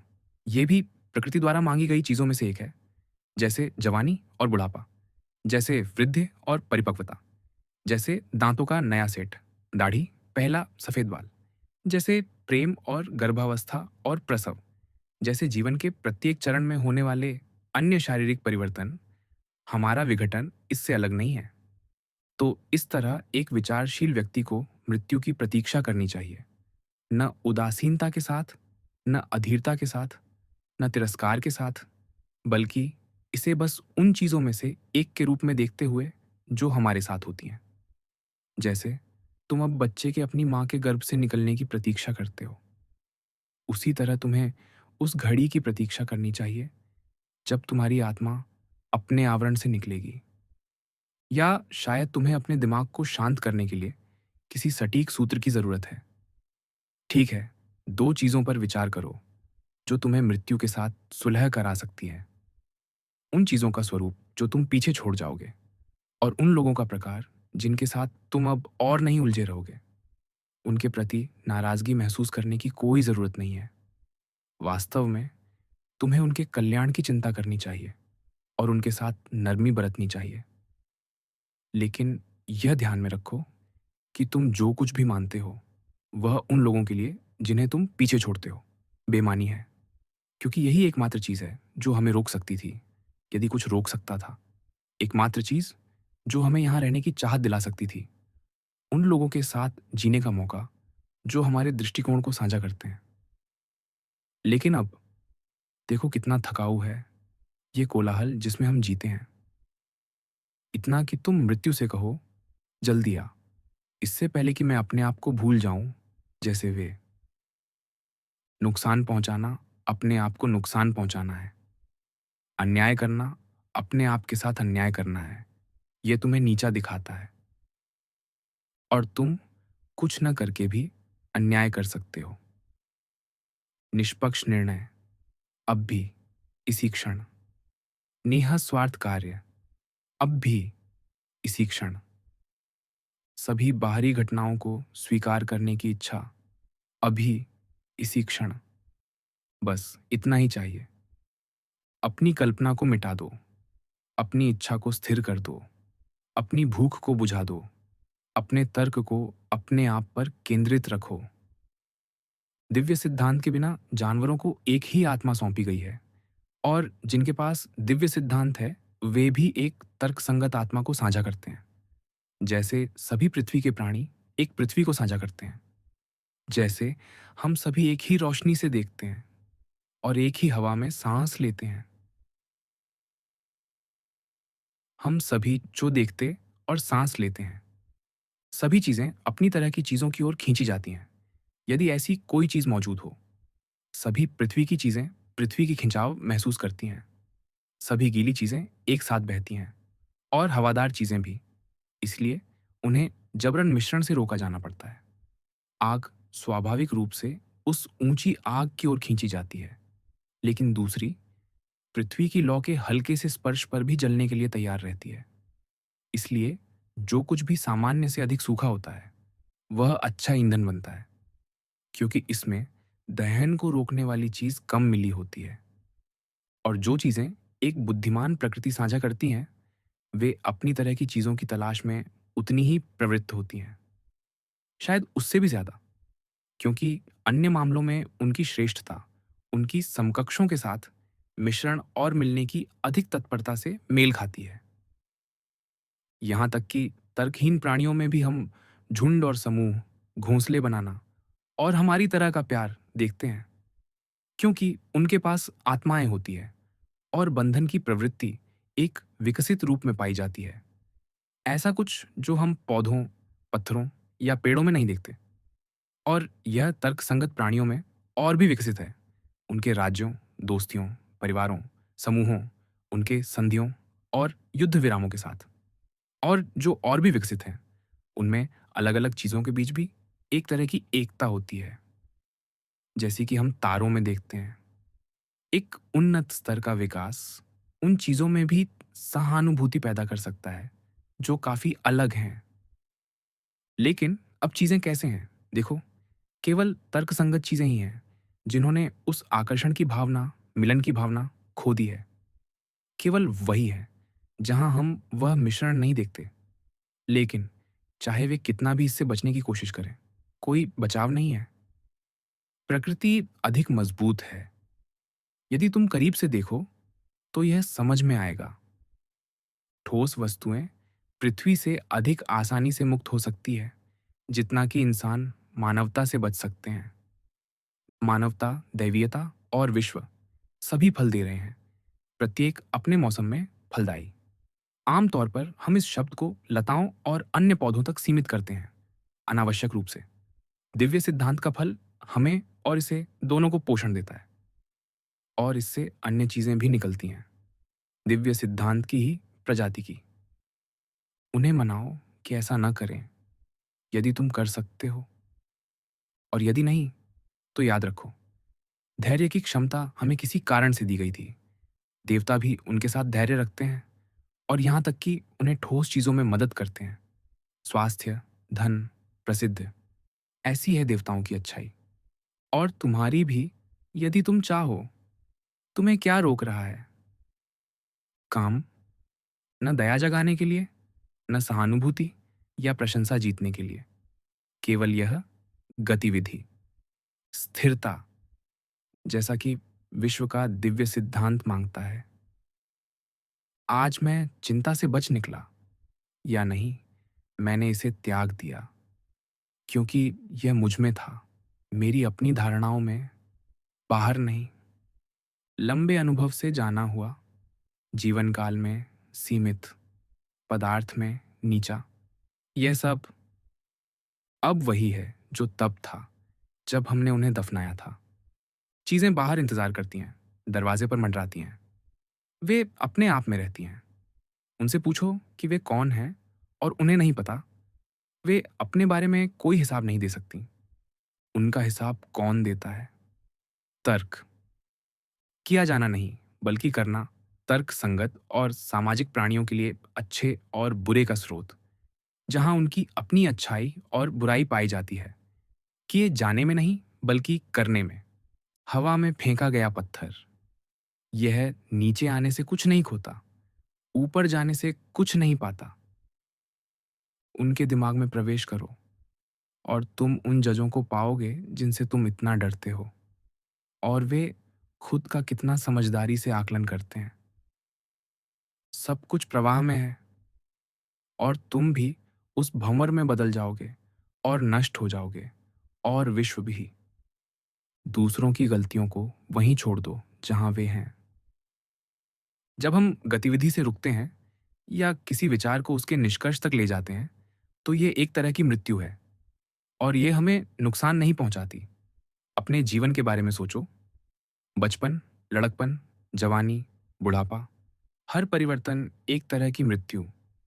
क्या वह इतना भयानक था? अपने दादा, अपनी माँ, अपने दत्तक पिता के साथ जीवन के बारे में सोचो।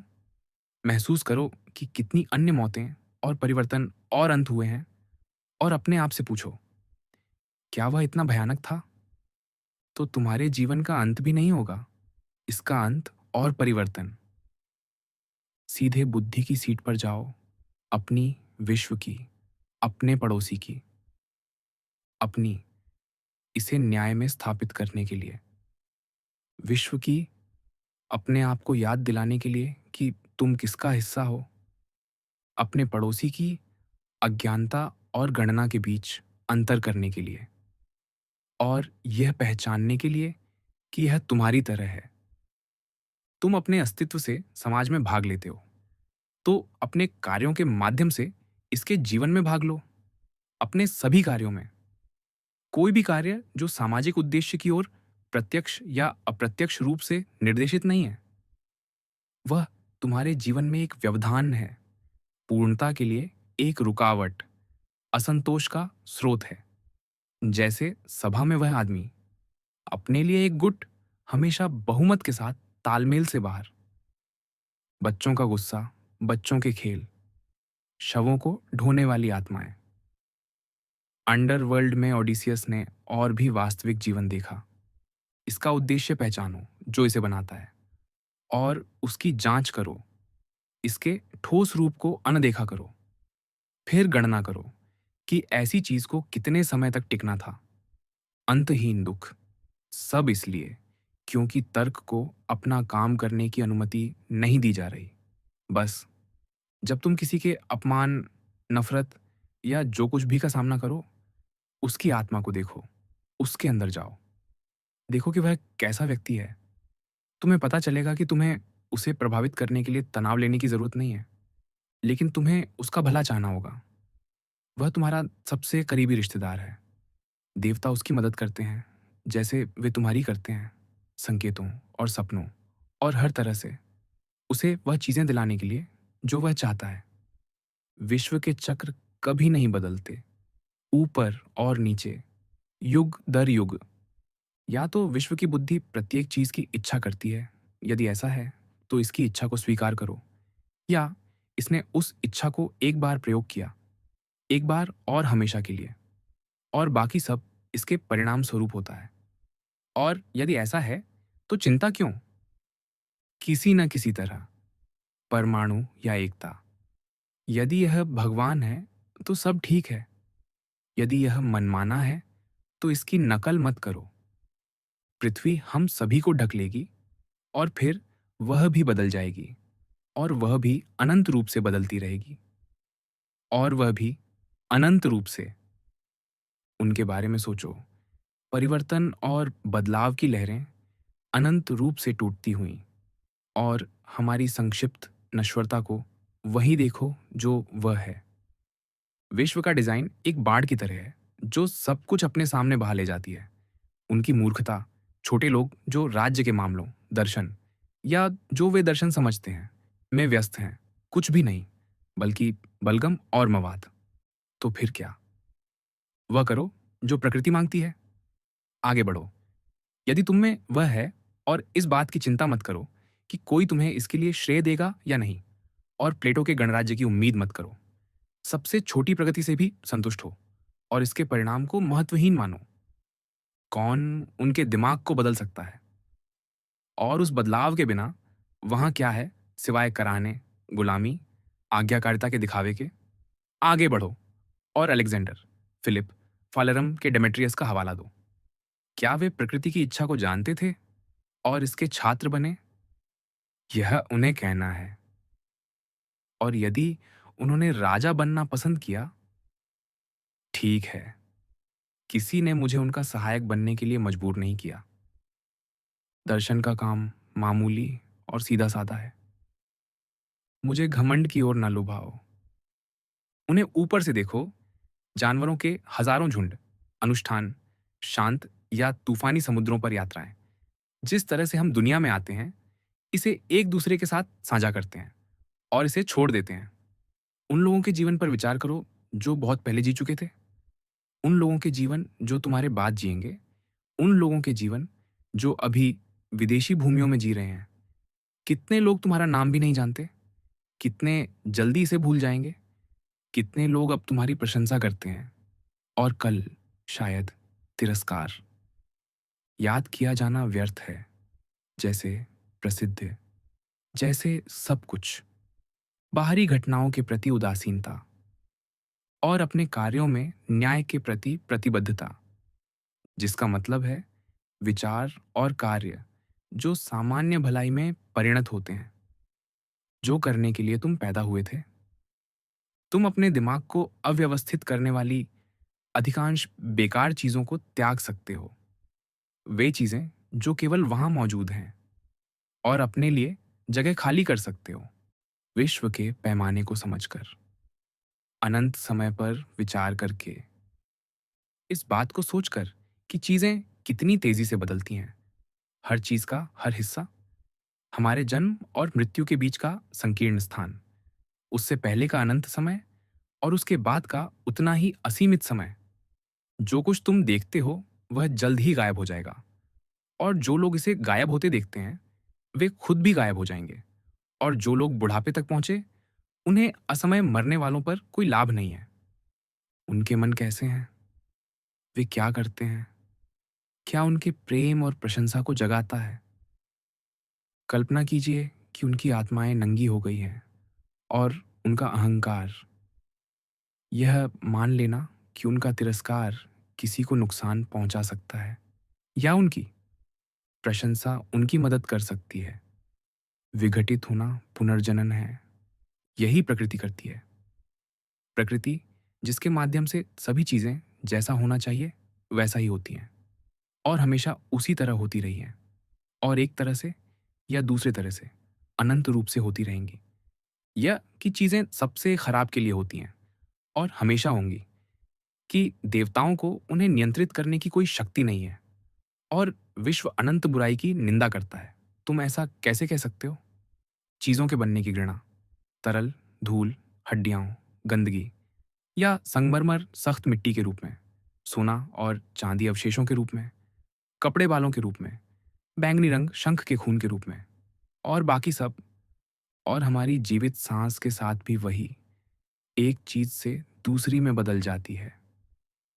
इस दयनीय शिकायती बंदर जीवन से काफी है। क्या बात है? क्या इसमें से कुछ नया है? तुम्हें क्या आश्चर्यजनक लगता है? उद्देश्य? इसे देखो। सामग्री? उसे देखो। बस यही है। और देवता? ठीक है, तुम और सरल नरम हो सकते हो अभी भी, 100 साल या 3, कोई फर्क नहीं। यदि उन्होंने तुम्हें चोट पहुंचाई है तो वे ही हैं जो इसके लिए पीड़ित हैं। लेकिन क्या उन्होंने? या तो सभी चीजें एक बुद्धिमान स्रोत से निकलती हैं और एक एकल शरीर बनाती है, और हिस्से को पूरे के कार्यों को स्वीकार करना चाहिए। या केवल परमाणु हैं जो हमेशा के लिए जुड़ते और टूटते हैं, और कुछ और नहीं। तो चिंता क्यों? अपने तर्क से कहो, क्या तुम मर गए? क्षतिग्रस्त, क्रूर, बेईमान? क्या तुम झुंड में से एक हो, या चर रहे हो जैसे एक? या तो देवताओं के पास शक्ति है या नहीं? यदि नहीं है, तो प्रार्थना क्यों? यदि है, तो चीज़ों के होने या ना होने के लिए प्रार्थना करने के बजाय कुछ और के लिए प्रार्थना क्यों नहीं? डर न महसूस करने के लिए प्रार्थना करो, या इच्छा या दुख। यदि देवता कुछ भी कर सकते हैं, तो वे निश्चित रूप से हमारे लिए ऐसा कर सकते हैं। लेकिन ये वे चीज़ें हैं जो देवताओं ने मेरे ऊपर छोड़ दी हैं। तो क्या यह बेहतर नहीं है कि जो तुम्हारे ऊपर है उसे करो, एक स्वतंत्र व्यक्ति की तरह, बजाय इसके कि जो नहीं है उससे निष्क्रिय रूप से नियंत्रित हो, जैसे गुलाम या भिखारी? और तुम्हें क्या लगता है कि देवता हमारी परवाह नहीं करते? इस तरह प्रार्थना शुरू करो और तुम देखोगे, उसके साथ सोने का कोई तरीका नहीं, बल्कि चाहना बंद करने का तरीका। उसे हटाने का कोई तरीका नहीं, बल्कि कोशिश करना बंद करने का तरीका। मेरे बच्चे को बचाने का कोई तरीका नहीं, बल्कि डर खोने का तरीका। अपनी प्रार्थनाओं को इस तरह मोड़ो और देखो क्या होता है। एपिकुरस, मेरी बीमारी के दौरान मेरी बातचीत मेरी शारीरिक स्थिति के बारे में नहीं थी। मैंने अपने आगंतुकों का समय ऐसी चीज़ों पर बर्बाद नहीं किया, बल्कि दर्शन पर डिस्कस करता रहा, और विशेष रूप से एक बिंदु पर ध्यान केंद्रित किया। तर्क शरीर की संवेदनाओं में कैसे भाग ले सकता है और फिर भी अपनी शांति बनाए रखता है और अपनी भलाई पर ध्यान देता है। न ही मैंने अपने डॉक्टरों को बड़े बड़े लोगों की तरह इठलाने दिया। मैं अपना जीवन वैसे ही जीता रहा जैसा इसे जीना चाहिए। उसी तरह, बीमारी में या किसी अन्य स्थिति में, दर्शन को कभी न छोड़ना, चाहे कुछ भी हो। सनकी और अज्ञानियों के साथ शब्दों की जंग में न पड़ना, किसी भी दार्शनिक के लिए अच्छे नियम। उस पर ध्यान दो जो तुम कर रहे हो, और तुम इसे किसके साथ कर रहे हो। जब तुम किसी और की बेशर्मी का सामना करो, अपने आप से पूछो, क्या बेशर्मी के बिना दुनिया संभव है? नहीं। तो असंभव की मांग मत करो। दुनिया में बेशर्म लोग होने ही चाहिए। यह उनमें से एक है। वही किसी दुष्ट या अविश्वसनीय व्यक्ति या किसी अन्य दोष वाले व्यक्ति के लिए। यह याद रखना कि पूरी श्रेणी का अस्तित्व होना ही चाहिए। तुम्हें इसके सदस्यों के प्रति अधिक सहनशील बनाएगा। एक और उपयोगी बिंदु ध्यान में रखने के लिए, प्रकृति ने हमें उस दोष का मुकाबला करने के लिए कौन से गुण दिए हैं? दयालुता के खिलाफ उपाय के रूप में इसने हमें दया दी, और अन्य गुण, अन्य खामियों को संतुलित करने के लिए। और जब दूसरे भटक जाए, तो तुम हमेशा उन्हें सही करने की कोशिश कर सकते हो, क्योंकि हर गलत करने वाला कुछ गलत कर रहा है, कुछ गलत तरीके से कर रहा है। और यह तुम्हें कैसे चोट पहुंचाता है? तुम पाओगे कि जिन लोगों के बारे में तुम परेशान हो, उनमें से किसी ने भी ऐसा कुछ नहीं किया जो तुम्हारे तर्क को नुकसान पहुंचा सके। लेकिन यही नुकसान या चोट का मतलब हो सकता है। हाँ, असभ्य लोग असभ्य चीजें करते हैं। इसमें क्या अजीब यान सुना है? क्या तुम्हें अपने आप को दोष नहीं देना चाहिए, ये अनुमान न लगाने के लिए कि वे ऐसा व्यवहार करेंगे? दिव्य सिद्धांत ने तुम्हें यह देखने के साधन दिए थे कि एक निश्चित व्यक्ति एक निश्चित तरीके से कार्य करेगा, लेकिन तुमने ध्यान नहीं दिया, और अब तुम हैरान हो कि उसने ऐसा कर दिया। तो जब तुम किसी को अविश्वसनीय या कृतघ्न कहते हो, तो दोष अपने आप पर मोड़ो। ये तुमने गलत किया, ये मानकर कि उन गुणों वाला कोई व्यक्ति तुम्हारा भरोसा डिजर्व करता है, या उन्हें एक उपकार करके और बदले में कुछ की उम्मीद करके, बजाय इसके कि कार्य में ही अपने इनाम की तलाश करो। किसी की मदद करने से तुम्हें और क्या उम्मीद थी? क्या ये काफी नहीं कि तुमने वो किया जो तुम्हारी प्रकृति मांगती है? तुम इसके लिए वेतन भी चाहते हो, जैसे कि तुम्हारी आंखें देखने के लिए इनाम की उम्मीद करती हो, या तुम्हारे पैर चलने के लिए। वे इसके लिए बनाए गए थे, जो वे करने के लिए डिजाइन किए गए थे, उसे करके वे अपने कार्य को पूरा कर रहे हैं, जबकि इंसान दूसरों की मदद करने के लिए बनाए गए थे। और जब हम दूसरों की मदद करते हैं या उन्हें कुछ करने में मदद करते हैं, तो हम वही कर रहे हैं जिसके लिए हम डिजाइन किए गए थे। हम अपने कार्य को पूरा करते हैं। किताब 10। मेरी आत्मा से। क्या तुम कभी सच्ची अच्छाई प्राप्त करोगी? कभी सादगी, पूर्णता और नग्नता, उतनी ही स्पष्ट जितना तुम्हें समेटने वाला शरीर? क्या तुम्हें कभी पता चलेगा कि एक स्नेहपूर्ण और प्रेममय स्वभाव कैसा लगता है? क्या तुम कभी तृप्त होगे? कभी लोगों और चीजों के लिए लालच करना छोड़ दोगे? उनका आनंद लेने के लिए, या उन्हें आनंद लेने के लिए और समय के लिए, या किसी दूसरी जगह या देश के लिए, बेहतर जलवायु, या उन लोगों के लिए जो साथ में रहना आसान हो, और इसके बजाय जो तुम्हारे पास है उससे संतुष्ट हो और वर्तमान को उसके पूरे रूप में स्वीकार करो, और अपने आप को यह यकीन दिलाओ कि सब कुछ देवताओं का उपहार है, कि चीजें अच्छी हैं और हमेशा रहेंगी, चाहे वे जो भी फैसला करें, और उस पूर्ण इकाई, अच्छे, न्यायपूर्ण और सुंदर के संरक्षण के लिए जो कुछ भी उनके पास है, जो सभी चीजों को बनाता है, जोड़ता और गले लगाता है, और उनके बिखरे हुए हिस्सों को एकत्र करता है, ताकि उनके जैसे और बनाए जा सकें। क्या तुम कभी देवताओं और मनुष्यों के साथ सहनागरिक के रूप में खड़े होंगे, किसी को दोष न देते हुए, किसी की निंदा के लायक न बनते हुए? इस पर ध्यान दो कि प्रकृति क्या मांगती है, जैसे कि तुम केवल उसी से शासित हो। फिर वही करो और इसे स्वीकार करो, जब तक कि तुम्हारी प्रकृति एक जीवित प्राणी के रूप में इससे नीचा ना हो जाए। फिर इस पर ध्यान दो कि वह प्रकृति क्या मांगती है, और उसे भी स्वीकार करो, जब तक कि तुम्हारी प्रकृति एक तर्कसंगत प्राणी के रूप में इससे नीचा ना हो जाए। और बेशक, तर्कसंगत का मतलब नागरिक भी है। इन दिशा निर्देशों का पालन करो, और किसी और चीज पर समय बर्बाद मत करो। जो कुछ भी होता है वह या तो सहनीय है या नहीं। यदि यह सहनीय है तो इसे सहन करो, शिकायत करना बंद करो। यदि यह असहनीय है तो शिकायत करना बंद करो। तुम्हारा विनाश इसका अंत भी होगा। बस याद रखो, तुम कुछ भी सह सकते हो जिसे तुम्हारा तर्क सहनीय बना सकता है, इसे अपने हित में मानकर, तुम्हारे हित में या तुम्हारी प्रकृति में। यदि उन्होंने गलती की है तो उन्हें नरमी से सुधारो और दिखाओ कि वे कहाँ गलत हुए।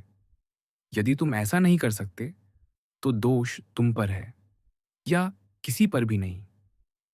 तुम्हारे साथ जो कुछ भी होता है वह प्रारंभ से होने की प्रतीक्षा में था। भाग्य की उलझी हुई डोरियों ने दोनों को एक साथ बुना। तुम्हारा अपना अस्तित्व और तुम्हारे साथ होने वाली चीजें, चाहे परमाणु हो या प्रकृति, सबसे पहले यह कहा जाना चाहिए, मैं उस विश्व का हिस्सा हूं जो प्रकृति द्वारा नियंत्रित है। दूसरा, मेरा अन्य समान हिस्सों के साथ रिश्ता है, और इसे ध्यान में रखते हुए मेरे पास एक हिस्से के रूप में इस बात की शिकायत करने का कोई अधिकार नहीं है कि पूर्ण मुझे क्या सौंपता है, क्योंकि जो पूर्ण को लाभ पहुंचाता है वह हिस्सों को नुकसान नहीं पहुंचा सकता, और पूर्ण ऐसा कुछ भी नहीं करता जो उसे लाभ न दे। यह सभी प्रकृतियों में साझा गुण है, लेकिन विश्व की प्रकृति एक दूसरे गुण से परिभाषित होती है। कोई बाहरी शक्ति इसे स्वयं को नुकसान पहुंचाने के लिए मजबूर नहीं कर सकती। तो पूर्ण, जिसका मैं हिस्सा हूं, उसे ध्यान में रखकर मैं जो कुछ भी होता है उसे स्वीकार करूंगा। और क्योंकि मेरा अन्य हिस्सों के साथ रिश्ता है, मैं कुछ भी स्वार्थी नहीं करूंगा, बल्कि उनका साथ देने का लक्ष्य रखूंगा। अपने हर कार्य को हम सभी के लाभ की ओर निर्देशित करूंगा, और जो इसके खिलाफ है उससे बचूंगा। यदि मैं ये सब करता हूँ, तो मेरा जीवन सुचारू रूप से चलना चाहिए, जैसा कि तुम एक नागरिक के जीवन की उम्मीद कर सकते हो, जिसके कार्य अपने सह नागरिकों की सेवा करते हैं और जो समुदाय के आदेश को गले लगाता है। पूर्ण प्रकृति द्वारा व्यक्तिगत हिस्सों से बना है, जिनका परिवर्तन अपरिहार्य है। परिवर्तन यहाँ विनाश का अर्थ है। यदि यह प्रक्रिया हिस्सों के लिए हानिकारक और अपरिहार्य है, तो यह देखना मुश्किल है कि पूर्ण कैसे सुचारू रूप से चल सकता है। इसके हिस्से एक अवस्था से दूसरी में जाते हुए सभी अलग-अलग तरीकों से नष्ट होने के लिए बनाए गए। क्या प्रकृति अपने ही घटकों को नुकसान पहुंचाने के लिए निकलती है और उन्हें इसके प्रति संवेदनशील बनाती है, बल्कि इसके लिए नियत करती है? या वह इस बात से अनजान है कि क्या हो रहा है? दोनों ही बहुत विश्वसनीय नहीं लगते। लेकिन मान लो हम प्रकृति को खारिज कर देते हैं और इन चीजों को अंतर्निहित गुणों के माध्यम से समझाते हैं। फिर भी यह कहना बेतुका होगा कि विश्व की व्यक्तिगत चीजें स्वाभाविक रूप से परिवर्तन की ओर प्रवृत्त होती है, और साथ ही साथ इस पर आश्चर्य करना या शिकायत करना, इस आधार पर कि यह प्रकृति के खिलाफ हो रहा है, और सबसे कम तब जब चीजें उसी अवस्था में लौटती हैं जहां से वे आई थीं। क्योंकि हमारे तत्व या तो बस बिखर जाते हैं या एक तरह के गुरुत्वाकर्षण के अधीन होते हैं। ठोस हिस्से पृथ्वी की ओर खींचे जाते हैं और जो इथेरियल है वह हवा में खींचा जाता है, जब तक कि वे सार्वभौमिक दिव्य सिद्धांत में अवशोषित नहीं हो जाते, जो समय समय पर प्रज्वलन के अधीन है या निरंतर परिवर्तन के माध्यम से नवीकृत होता है। और यह भी न सोचो कि वे तत्व, ठोस और ईथरियल, हमारे जन्म से हमारे साथ हैं। उनकी आमद कल हुई थी या परसों। हमने जो खाना खाया, जो हवा सांसी, और यही बदलता है। वह व्यक्ति नहीं जिसे तुम्हारी माँ ने जन्म दिया। लेकिन यदि तुम अपनी व्यक्तिगतता की भावना के माध्यम से इससे अटूट रूप से जुड़े हो, यहाँ हम उसकी बात नहीं कर रहे। अपने लिए विशेषण: ईमानदार, विनम्र, स्पष्टवादी, समझदार, सहकारी, निःस्वार्थ। इन्हें दूसरों के लिए बदलने की कोशिश मत करो, और यदि तुम्हें इन्हें खोना पड़े तो इन्हें वापस लाने की कोशिश करो। ध्यान रखो कि समझदारी का मतलब है चीजों को, प्रत्येक व्यक्तिगत चीज को उनके वास्तविक रूप में समझना और सूत्र को न खोना।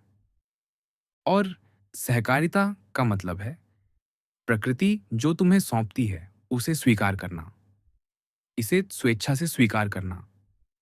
और निःस्वार्थता का मतलब है कि तर्क को मांस की हलचल से ऊपर उठना चाहिए, खुरदुरा और चिकना दोनों, प्रसिद्ध से ऊपर, मृत्यु से ऊपर, और ऐसी हर चीज से। यदि तुम इन विशेषणों पर अपनी पकड़ बनाए रखते हो, बिना इसकी परवाह किए कि दूसरे उन्हें तुम पर लागू करते हैं या नहीं, तुम एक नया व्यक्ति बन जाओगे, एक नया जीवन जीने लगोगे। वही व्यक्ति बने रहना जो तुम रहे हो, उसी जीवन से कुचले और नीचा दिखाए जाने, ये समझदारी की कमी है और जीवन से बहुत ज्यादा लगाव है। जैसे खेलों में वे जानवरों के लड़ाके, आधे फटे हुए, खून और गंदगी से लथपथ, और फिर भी कल तक रुके रहने की गुहार करते हुए फिर से कांटे और नोचे जाने के लिए। तो इन मुट्ठी भर विशेषणों को अपने मार्गदर्शक बनाकर नाव खे, और यदि हो सके तो स्थिर रास्ते पर चल, जैसे कोई प्रवासी धन्य द्वीपों की ओर। और यदि तुम्हें लगे कि तुम बह रहे हो, जैसे कि तुमने नियंत्रण खो दिया है, तो सबसे अच्छी उम्मीद करो और कहीं रुको जहां तुम इसे फिर से हासिल कर सको। या जीवन को पूरी तरह छोड़ दो, गुस्से में नहीं, बल्कि सादगी से, स्पष्ट रूप से, बिना घमंड के, यह जानते हुए कि तुमने अपने जीवन के साथ कम से कम इतना तो किया। और जैसे तुम इन विशेषणों को ध्यान में रखने की कोशिश करते हो, यह तुम्हें बहुत मदद करेगा यदि तुम देवताओं को भी ध्यान में रखो। वे चापलूसी नहीं चाहते, बल्कि यह कि तर्कसंगत चीजें उनकी तरह हों, कि अंजीर वही करें जो अंजीर को करना चाहिए, और कुत्ते और मधुमक्खियां और लोग नाटकीयता युद्ध और उलझन, आलस्य और दास्ता। हर दिन वे तुम्हारे उन पवित्र सिद्धांतों को मिटा देते हैं जिनके बारे में तुम बिना सोचे समझे दिवा स्वप्न देखते हो या बस उन्हें फिसलने देते हो। तुम्हारे कार्यों और धारणाओं का लक्ष्य होना चाहिए व्यावहारिक उद्देश्यों को पूरा करना, विचार का अभ्यास करना, समझ पर आधारित आत्मविश्वास बनाए रखना। एक सादा आत्मविश्वास, स्पष्ट रूप से छिपा हुआ। तुम कब अपने आप को सादगी का आनंद लेने दोगे? गंभीरता या व्यक्तिगत चीजों को समझने, उनकी प्रकृति और पदार्थ, विश्व में उनकी जगह, उनकी आयु, उनकी रचना, कौन उन्हें रख सकता है, किसके पास देने और लेने का अधिकार है? मकड़ियाँ, मक्खियाँ पकड़ने पर गर्व करती हैं। लोग खरगोश, जाल में मछलियाँ, जंगली सुअर, भालू, सरमाटियनों को पकड़ने पर। अपराधी मनोविज्ञान, वे सब एक दूसरे में कैसे बदल जाते हैं, इसे देखने की क्षमता हासिल करो। इसे लगातार लागू करो। इसका उपयोग अपने प्रशिक्षण के लिए करो। आध्यात्मिक विकास के लिए इससे बढ़कर कुछ नहीं है। उसने अपने शरीर को उतार फेंका है और यह महसूस करते हुए कि जल्द ही उसे मानवता को छोड़ना होगा और यह सब पीछे छोड़ना होगा। उसने अपने आप को अपने सभी कार्यों में न्याय की सेवा करने और जो कुछ भी होता है उसमें प्रकृति के लिए समर्पित कर दिया है। लोग उसके बारे में क्या कहते हैं या सोचते हैं या उसके साथ कैसा व्यवहार करते हैं, यह उसे परेशान नहीं करता। केवल ये दो सवाल: क्या वह जो कर रहा है वह करने लायक सही चीज है? क्या वह जो उसे सौंपा गया है उसे स्वीकार और स्वागत करता है? उसने बाकी सभी व्यवसायों, सभी अन्य कार्यों को उतार फेंका है। वह केवल सीधे रास्ते पर चलना चाहता है, कानून के रास्ते, भगवान तक। इतना अनुमान क्यों? तुम देख सकते हो कि क्या करना है। यदि तुम रास्ता देख सकते हो तो उसका अनुसरण करो, खुशी से, बिना पीछे मुड़े। यदि नहीं तो रुको और सबसे अच्छी सलाह लो जो तुम ले सकते हो। यदि कुछ रास्ते में आता है तो आगे बढ़ो। जो तुम्हारे पास है उसका अच्छा उपयोग करते हुए जो सही लगता है उससे चिपके रहो। हासिल करने का सबसे अच्छा लक्ष्य, और जिसे हम तब छोड़ देते हैं जब हम असफल होते हैं। सभी चीजों में दिव्य सिद्धांत का अनुसरण करना एक साथ आराम और ऊर्जा, खुशी और गंभीरता है।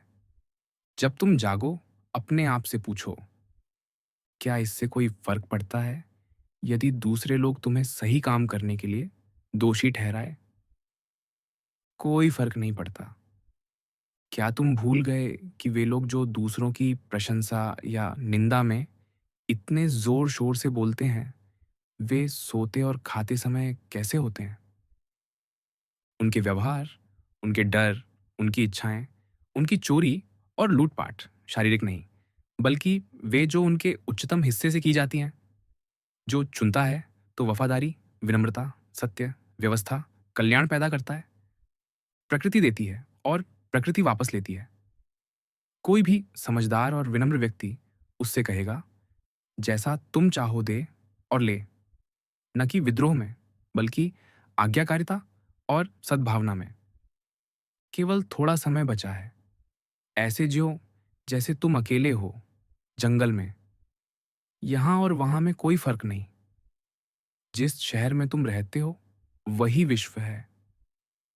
लोगों को किसी को स्वाभाविक रूप से जीते हुए देखने दो और समझने दो कि इसका क्या मतलब है। यदि वे इसे बर्दाश्त नहीं कर सकते तो उन्हें तुम्हें मारने दो। इस तरह जीने से बेहतर अच्छे इंसान के बारे में बात करना बंद करो और बस एक बन जाओ। हमेशा समय और स्थान की निरंतर जागरूकता रखो। हमारे आसपास की चीजों के आकार और आयु की। अनंत अंतरिक्ष में एक अंगूर का बीज, अनंत काल के मुकाबले कॉर्कस्क्रू का आधा मोड़। यह ध्यान में रखो कि जो कुछ भी मौजूद है वह पहले से ही किनारों पर घिस रहा है और परिवर्तन में है, विखंडन और सड़न के अधीन। या कि सब कुछ मरने के लिए पैदा हुआ था। वे खाते, सोते, संभोग करते, मलत्याग करते और बाकी सब कुछ करते समय कैसे व्यवहार करते हैं? फिर जब वे आदेश देते हैं और उल्लास करते हैं, या क्रोधित होते हैं और ऊपर से गर्जना करते हैं। और फिर भी बस उन चीज़ों पर विचार करो जिनके आगे उन्होंने अभी-अभी समर्पण किया था, और उसके कारण, और वे चीज़ें जिनके आगे वे जल्द ही फिर से समर्पण करेंगे। हम में से प्रत्येक को प्रकृति जो देती है, हमें उसकी ज़रूरत है। जब प्रकृति उसे देती है, पृथ्वी बारिश की लालसा जानती है, आकाश लालसा जानता है, और विश्व उसकी लालसा रखता है जो होने वाला है। मैं उससे कहता हूँ, मैं तुम्हारी लालसा साझा करता हूँ। और क्या हम होने की ओर झुका हुआ से यही मतलब नहीं रखते? संभावनाएं, जीते रहना, तुम्हें अब तक इसकी आदत हो जानी चाहिए थी। इसे खत्म करना, यह तुम्हारा चयन था आखिरकार। मर जाना, अपने दायित्वों को पूरा करने के बाद, यही एकमात्र विकल्प है। आशावाद का कारण, हमेशा अपने सामने रखो कि यह किसी खाली मैदान से अलग नहीं है, और इसमें मौजूद चीजें वही हैं जो पहाड़ की चोटी पर, समुद्र तट पर, कहीं भी। प्लेटो इसका सार पकड़ता है। पहाड़ों में भेड़ों का बाड़ा बनाना और बकरियों या भेड़ों का दूध निकालना। मेरा तर्क ये क्या है? मैं इसका क्या बना रहा हूं? मैं इसका उपयोग किस लिए कर रहा हूं? क्या यह विचारों से खाली है, अलग थलग और अपने आसपास वालों से कटा हुआ, मांस में पिघल गया और इसके साथ मिल गया, ताकि यह इसकी उत्तेजनाओं को साझा करे? जब कोई गुलाम अपने मालिक से भाग जाता है, तो हम उसे भगोड़ा गुलाम कहते हैं। लेकिन प्रकृति का नियम भी एक मालिक है, और इसका उल्लंघन करना भगोड़ा बनना है। दुख, गुस्सा या डर महसूस करना, उस चीज से भागने की कोशिश करना है जो सभी चीजों के शासक द्वारा अब अतीत में या भविष्य में निर्धारित की गई है। और वह शासक नियम है जो यह नियंत्रित करता है कि हम में से प्रत्येक के साथ क्या होता है। दुख, गुस्सा या डर महसूस करना भगोड़ा बनना है, न्याय से भगोड़ा। वह अपना वीर्य जमा करता है और चला जाता है, और फिर एक ऐसी शक्ति जो उसकी नहीं है उसे लेती है और काम शुरू करती है और एक बच्चा बनाती है। यह उससे, या वह अपने गले में खाना डालता है, और फिर एक ऐसी शक्ति जो उसकी नहीं है उसे लेती है और संवेदनाएं, इच्छाएं, दैनिक जीवन, शारीरिक ताकत और इतना कुछ और पैदा करती है। इन चीजों को चुपके से होते हुए देखना, और उस शक्ति को देखना जो उन्हें चलाती है, आंखों से नहीं बल्कि उतना ही स्पष्ट रूप से। हमेशा यह ध्यान में रखो कि यह सब पहले भी हुआ है और फिर से होगा। वही कथानक, शुरू से अंत तक वही मंचन। उन्हें अपने दिमाग में प्रस्तुत करो जैसा कि तुम उन्हें अनुभव या इतिहास से जानते हो। हेड्रियन का दरबार, एंटोनिन्स का, फिलिप, अलेक्जेंडर, क्रॉयसस के दरबार, सब एक समान, केवल लोग अलग। जो लोग चोट और नाराजगी महसूस करते हैं, उन्हें उस सुअर की तरह चित्रित करो जो बलिदान के समय लात मारता और चीखता है। उस आदमी की तरह जो अपने बिस्तर में अकेला चुपके से उन जंजीरों पर रोता है जो हमें बांधती हैं। हर चीज को स्वीकार करना पड़ता है, लेकिन केवल तर्कसंगत प्राणी ही स्वेच्छा से ऐसा कर सकते हैं। जो कुछ भी तुम कर रहे हो, उसे एक पल के लिए रोक दो और अपने आप से पूछो, क्या मैं मृत्यु से डरता हूं क्योंकि मैं यह अब और नहीं कर पाऊंगा? जब लोगों के बुरे व्यवहार का सामना हो, तो पलटकर पूछो कि तुमने कब ऐसा व्यवहार किया? जब तुमने पैसे को अच्छा माना, या सुख को, या सामाजिक स्थिति को, तुम्हारा गुस्सा तुरंत शांत हो जाएगा जैसे ही तुम यह पहचान लोगे कि उन्होंने मजबूरी में काम किया। वे और क्या कर सकते थे? या उस मजबूरी को हटा दो यदि तुम कर सकते हो। जब तुम सैटिरॉन को देखो, तो सुकरातिकस या यूटिक्स या हाइमन देखो। जब तुम यूप्रेट्स को देखो, तो यूटिकियन या सिल्वानस देखो। एल्सीफ्रॉन के साथ ट्रोफियोफोरस देखो। जब तुम जेनोफॉन को देखो तो क्रीटो या सेवेरस देखो। जब तुम अपने आप को देखो तो किसी भी सम्राट को देखो। और बाकी सभी के साथ भी यही। फिर इसे अपने आप पर लागू करो। वे अब कहाँ हैं? कहीं नहीं, या जहाँ कहीं भी। इस तरह तुम मानव जीवन को वही देखोगे जो यह है, धुआं, कुछ भी नहीं। खासकर जब तुम याद करो कि एक बार चीजें बदल जाएं तो वे आने वाले अनंत वर्षों तक अस्तित्व में नहीं रहती। तो इतनी हलचल क्यों? अपने संक्षिप्त जीवन को सही ढंग से जीना, क्या यह काफी नहीं है? वह कच्चा माल जो आप खो रहे हैं, अवसर, यह सब प्रशिक्षण के अलावा और क्या है? अपने लोगों के लिए प्रशिक्षण, जीवन में सटीक और वैज्ञानिक रूप से अवलोकन। तो इस पर टिके रहो जब तक कि यह पूरी तरह से पच ना जाए। जैसे एक मजबूत पेट जो कुछ भी खाता है उसे पचा लेता है। जैसे एक धधकती आग जो कुछ भी तुम उस पर फेंको उसे ले लेती है और उसे रोशनी और लौ में बदल देती है।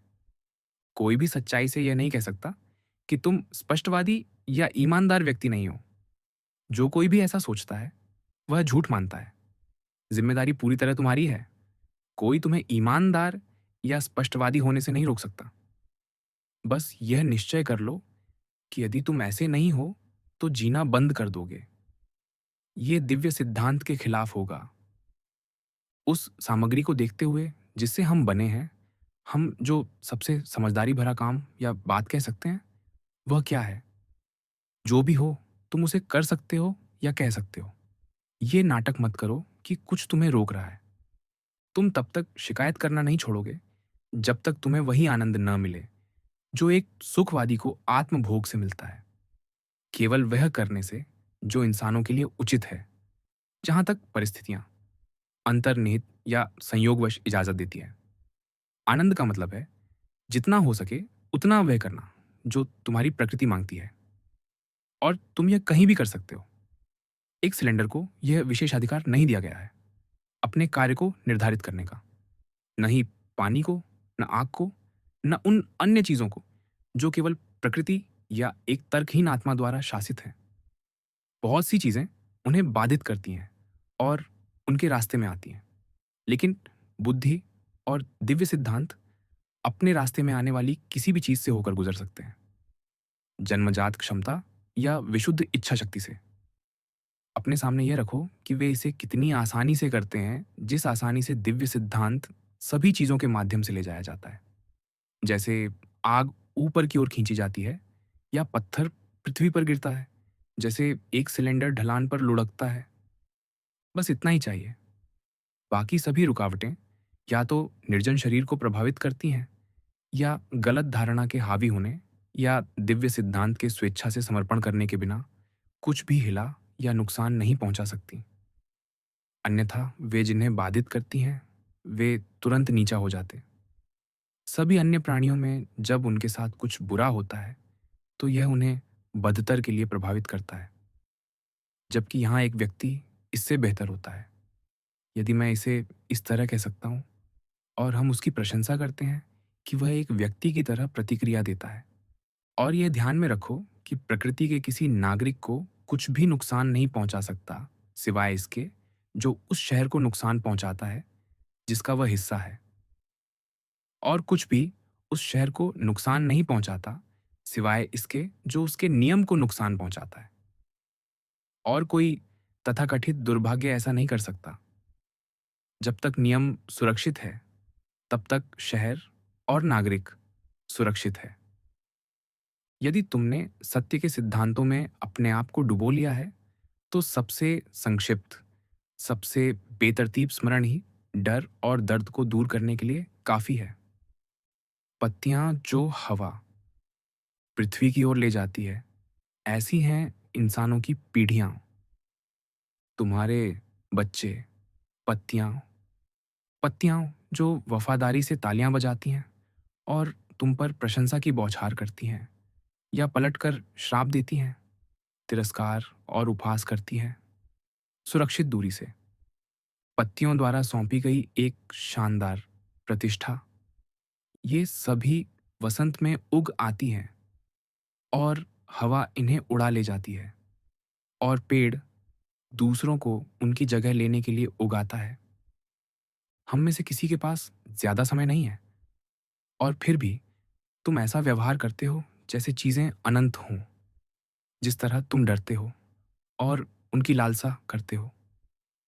जल्द ही अंधेरा, और जो कोई तुम्हें दफनाएगा वह भी अपनी बारी में शोक मनाएगा। स्वस्थ आंखों की एक जोड़ी को वह सब कुछ देखना चाहिए जो देखा जा सकता है, और यह नहीं कहना चाहिए नहीं, बहुत चमकीला, जो ऑप्थेल्मिया का लक्षण है। स्वस्थ सुनने या सूंघने की क्षमता को किसी भी ध्वनि या गंध के लिए तैयार रहना चाहिए। एक स्वस्थ पेट को सभी खाद्य पदार्थों के प्रति वही प्रतिक्रिया देनी चाहिए, जैसे एक चक्की उस चीज के प्रति जो वह पीसती है। इसी तरह एक स्वस्थ तर्क को हर चीज के लिए तैयार रहना चाहिए, जो यह कहता रहता है, क्या मेरे बच्चे ठीक हैं? या हर किसी को मुझसे सहमत होना चाहिए। वह उन आंखों की तरह है जो केवल हल्के रंगों को सह सकती है, या उन दांतों की तरह जो केवल नरम भोजन को संभाल सकते हैं। इससे कोई फर्क नहीं पड़ता कि तुमने कितना अच्छा जीवन जिया है। फिर भी बिस्तर के आसपास खड़े लोग होंगे जो इस दुखद घटना का स्वागत करेंगे, यहां तक कि बुद्धिमान और अच्छे लोगों के साथ भी। क्या कोई ऐसा नहीं होगा जो सोचेगा, आखिरकार उस पुराने स्कूल मास्टर से छुटकारा?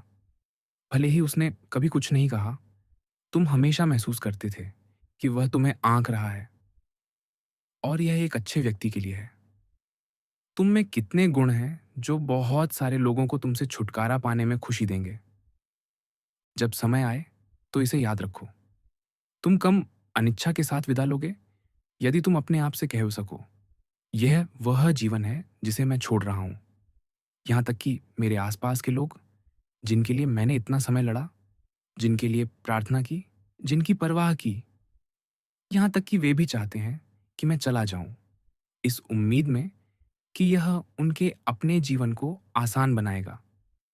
कोई यहां और लंबा कैसे रह सकता है? और फिर भी उनके साथ गुस्सा होकर मत जाओ। अपने आप को वही रहने दे जो तुम हो, देखभाल करने वाला, सहानुभूतिपूर्ण, दयालु, और ऐसा नहीं जैसे तुम्हें जीवन से जबरन खींचा जा रहा हो, बल्कि जैसे कोई शांति से मरता है। जैसे आत्मा शरीर से मुक्त होती है, वैसे ही तुम उन्हें छोड़ो। यह प्रकृति थी जिसने तुम्हें उनसे बांधा, जिसने गांठ बांधी, और अब प्रकृति तुम्हें खोल देती है। मैं अपने आसपास वालों से मुक्त हो रहा हूं, अपनी इच्छा के खिलाफ नहीं खींचा जा रहा, बल्कि बिना प्रतिरोध के। प्रकृति कुछ चीजों की मांग करती है, और यह उनमें से एक है। हर कार्य से पूछना सीखो, वे ऐसा क्यों कर रहे हैं, अपने खुद के कार्यों से शुरू करके। याद रखो कि जो तार खींचता है वह भीतर है, हमसे छिपा हुआ। वह बोलना है, जीवन है, व्यक्ति है। बाकी को इसके हिस्से के रूप में ना सोचो। वह त्वचा जो इसे समेटती है, और साथ के अंग जो उपकरण है, जैसे एक बढ़ई का कुल्हाड़ा, सिवाय इसके कि वे जन्म से हमारे साथ जुड़े हुए हैं, और उस चीज के बिना जो उन्हें चलाती और स्थिर रखती है, उतने ही बेकार हैं जितना कि बुनकर का शटल, लेखक की पेंसिल, चालक का कोड़ा। किताब 11। तर्कसंगत आत्मा की विशेषताएं। स्वयं का निरीक्षण करना, स्वयं की जांच करना, और अपने आप को वह बनाने की शक्ति जो वह चाहती है। यह अपनी फसल स्वयं काटती है, पौधों के विपरीत, और एक अलग तरीके से जानवरों के, जिनकी फसल दूसरों द्वारा इकट्ठी की जाती है। यह अपने निर्धारित लक्ष्य तक पहुंचती है, चाहे उसकी जिंदगी की सीमा कहीं भी हो। नाच और रंगमंच और ऐसी चीजों की तरह नहीं, जहां प्रदर्शन बीच में टूटने पर अधूरा रह जाता है, बल्कि किसी भी बिंदु पर, चाहे तुम कोई भी चुनो, यह अपनी मंजिल पूरी कर लेती है, अपना काम पूरी तरह से कर लेती है, ताकि यह कह सके, मुझे वह मिल गया जिसके लिए मैं आया था। ये विश्व इसके आसपास की रिक्तता और इसके निर्माण का निरीक्षण करती है। यह समय की अनंतता में गहराई तक प्रवेश करती है, ताकि विश्व के समय-समय पर होने वाले जन्म और पुनर्जनन को समझ सके और उसका दायरा बढ़ा सके। ये जानती है कि हमारे बाद आने वाले कुछ अलग नहीं देखेंगे, कि हमारे पहले आए लोग हमसे ज़्यादा नहीं देख पाए, और कि 40 साल पीछे और आँखों वाला कोई भी व्यक्ति अतीत और भविष्य दोनों को देख चुका है। दोनों एक जैसे। तर्क संगत आत्मा की यह भी विशेषता है। अपने पड़ोसियों के लिए स्नेह, सत्यनिष्ठा, विनम्रता, अपने आप से ऊपर कुछ भी न रखना, जो नियम की भी विशेषता है। तर्क संगता के दिव्य सिद्धांत और न्याय के दिव्य सिद्धांत में यहाँ कोई अंतर नहीं है। सुंदर गायन, नृत्य, मार्शल आर्ट्स के प्रति उदासीनता हासिल करने के लिए धुन को उन नोट्स में तोड़ो जो इसे बनाते हैं, और प्रत्येक को सुनते समय अपने आप से पूछो कि क्या तुम इसके सामने लाचार हो? यह तुम्हें रोकने के लिए काफी होना चाहिए। नृत्य के साथ भी यही, व्यक्तिगत हाव भाव और दृश्य, और मार्शल आर्ट्स के साथ भी यही, और हर चीज के साथ सिवाय गुण और उससे निकलने वाली चीजों के व्यक्तिगत हिस्सों को देखो और विश्लेषण से उदासीनता की ओर बढ़ो। इसे पूरे जीवन पर लागू करो। दृढ़ आत्मा, शरीर से अलग होने में दृढ़, और फिर विघटन या टुकड़े टुकड़े होने में या निरंतरता में। लेकिन यह दृढ़ता उसका अपना निर्णय होना चाहिए, न कि केवल बाहरी ताकतों के जवाब में। यह विचारशील और गंभीर होना चाहिए, दूसरों को समझाने वाला, बिना नाटकबाजी के। क्या मैंने सामान्य भलाई के लिए कुछ किया, तो मैं इसके फायदों में हिस्सा लेता हूं। उस पर केंद्रित रहो, हार मत मानो। और तुम्हारा पेशा अच्छाई और इसे कैसे हासिल किया जाए, सिवाय विश्व के बारे में, लोगों की प्रकृति के बारे में सोच विचार के। पहले, त्रासदियाजा, हमें यह याद दिलाने के लिए कि क्या हो सकता है, और यह अनिवार्य रूप से होता है। और अगर कुछ तुम्हें उस मंच पर खुशी देता है, तो इस मंच पर यह तुम्हें गुस्सा नहीं करना चाहिए। तुम्हें एहसास होता है कि हमें इन सब से गुजरना पड़ता है, और यहाँ तक कि वे जो हे सिथेरोन पर्वत चिल्लाते हैं, उन्हें भी इन्हें सहना पड़ता है। और कुछ शानदार पंक्तियां भी, उदाहरण के लिए, अगर मैं और मेरे 2 बच्चे देवताओं को नहीं हिला सकते, देवताओं के पास अपने कारण होंगे। या और हमें विश्व पर गुस्सा क्यों करना चाहिए, और जीवन को खड़े अनाज की बालियों की तरह काटना, और कई अन्य। फिर त्रासदी के बाद पुरानी कॉमेडी अपनी स्पष्टवादिता में शिक्षाप्रद, इसकी सादी बातें घमंड को चकनाचूर करने के लिए बनाई गईं। डायोजनीज ने भी उसी रणनीति का इस्तेमाल इसी तरह के उद्देश्यों के लिए किया। फिर मध्य और बाद में नहीं, कॉमेडी पर विचार करो, और यह किसका लक्ष्य था। धीरे धीरे केवल यथार्थवाद और खाली तकनीक में पतन। निर्विवाद रूप से उन लेखकों में भी अच्छे हिस्से हैं, लेकिन इसका पूरा मकसद क्या था, स्क्रिप्ट और मंचन दोनों का? यह तुम्हारे समक्ष स्पष्ट है। कोई भूमिका दर्शन के लिए इतनी उपयुक्त नहीं है जितनी वह जिसमें तुम अब भी हो। एक शाखा जो अपनी बगल की शाखा से कट जाती है, उसी समय पूरे पेड़ से भी कट जाती है। उसी तरह एक इंसान जो दूसरे से अलग हो जाता है, वह पूरे समुदाय से कट जाता है। शाखा को कोई और काटता है, लेकिन लोग खुद को काट लेते हैं, नफरत के जरिए, अस्वीकृति के जरिए, और उन्हें एहसास नहीं होता कि वे खुद को पूरे सामाजिक उद्यम से काट रहे हैं। सिवाय इसके कि हमारे पास एक उपहार भी है जो हमें ज्यूस ने दिया, जिसने हमारे इस समुदाय को स्थापित किया। हम अपने आप को फिर से जोड़ सकते हैं और फिर से पूरे के हिस्से बन सकते हैं। लेकिन अगर यह टूटन बार बार दोहराई जाती है, तो कटे हुए हिस्से को फिर से जोड़ना और बहाल करना मुश्किल हो जाता है। तुम उस शाखा में फर्क देख सकते हो जो शुरू से वहां रही है। पेड़ पर बनी रही और उसके साथ बढ़ी, और उस शाखा में जो कट गई और फिर से जोड़ी गई। एक तना, दो दिमाग, जैसा कि माली कहते हैं। जैसे ही तुम दिव्य सिद्धांत में आगे बढ़ते हो, लोग तुम्हारे रास्ते में खड़े होंगे। वे तुम्हें स्वस्थ काम करने से नहीं रोक सकते। उन्हें तुम्हें उनके साथ सहन करने से भी नहीं रोकना चाहिए। दोनों मोर्चों पर ध्यान दो। न केवल ठोस निर्णय, मजबूत कार्य, उनके प्रति सहनशीलता भी, जो हमें बाधित करने की कोशिश करते हैं या किसी और तरीके से परेशानी देते हैं। क्योंकि गुस्सा भी कमजोरी है, उतनी ही जितनी टूट जाना और संघर्ष छोड़ देना। दोनों ही भगौड़े हैं। वह आदमी जो टूटकर भाग जाता है, और वह जो अपने साथी इंसानों से अलग हो जाता है। प्राकृतिक कभी भी कृत्रिम से कमतर नहीं हो सकता। कला प्रकृति की नकल करती है, उल्टा नहीं। ऐसे में वह सबसे विकसित और व्यापक प्रकृति, स्वयं प्रकृति, अपने शिल्प में कृत्रिमता से कम नहीं हो सकती। अब सभी कलाएं निम्न लक्ष्यों से उच्चतर लक्ष्यों की ओर बढ़ती हैं। क्या प्रकृति भी ऐसा नहीं करेगी? इसीलिए न्याय, जो सभी अन्य गुणों का स्रोत है, क्योंकि हम न्याय की मांग को कैसे पूरा कर सकते हैं अगर हम उन चीज़ों से विचलित हो जाए जो मायने नहीं रखती, अगर हम भोले, आसानी से ठगे जाने वाले, अस्थिर हों।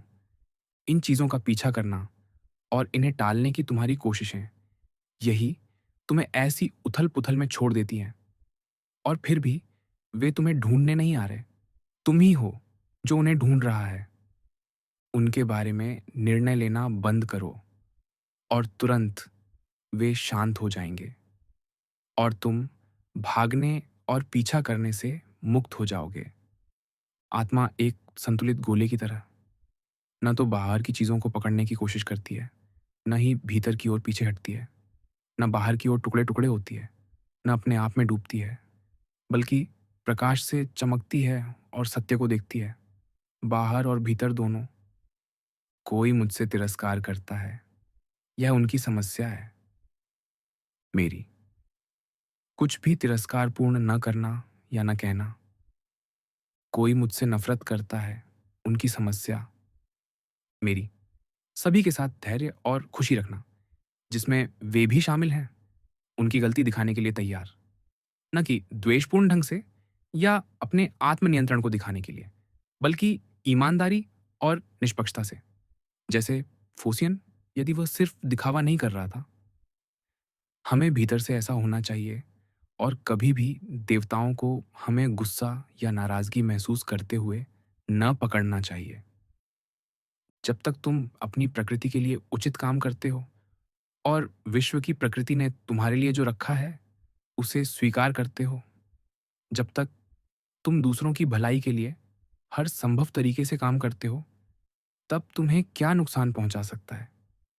वे एक दूसरे की चापलूसी तिरस्कार से करते हैं, और एक दूसरे पर शासन करने की उनकी इच्छा उन्हें झुकने और चाटुकारिता करने के लिए मजबूर करती है। उन लोगों की घृणित बनावटीपन जो कहते हैं, सुनो, मैं तुम्हारे साथ खुलकर बात करूंगा। इसका मतलब क्या है? इसे कहने की भी जरूरत नहीं होनी चाहिए। यह स्पष्ट होना चाहिए, तुम्हारे माथे पर बड़े बड़े अक्षरों में लिखा हुआ। यह तुम्हारी आवाज में सुनाई देना चाहिए, तुम्हारी आंखों में दिखना चाहिए, जैसे एक प्रेमी जो तुम्हारे चेहरे में देखता है और पूरी कहानी एक नज़र में समझ लेता है। एक स्पष्टवादी, ईमानदार व्यक्ति को ऐसे होना चाहिए जैसे कोई जिससे दुर्गंध आती हो। जब तुम उसके साथ एक कमरे में हो, तुम्हें पता चल जाता है। लेकिन झूठी स्पष्टवादिता पीठ में छुरा घोंपने जैसी है। झूठी दोस्ती सबसे खराब है। इसे हर कीमत पर टालो। यदि तुम ईमानदार और स्पष्टवादी हो और अच्छा मतलब रखते हो, तो यह तुम्हारी आंखों में दिखना चाहिए। यह बिल्कुल स्पष्ट होना चाहिए। अच्छा जीवन जीने के लिए हम में इसकी संभावना है। यदि हम उन चीज़ों के प्रति उदासीन होना सीख सकें जो कोई मायने नहीं रखती, हम ऐसा सीखते हैं प्रत्येक चीज़ को देखकर उसके हिस्सों और पूरे को, यह ध्यान में रखते हुए कि उनमें से कोई भी यह तय नहीं कर सकता कि हम उसे कैसे देखते हैं। वे हम पर थोपे नहीं जाते। वे हमारे सामने मंडराते हैं, स्थिर। ये हम हैं जो निर्णय बनाते हैं, उन्हें अपने आप पर लिखते हैं और हमें ऐसा करना ज़रूरी नहीं। हम पन्ना खाली छोड़ सकते हैं और यदि कोई निशान फिसल जाए, तो उसे तुरंत मिटा सकते हैं। याद रखो कि इसके लिए कितनी कम चौकसी चाहिए और फिर हमारा जीवन खत्म हो जाएगा। और जब चीज़ें तुम्हारे खिलाफ जाती हैं, तो यह इतना मुश्किल क्यों है? यदि यह प्रकृति द्वारा नियत है, तो इसे प्रसन्नता से स्वीकार करो और इसके खिलाफ लड़ना बंद करो। और यदि नहीं, तो यह पता करो कि तुम्हारी अपनी प्रकृति क्या मांगती है और उसी का लक्ष्य बनाओ। भले ही यह तुम्हें कोई प्रसिद्धि न दिलाए। हम में से किसी को भी अपनी भलाई का पीछा करने से मना नहीं किया गया है। प्रत्येक चीज का स्रोत और पदार्थ, यह किसमें बदलता है और बदलने के बाद यह कैसा होता है कि कुछ भी इसे नुकसान नहीं पहुंचा सकता। मेरा उनके साथ रिश्ता, कि हम एक दूसरे के लिए विश्व में आए या दूसरे दृष्टिकोण से मैं उनकी रक्षा के लिए आया, जैसे भेड़ों के झुंड का मेढ़ा या झुंड का सांड। यहां से शुरू करो।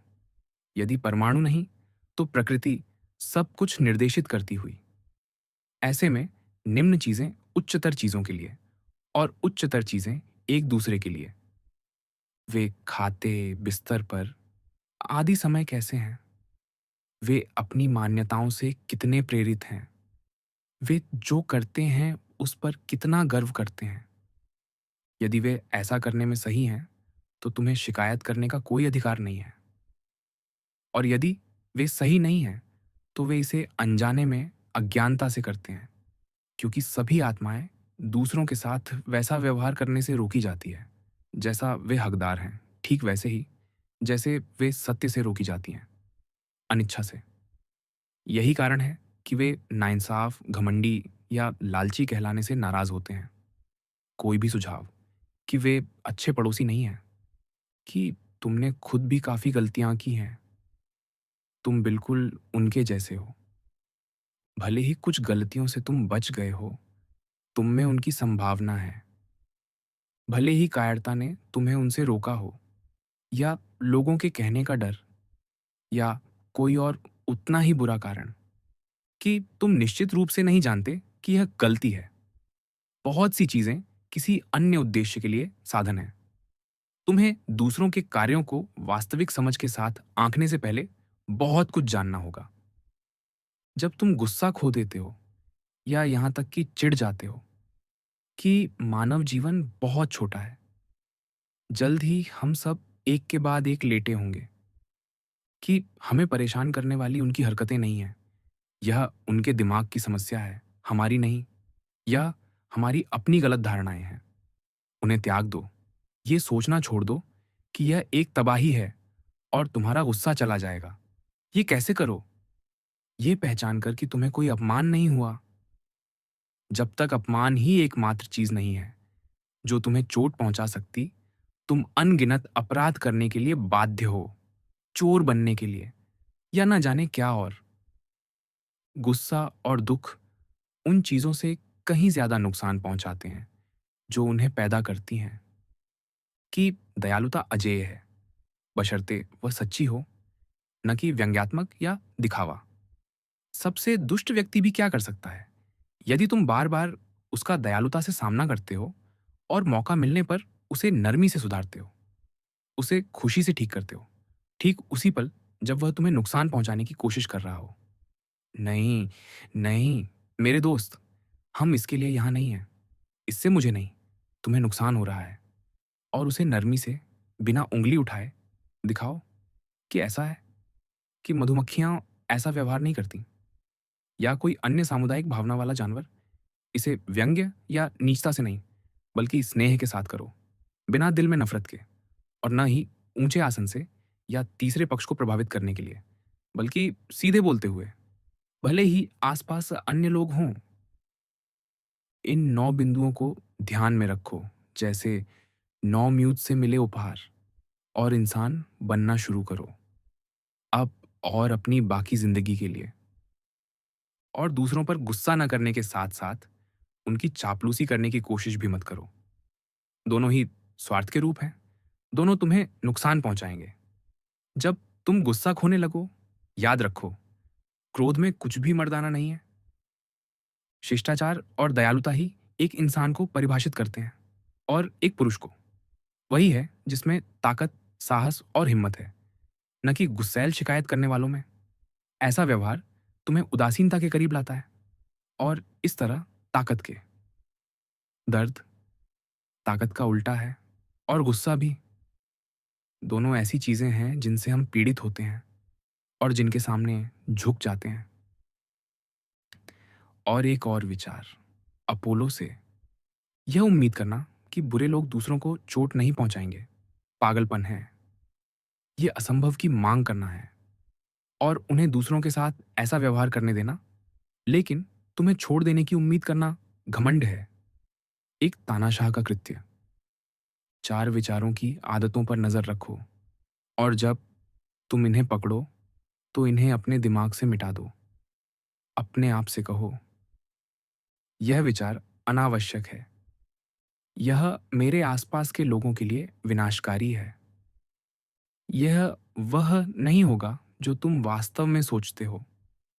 जो तुम नहीं सोचते उसे कहना बेतुकेपन की परिभाषा। और चौथा कारण, आत्मनिंदा का, कि तुम्हारा अधिक दैवीय हिस्सा, तुम्हारे नीच मृत्युशील हिस्से, शरीर और उसकी मूर्खतापूर्ण आत्मभोग से हार गया और दब गया। तुम्हारी आत्मा और तुम में समाई आग अपनी प्रकृति से ऊपर की ओर खींची जाती है, लेकिन वे विश्व के डिजाइनों का पालन करती हैं और नीचे मिश्रित होने के लिए समर्पण करती हैं।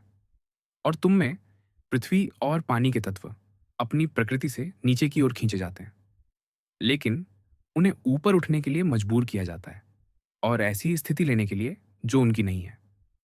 तो यहां तक कि तत्व भी विश्व का पालन करते हैं, जब आदेश दिया जाता है और मजबूर किया जाता है, और तब तक अपनी जगह पर डटे रहते हैं जब तक कि छोड़ने का संकेत नहीं आता। तो तुम्हारी बुद्धि ही एकमात्र असहमत क्यों हो, अपनी नियुक्ति के बारे में शिकायत करने वाली एकमात्र? ऐसा नहीं है कि उस पर कुछ थोपा जा रहा हो, केवल वही जो उसकी अपनी प्रकृति मांगती है, और फिर भी वह पालन करने से इनकार करती है और उल्टी दिशा में निकल पड़ती है। क्योंकि गलत और आत्मभोग, गुस्सा और डर और दर्द की ओर खींचे जाना प्रकृति के खिलाफ विद्रोह है। और दिमाग का किसी भी चीज के बारे में शिकायत करना अपनी चौकी छोड़ना है। इसे श्रद्धा दिखाने के लिए बनाया गया था, दैवीय के लिए सम्मान, न्याय करने से कम नहीं। यह भी सह अस्तित्व का एक हिस्सा है और न्याय के लिए एक शर्त। यदि तुम्हारे पास जीवन में एक सुसंगत लक्ष्य नहीं है, तो तुम इसे सुसंगत तरीके से नहीं जी सकते। बेकार, जब तक तुम कोई लक्ष्य निर्दिष्ट न करो। सभी चीजों के लिए कोई सामान्य मापदंड नहीं है जो लोग अच्छा मानते हैं, सिवाय कुछ के जो हम सभी को प्रभावित करते हैं। तो लक्ष्य सामान्य होना चाहिए, एक सामाजिक लक्ष्य। यदि तुम अपनी सारी ऊर्जा उसकी ओर लगाओ तो तुम्हारे कार्य सुसंगत होंगे। और तुम भी, नगर का चूहा और ग्राम का चूहा, नगर के चूहे का तनाव और उत्तेजना। सुकरात लोकप्रिय मान्यताओं को बिस्तर के नीचे के राक्षस कहते थे, केवल बच्चों को डराने के लिए उपयोगी। त्योहारों पर स्पार्टन्स अपने मेहमानों की सीटों को छाया में रखते थे, लेकिन खुद कहीं भी बैठ जाते थे। सुकरात ने पेर्डिकास के निमंत्रण को ठुकरा दिया ताकि मुझे 1000 मौतें न मरनी पड़े, ऐसा उपकार स्वीकार करके जिसका वह बदला नहीं चुका सकता था। एपिक्यूरियन लेखन से यह सलाह, किसी पुराने व्यक्ति के बारे में लगातार सोचो जिसने सदाचारी जीवन जिया। पाइथागोरियन हमें कहते हैं कि सुबह तारों को देखो, हमें यह याद दिलाने के लिए कि वे अपने सौंपे गए कार्यों को कैसे पूरा करते हैं। हमेशा वही कार्य, वही तरीके से, और उनकी व्यवस्था, शुद्धता, नग्नता। तारे कोई छिपाव नहीं पहनते। सुकरात एक तौलिया में लिपटे हुए जब जयंतिपी उसका लबादा लेकर बाहर चली गई। वे दोस्त जो उसे ऐसे कपड़ों में देखकर शर्मिंदगी महसूस करते थे और उससे बचते थे, और सुकरात ने उनसे क्या कहा? पढ़ने और लिखने की महारत के लिए एक गुरु की ज़रूरत होती है, ज़िंदगी के लिए तो और भी ज़्यादा। क्योंकि तुम केवल एक गुलाम हो और दिव्य सिद्धांत पर कोई दावा नहीं रखते। लेकिन मेरा दिल आनंदित हुआ और अपने तानों और उपहासों से सद्गुण का मजाक उड़ाते हैं। मूर्खता सर्दियों में अंजीर की उम्मीद करना है, या बुढ़ापे में बच्चों की।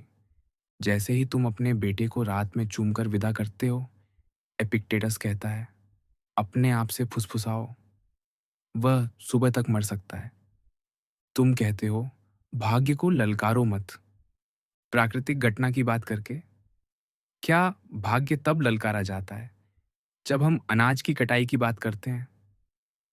अंगूर, कच्चे, पके, फिर किशमिश, निरंतर परिवर्तन। नहीं, नहीं, बल्कि अभी नहीं। इच्छा शक्ति की कोई चोरी की सूचना नहीं। एपिक्टेटस। हमें समर्पण की कला में महारत हासिल करने की जरूरत है। हमें अपनी उत्तेजनाओं पर ध्यान देना होगा, यह सुनिश्चित करते हुए कि वे अनियंत्रित न हों, कि वे दूसरों को लाभ पहुंचाएं, कि वे हमारे योग्य हों। हमें किसी भी रूप में इच्छा से बचना होगा, और जो हमारे नियंत्रण से बाहर है, उसे टालने की कोशिश नहीं करनी होगी। ये किसी भी चीज के बारे में बहस नहीं है, उसने कहा, बल्कि स्वयं समझदारी के बारे में। सुकरात। तुम क्या चाहते हो? तर्कसंगत दिमाग या तर्कहीन? तर्कसंगत। स्वस्थ या बीमार? स्वस्थ। तो उन्हें हासिल करने के लिए काम करो। हमारे पास पहले से ही हैं। तो फिर यह सारी तकरार क्यों? किताब 12। जो कुछ तुम हासिल करने का प्रयास कर रहे हो, लंबा रास्ता लेकर, वह सब तुम अभी इसी पल पा सकते हो, यदि तुम अपनी कोशिशों को स्वयं विफल करना बंद कर दो। यदि तुम अतीत को छोड़ दो, भविष्य को दैवीय व्यवस्था के हवाले कर दो, और वर्तमान को श्रद्धा और न्याय की ओर ले जाओ। श्रद्धा, ताकि तुम वह स्वीकार करो जो तुम्हें दिया गया है। प्रकृति ने इसे तुम्हारे लिए बनाया और तुम इसके लिए बने। न्याय, ताकि तुम सच बोलो, खुलकर और बिना टाल मटोल के, और वैसा व्यवहार करो जैसा करना चाहिए और जैसा दूसरों का हक है। किसी भी चीज को तुम्हें रोकने मत देना। दूसरों का गलत व्यवहार, तुम्हारी अपनी गलत धारणाएं, लोग क्या कहेंगे, या उस शरीर की भावनाएं जो तुम्हें ढकता है, उस प्रभावित हिस्से को उनसे निपटने दे। और यदि जब जाने का समय आए, तुम सब कुछ एक तरफ कर दो, सिवाय अपने दिमाग और उसमें बसी दैवीयता के। यदि तुम्हें जीवन के अंत से भय नहीं है, बल्कि ठीक से जीना शुरू न कर पाने का भय है, तो तुम उस विश्व के योग्य होगे जिसने तुम्हें बनाया। अब तुम अपने ही देश में परदेशी नहीं। अब रोजमर्रा की घटनाओं से हैरान नहीं, जैसे कि वे अनसुनी असामान्यताएं हों। अब इस या उसके रहमो क्रम पर नहीं। देवता हमारी सभी आत्माओं को उनके मांसल कंटेनरों से मुक्त, उनकी छाल से छीनी हुई, उनकी गंदगी से साफ देखता है। वह अपनी बुद्धि से यह समझता है कि उसने उनमें क्या सन्नाट किया और संचालित किया। यदि तुम भी ऐसा करना सीख लो, तो तुम बहुत सारे दुखों से बच सकते हो। जब तुम उस मांस को देख लोगे जो तुम्हें ढकता है, तो क्या तुम कपड़ों, हवेलियों, शोहरत, रंगीन सेटों, कॉस्ट्यूम अलमारी से परेशान होगे? तुम्हारे 3 हिस्से, शरीर, सांस, दिमाग, 2 तुम्हारे पास अमानत में है, केवल तीसरे पर तुम्हारा स्पष्ट अधिकार है। यदि तुम अपने आप को, अपने दिमाग को इससे मुक्त कर सकते हो कि दूसरे लोग क्या करते और कहते हैं, तुमने क्या कहा या किया, जिन चीज़ों से तुम्हें डर है कि वे होंगी, उस शरीर और उसमें बसी सांस की थोपन, और बाहर से आने वाली उथल-पुथल भरी अराजकता से, ताकि दिमाग भाग्य से मुक्त हो जाता है, स्पष्ट हो जाए और अपनी पहचान पर जीवन जिए, जो सही है उसे करे, जो होता है उसे स्वीकार करे और सच बोले। यदि तुम उन धारणाओं से मुक्त हो सकते हो जो दिमाग से चिपकी रहती है, भविष्य और अतीत से मुक्त, अपने आप को, जैसा एम्पेडोक्लिस कहता है, एक गोला जो अपनी पूर्ण स्थिरता में आनंदित है, बना सकते हो और जीने योग्य जीवन यानी वर्तमान पर ध्यान दे सकते हो। तो तुम बचा हुआ समय शांति में बिता सकते हो और दयालुता में और अपने भीतर की आत्मा के साथ शांति में। यह मुझे सदा आश्चर्यचकित करता है। हम सब अपने आप को दूसरों से ज़्यादा प्यार करते हैं, लेकिन उनकी राय की अपने से ज़्यादा परवाह करते हैं। यदि कोई देवता हमारे सामने प्रकट हो या कोई बुद्धिमान इंसान भी और हमें अपने विचार छिपाने या कुछ भी कल्पना करने से मना कर दे बिना उसे तुरंत चिल्लाकर बताए, तो हम एक दिन भी नहीं टिक पाएंगे। हम दूसरों की राय को इतना महत्व देते हैं, अपनी राय के बजाय। यह कैसे हो सकता है कि देवताओं ने सब कुछ इतनी कुशलता से, हमारी भलाई के लिए इतनी सावधानी से व्यवस्थित किया, और फिर भी एक चीज को नजरअंदाज कर दिया कि कुछ लोग वास्तव में उनमें से सबसे अच्छे, देवताओं के अपने साझेदार, वे जिनकी भक्ति और अच्छे कामों ने उन्हें दैवीयता के सबसे करीब लाया, कि ये लोग जब मर जाते हैं हमेशा के लिए अस्तित्व में नहीं रहते, पूरी तरह गायब। खैर, मान लो यह वाकई सच है, तो तुम यकीन कर सकते हो कि यदि यह उचित होता तो उन्होंने चीजों को अलग ढंग से व्यवस्थित किया होता। यदि यह सही काम होता तो वे इसे कर सकते थे, और यदि यह प्राकृतिक होता तो प्रकृति ने इसकी मांग की होती। तो इस तथ्य से कि उन्होंने ऐसा नहीं किया, यदि ऐसा है, हम निष्कर्ष निकाल सकते हैं कि यह उचित नहीं था।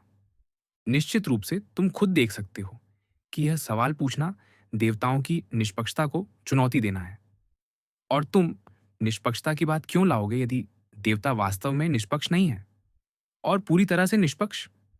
और यदि वे हैं, तो वे इतनी लापरवाही से कुछ इतना अनुचित, इतना अतार्किक विश्व की व्यवस्था में कैसे नजरअंदाज कर सकते थे? असंभव लगने वाली चीजों का भी अभ्यास करो। बायां हाथ लगभग हर चीज में बेकार है, अभ्यास की कमी के कारण। लेकिन यह लगाम को दाइयों से बेहतर संभालता है, अभ्यास से। आत्मा और शरीर की स्थिति जब मृत्यु हमारे लिए आती है, जीवन की संक्षिप्तता, पहले और बाद के समय की विशालता, पदार्थ की नाजुकता, चीजों के कारणों को नंगा देखना, कार्यों का उद्देश्य, दर्द, सुख, मृत्यु, प्रसिद्ध, हमारी अपनी बेचैनी के लिए कौन जिम्मेदार है? कि कोई हमें बाधा नहीं डालता कि ये सब तुम्हारे देखने के तरीके में है। छात्र एक तलवारबाज नहीं, बल्कि मुक्केबाज की तरह, तलवारबाज का हथियार उठाया और रखा जाता है। मुक्केबाज का हथियार उसका हिस्सा है, उसे बस अपनी मुट्ठी बांधनी होती है। चीजों को जैसी वे हैं वैसा देखना, पदार्थ, कारण और उद्देश्य, केवल वही करने की स्वतंत्रता जो भगवान चाहता है। और जो कुछ भी भगवान हमें भेजता है उसे स्वीकार करना। ये किससे बना है? देवताओं को दोष नहीं देना चाहिए, वे कुछ भी गलत नहीं करते, न जानबूझकर, न अनजाने में। नहीं लोग, वे इसे जानबूझकर नहीं करते। किसी को दोष नहीं देना चाहिए। उन लोगों की मूर्खता जो किसी भी होने वाली चीज से हैरान होते हैं, जैसे यात्री विदेशी रीति रिवाजों पर आश्चर्य करते हैं, घातक आवश्यकता और अपरिहार्य व्यवस्था, या परोपकारी दैवीय व्यवस्था, या उलझन, बेतरतीब और बिना दिशा। यदि यह अपरिहार्य आवश्यकता है तो इसका विरोध क्यों? यदि यह दैवीय व्यवस्था है और पूजा की अनुमति देता है, तो भगवान की मदद के योग्य बनने की कोशिश करो। यदि यह उलझन और अराजकता है, तो आभारी हो कि इस उग्र समुद्र में तुम्हारे पास एक दिमाग है जो तुम्हारा मार्गदर्शन करता है। और यदि तूफान तुम्हें बहा ले जाए, तो उसे मांस, सांस और बाकी सब कुछ बहा ले जाने दे, लेकिन दिमाग को नहीं, जिसे बहाया नहीं जा सकता। दीपक तब तक चमकता है जब तक वह बुझ नहीं जाता, अपनी चमक खोए बिना। और फिर भी तुम में यह सब इतनी जल्दी मुरझा जाता है। सत्य, न्याय, आत्मनियंत्रण। जब कोई तुम्हें चोट पहुंचाता हुआ लगे, लेकिन मुझे कैसे यकीन हो सकता है? और किसी भी स्थिति में ध्यान रखो कि वह पहले ही कोशिश कर चुका है और खुद द्वारा दोषी ठहराया जा चुका है। जैसे अपनी ही आंखें नोचना, कि यह उम्मीद करना कि बुरा व्यक्ति दूसरों को नुकसान नहीं पहुंचाएगा, यह अंजीर के पेड़ों से रस ना निकलने की, बच्चों से न रोने की, घोड़ों से न हिनहिनाने की, अपरिहार्य के न होने की उम्मीद करने जैसा है। उनके ऐसे चरित्र के साथ वे और क्या कर सकते हैं? यदि तुम फिर भी गुस्सा हो, तो उस पर काम शुरू करो। यदि यह सही नहीं है, तो मत करो। यदि यह सच नहीं है, तो मत बोलो। तुम्हारा इरादा हो। हर समय चीज को ही देखो, उसके पीछे की चीज, और इसे विश्लेषण द्वारा खोलो। कारण, पदार्थ, उद्देश्य, और यह कितने समय तक मौजूद रहता है। यह समय है कि तुम्हें एहसास हो कि तुम में कुछ ऐसा है जो तुम्हें प्रभावित करने वाली चीजों से ज्यादा शक्तिशाली और चमत्कारी है, और जो तुम्हें कठपुतली की तरह नचाती है। इस पल मेरे विचारों में क्या है? डर, ईर्ष्या, इच्छा, ऐसी भावनाएं। कुछ भी शुरू करना, बेतरतीब या बिना उद्देश्य के नहीं, सामान्य भलाई के सिवाय किसी और कारण से नहीं। इससे पहले कि तुम कोई नहीं होगे, और कहीं नहीं। जैसे अभी तुम जो चीजें देखते हो, अभी जीवित सभी लोग, सब कुछ का भाग्य है बदलना, परिवर्तित होना, नष्ट होना, ताकि नई चीजें जन्म ले सकें। ये सब तुम्हारे देखने के तरीके में है। तुम नियंत्रण में हो। तुम अपनी गलत धारणाओं को इच्छानुसार त्याग सकते हो, जैसे किसी मोड़ को पार करना, शांति, पूरी शांति, सुरक्षित लंगरगाह। कोई कार्य जो अपने समय पर रुक जाता है, वह रुकने से खराब नहीं होता, न ही वह व्यक्ति जो इसमें लगा है। उसी तरह कार्यों का क्रम जो हम जीवन कहते हैं, यदि यह अपने समय पर खत्म हो जाता है, तो यह उससे खराब नहीं होता। और जो व्यक्ति अपने रास्ते के अंत तक पहुंचता है, उसे शिकायत का कोई कारण नहीं है। समय और रुकने का बिंदु प्रकृति द्वारा निर्धारित है। कुछ मामलों में हमारी अपनी प्रकृति, बुढ़ापे से मृत्यु, या प्रकृति के रूप में पूर्ण, जिसके हिस्से बदलते और परिवर्तित होते हुए विश्व को लगातार नवीकृत करते हैं और इसे समय पर रखते हैं।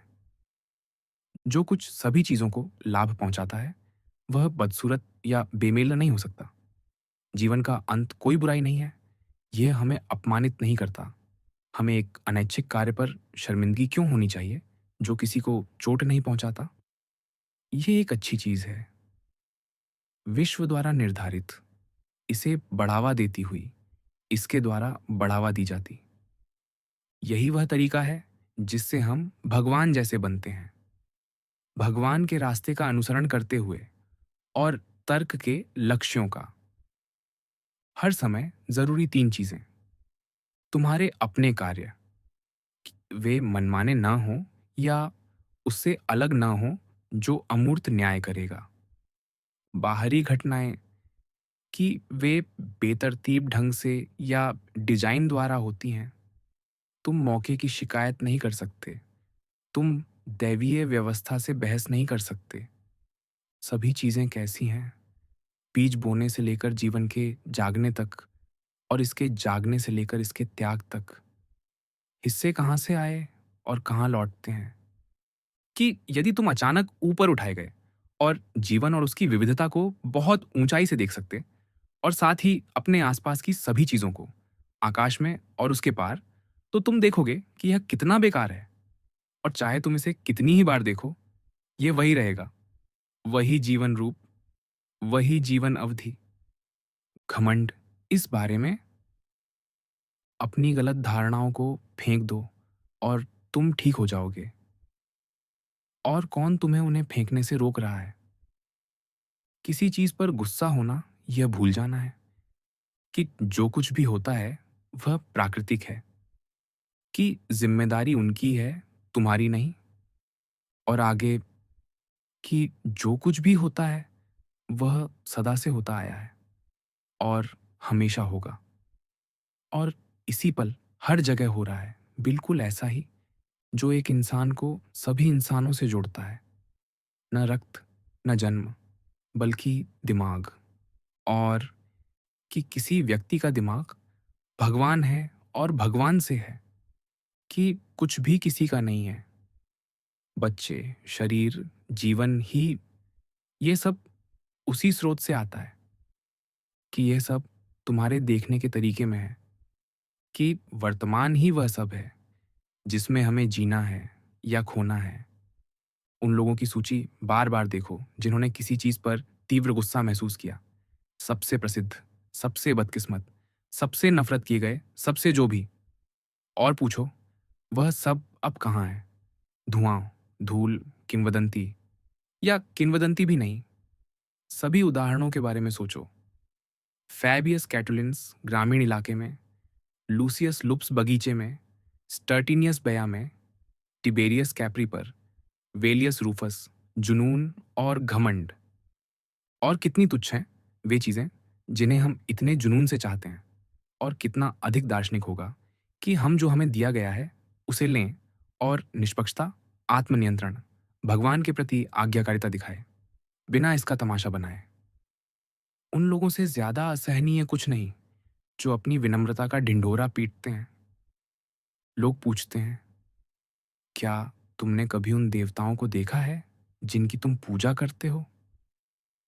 तुम्हें कैसे यकीन है कि वे मौजूद हैं?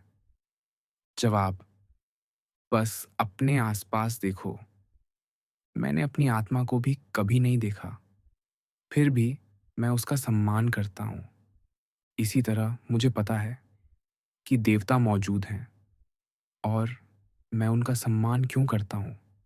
उनकी शक्ति को बार बार महसूस करने से। मुक्ति, प्रत्येक चीज को वैसा देखना जैसा वह है, उसकी प्रकृति और उसका उद्देश्य। केवल वही करना जो सही है, केवल वही कहना जो सच है, बिना रुके। इसके अलावा और क्या हो सकता है सिवाय जीवन को पूर्ण रूप से जीने के, अच्छाई को एक श्रृंखला के छल्लों की तरह बांटने के, बिना जरा भी अंतराल के। एक वचन, बहुवचन नहीं। सूरज की रोशनी, हालांकि दीवारों, पर्वतों और असंख्य अन्य चीजों द्वारा खंडित। पदार्थ, हालांकि हजार रूपों में बटा, विभिन्न आकृतियों में। जीवन, हालांकि हजार अलग अलग प्रकृतियों में बटा, उनकी व्यक्तिगत सीमाओं के साथ। बुद्धि, भले ही यह बंटी हुई लगे।